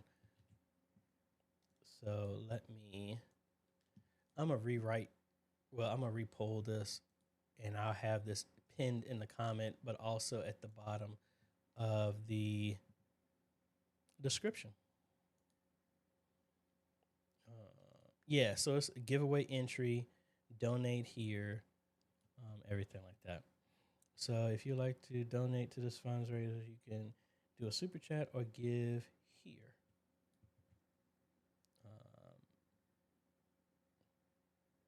And I will copy this. Well, actually, I'm going to do the whole thing. So let's do a new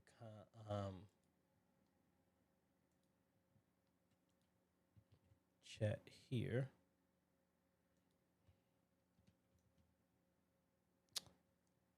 I hate when it did that. I didn't want to do. Oh well. Well, I replaced it. It messed up everything. Hold on.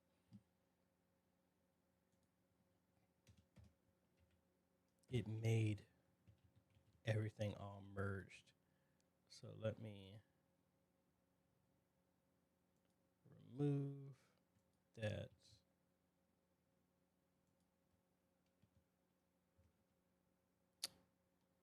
It keeps adding spaces when I don't want it to.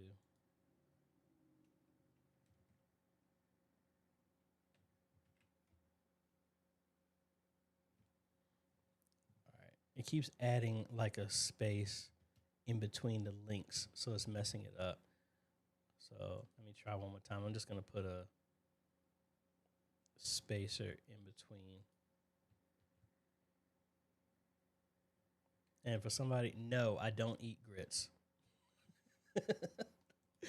All right, so I've replaced the pinned comment. All of the stuff should be up there now, and there's a link that you can get to that. So hopefully that works now for you. And you only have to enter once.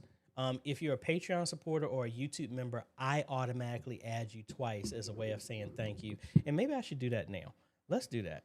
I didn't get a chance to add the last two. We had like 2 new Patreon supporters and 5 new YouTube members. So again, your name's not on here. I might see if I can update that while we're here. But I want to give a big thank you to the Patreon supporters that I have down below and YouTube members. Again, you can get started for as little as $1 a month for Patreon. And then I don't remember off the top of my head what it is for YouTube, because they have a limit of what the lowest I can set. But no matter which way you pick, folks, you're helping us change and transform media ministries all over the world. So I'm excited about that.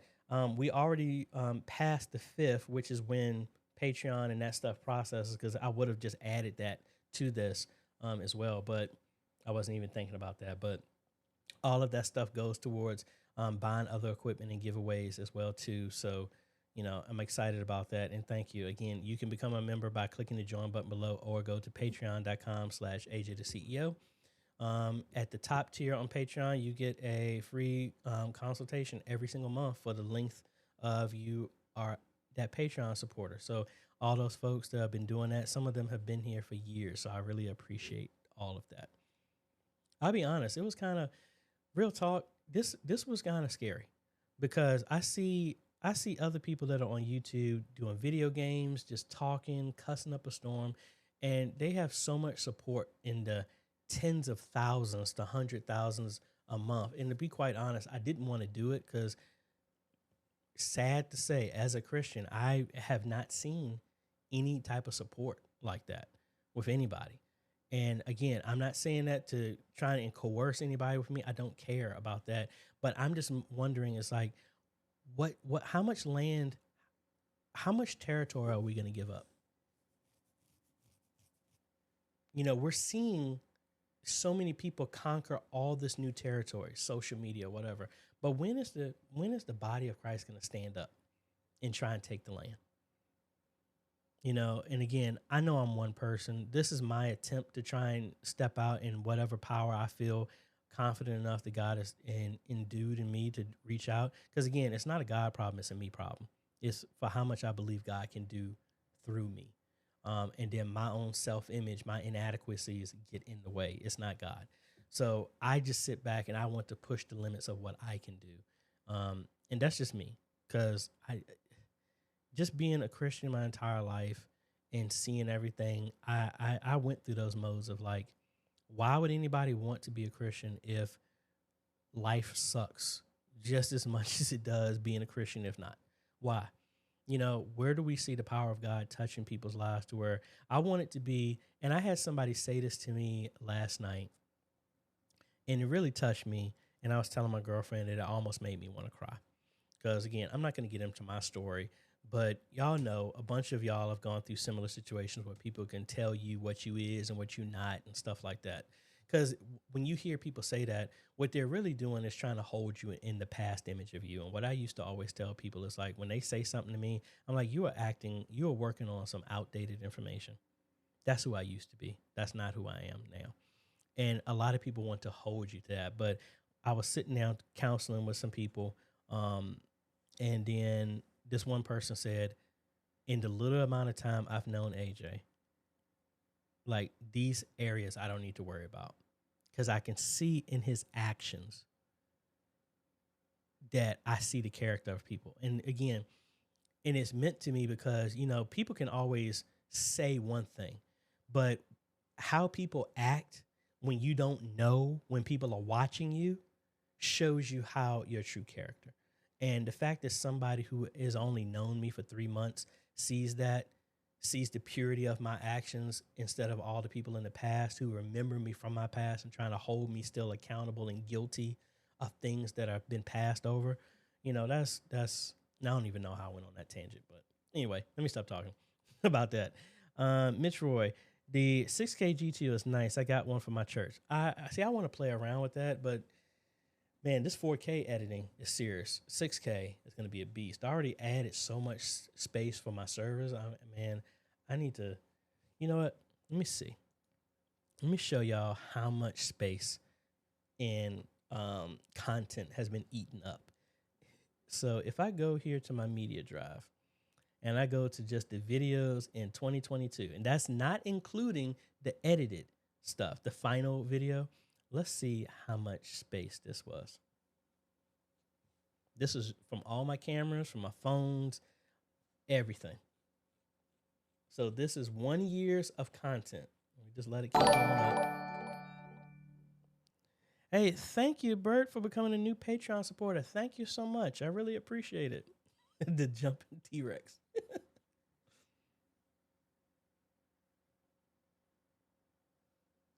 So last year in video content, we used 6.26 terabytes of content, of recordings. And I added 20 terabytes last year to my NAS. So you can see how fast stuff goes. So the way I do stuff is next year, at the end of this year, 2021 is going away. And then I'll just have those 2 years. So I have 2022 to 2024 would be the stuff that I have in keeping, unless I get a bigger NAS and go to some bigger hard drives or something like that. But anyway, let's cut back over here. Let's see. A conference of 20 persons in the same room. I need to focus the camera on whoever takes the mic and show ASAP a lower third with their name and title. I'm using the the ATEM SDI Extreme ISO plus Wirecast. Well, first, what I would do with those 20 persons, I would pre-make all of their lower thirds already. Um, or you have it in ProPresenter or whatever type of system that you're using that's going to generate those lower thirds. I mean, you can do it in Canva if you wanted to. Yeah, I would get a list of everybody and make them out. That's what I would do.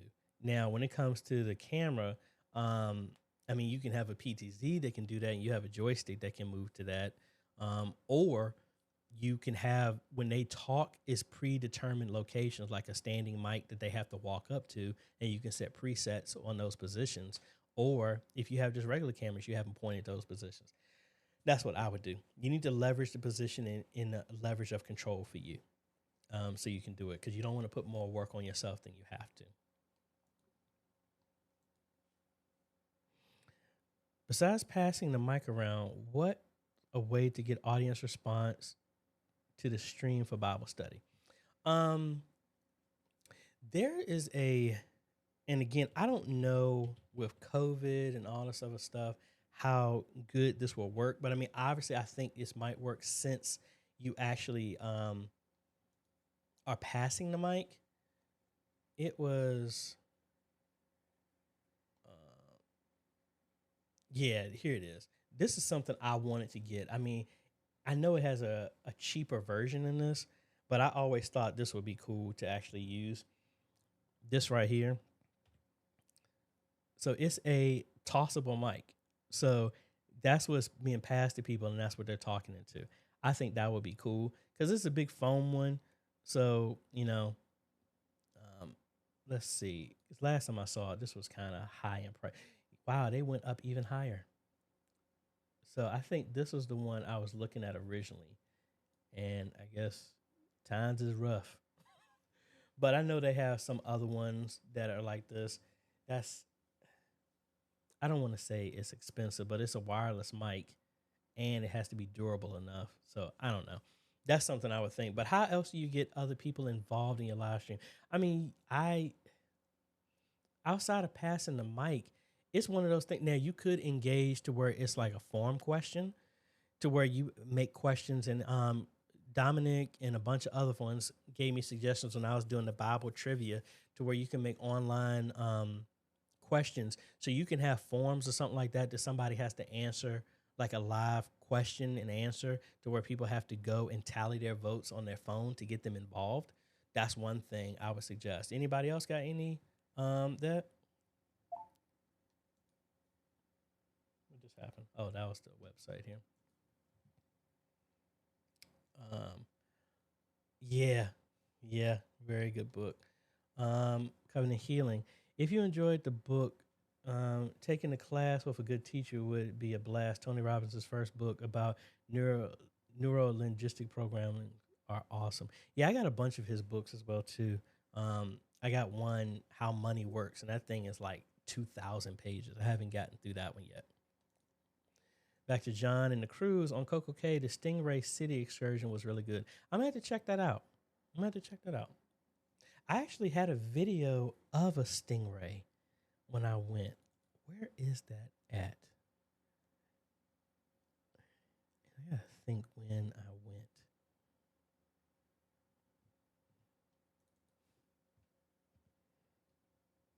Because that's when I took. Yeah, because that was the week I was up there at Spotlight Deliverance. And I thought I went right after that.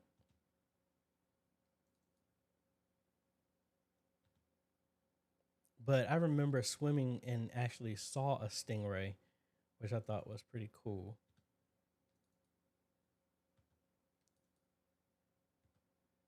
See, now this is the only difficult part, is finding the content in all of this. I have to look it up. Let's see. But anyway, let's jump to a question until I find out. Pineapple. Okay. You know who I am. Using the HMN Extreme camera, I ran one of the HDMI outputs to a HDMI splitter and then send the signal into multiple devices like Zoom, OBS. Can I run one of the HDMI outs into an HDMI splitter and then signal the signal into multiple devices like Zoom and OBS at the same time? Yes, but if you have the HMN Extreme, you can do that with the USB out. So like right now, I have one USB out going into the computer right now, and the other USB is going into my streaming PC, which is y'all are seeing. And then you still, those two outs, then you can still have one of the HDMI outs go out, and you can do that as well too. So you have multiple options for that. Let me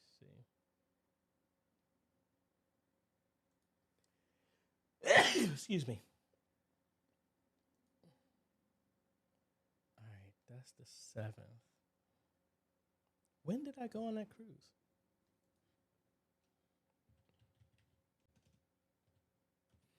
I'm gonna look it up real quick. My baby girl.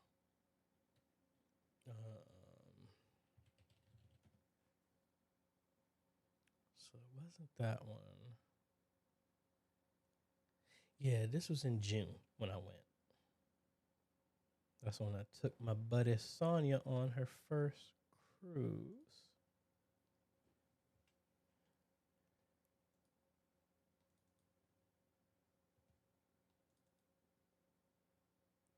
Man, did I not carry everything over to here?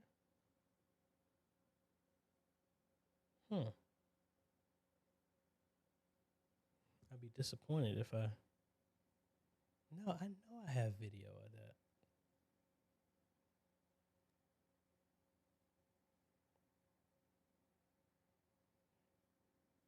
Oh, well, I have to come back to that. Because that was the June time frame when I did that.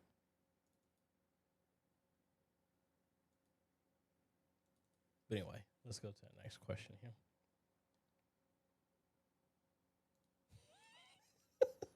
I'm going on February 11th. I'm going on a tequila tasting. Man, Elliot. I'll see. I use it with OBS and then Restream. Okay, so it does. Because I remember the Mevos, the first problem was it wouldn't let you integrate with any of the other stuff. Like you had to use that Livestream Studio or something like that, I thought originally. And see, now I'm up here looking for my videos here. Bert, when I installed your 2.0 OBS, I got to the docs portion of the install. The lower thirds installs okay, but when I try the Bible doc, it is blank, but shows my lower thirds. Any quick fix? Send me a picture, Bert, so I make sure I know exactly what it is. And now, you're on Windows when you installed it, right? Let me know. I start as NDI. The Plus has a wireless webcam app upgrade. Okay. No, I do not. Not at all. Let's see. Actually, I just saw that they'll be rolling out NDI input support, and they will fix bringing in video sources, but it's basically a subscription to get the feature. Yeah, everything moved into a SaaS model. Caleb Test. What would be the best camera for a church that is high quality in your opinion? Well, that depends on first on your budget, as well as, I mean, you can get it. Well, they don't make them anymore, but you could have used the Canon R800 for a long time if you have good lighting. But again, it depends what you're talking about. Like, again, my personal opinion, I've been pushing for a lot of PTZs just because of a limiting in staff of how many people are around.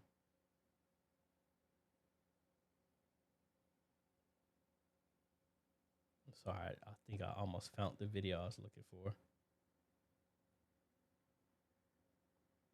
Yeah, there it go. I knew I had these. No, that's...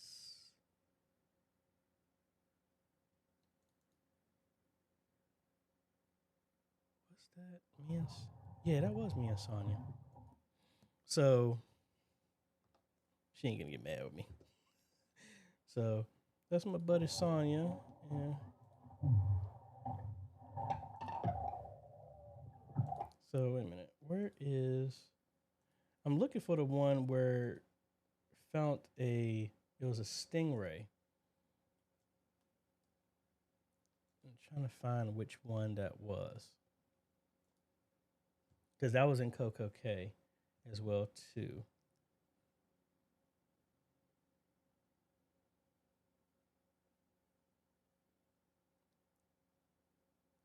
Because the food tour is when me and our friend Maya went, and that was her first cruise. This is Sonya's first cruise.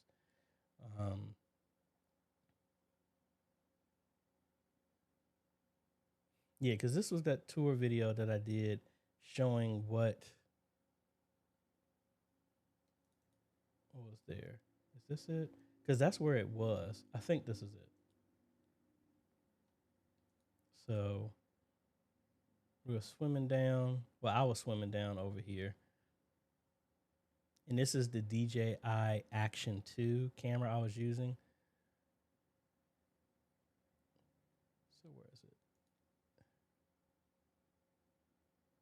Come on, go back under the water, AJ.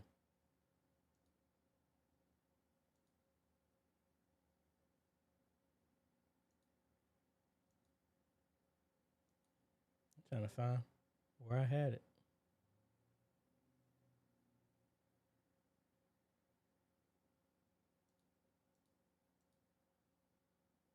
It should be over here somewhere, I think. Well, anyway, we saw one. It was there just at the bottom. I ain't mean to take too much time doing that.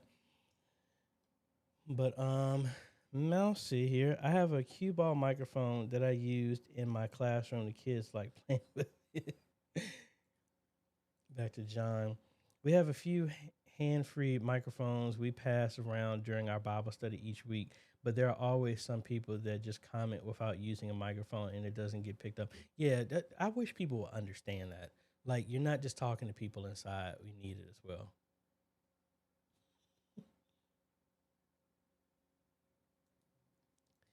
D Green, yes, sir, I am. You know who I am. How do I set up a super chat with church's YouTube account? Well, the super chat doesn't kick in until you have a certain amount of subscribers. I think it's 10,000. I think it doesn't kick in till then. But again, the issue with doing that is once you start going down that path, now you have a lot of logistical stuff that you have to start going through from a how you set up a monetary account, how it's being paid, then you have to go through. Like right now, everything that I'm getting paid through is going through my, I keep saying it's an LLC, but last year I changed it over to an S Corp. So all of my stuff like that goes through there. So it pays to that. So it's not, it shows it's being paid to the business and not to me. Because that's one thing I did learn. It's like the super wealthy and stuff like that, they don't own anything. They have a trust that owns everything. The trust owns a bunch of companies, then the companies own a bunch of LLCs, and then the LLCs own property.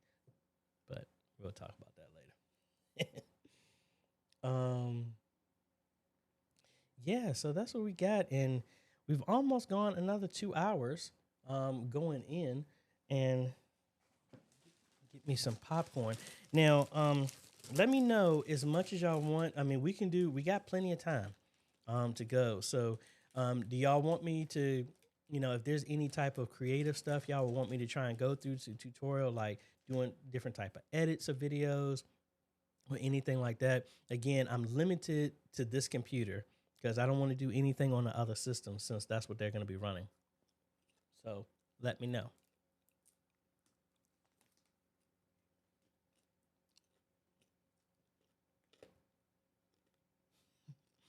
I see y'all talking back and forth. A lot of people having problems here. But let me see.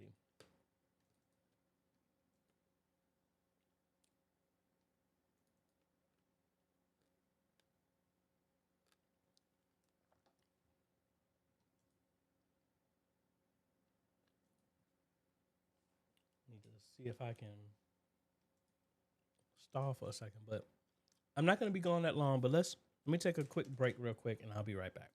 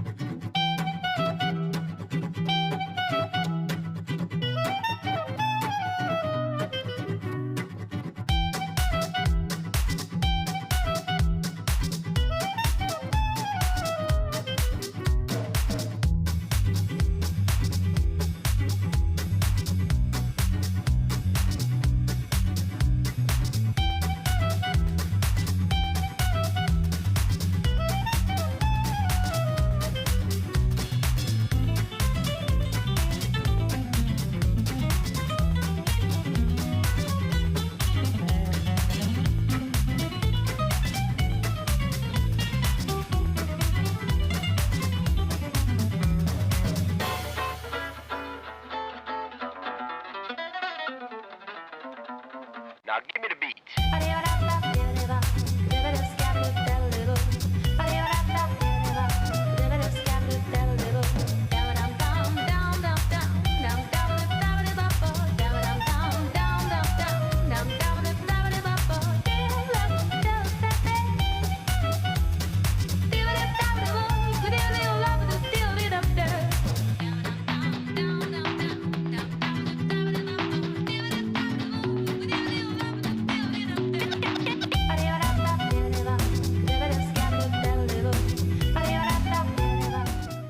All right, folks. I didn't really go that far.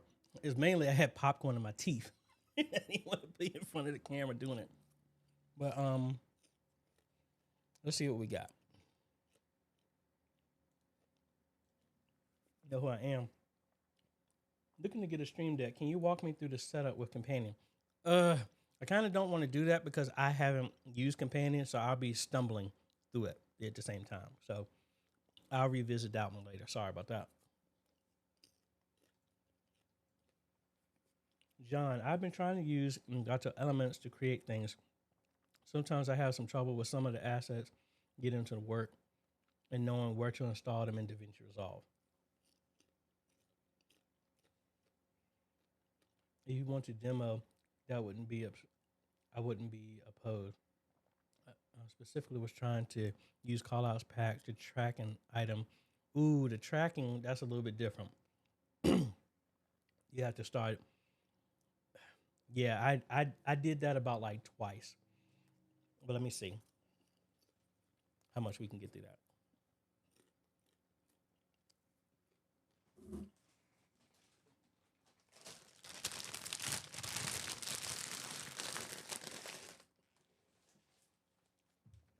Let's see. I need to take my phone off of Do Not Disturb just for half a second, but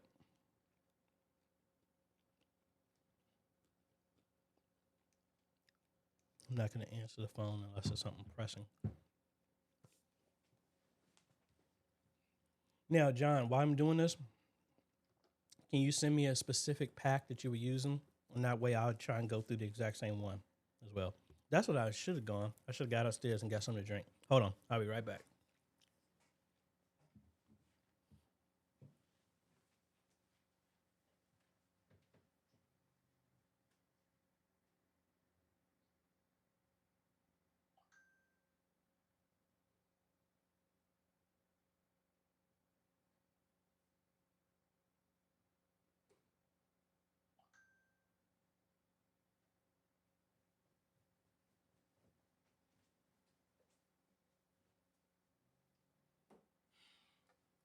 I put my popcorn debris in my cup.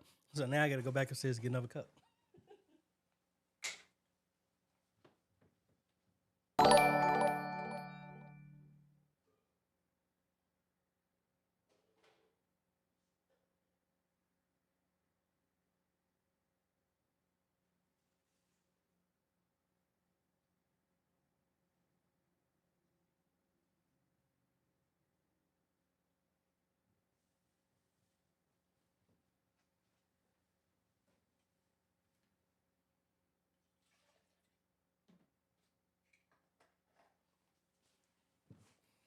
All righty.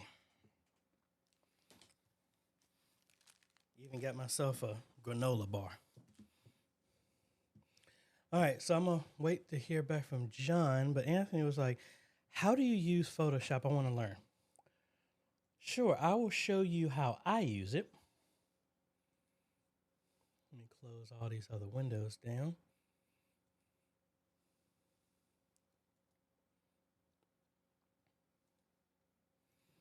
All right, so for me, I've been using Photoshop for almost 20 years. Now, I'm not no expert. I know how to get around it. So for me, I do everything in a template type of format. Everything has a template that I do.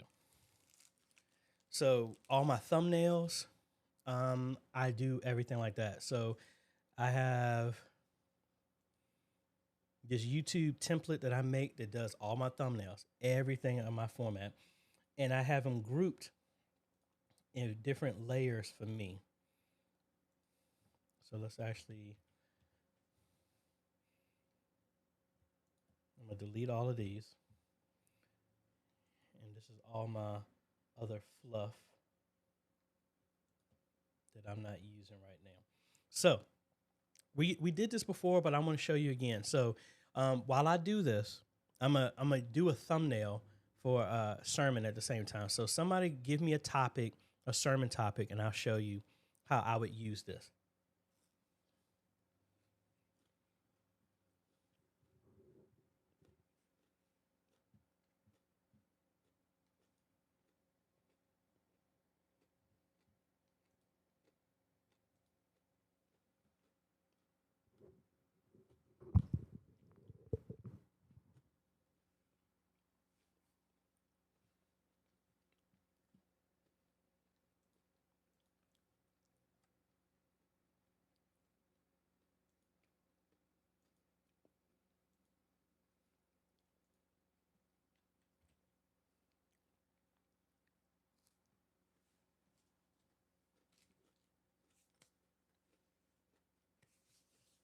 All right, so I'm just gonna come up with one. I haven't seen any comments yet, so.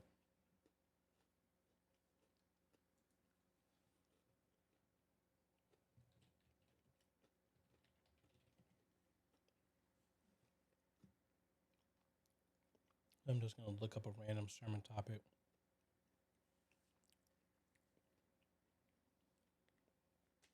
So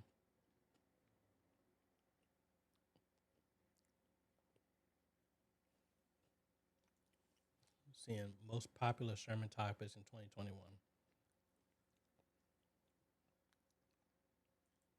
Well, somebody give me a scripture or something like that, and we can build something off of that.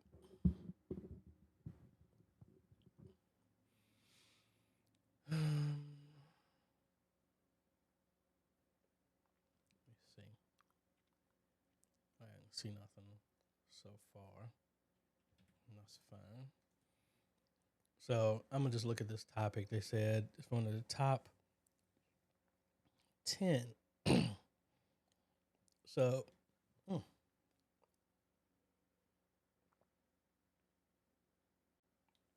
so from the top 10, number 9 is persecution. So I'm gonna use that. So, and let's make something brand new for you, Anthony. So first, I'm gonna make the dimensions. If you're using YouTube for whatever reason, their thumbnails are still at 1280 by 720. So I'll just do that for right now. So I have my dimensions, and then you have your layers. So think of it in stacking. So we're gonna try and kill two birds with one stone. We're gonna do the elements, and let's go to dictionary.com. Not trying to insult anybody's intelligence, but let's go ahead and actually hold on. Anthony gave me one. He says Psalms 150. So let's read and let's see what we got. Praise the Lord. Praise God in the sanctuary. Praise him in mighty firmament. Praise him for his mighty acts. Praise him according to his excellent greatness. Praise him for the sound of the trumpet and the lute and harp. Praise him with the timbrel and dance.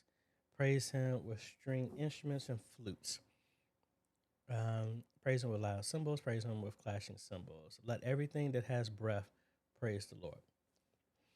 So, if we were going to use this, we have to, you have to think pictorially, how can I display all this? Let all things praise the Lord. So, um, let's just go to Envato Elements. You can do this on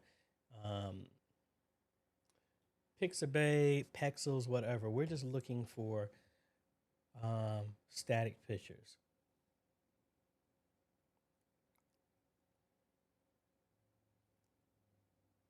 I mean, I'm sitting here thinking that, but that's kind of obvious. What I want to do is do something different because that's how you're going to get people's attention.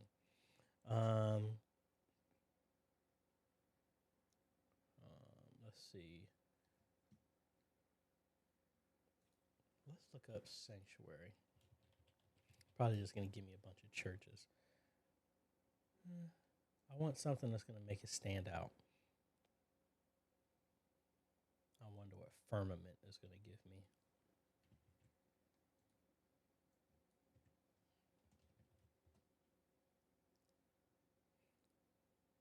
Assumed to be as much. So I'm not going to go crazy overboard because this is just meant to show how I would do something like this. So that picture's not bad, but I want something that's more striking and dynamic. Let's do a harp.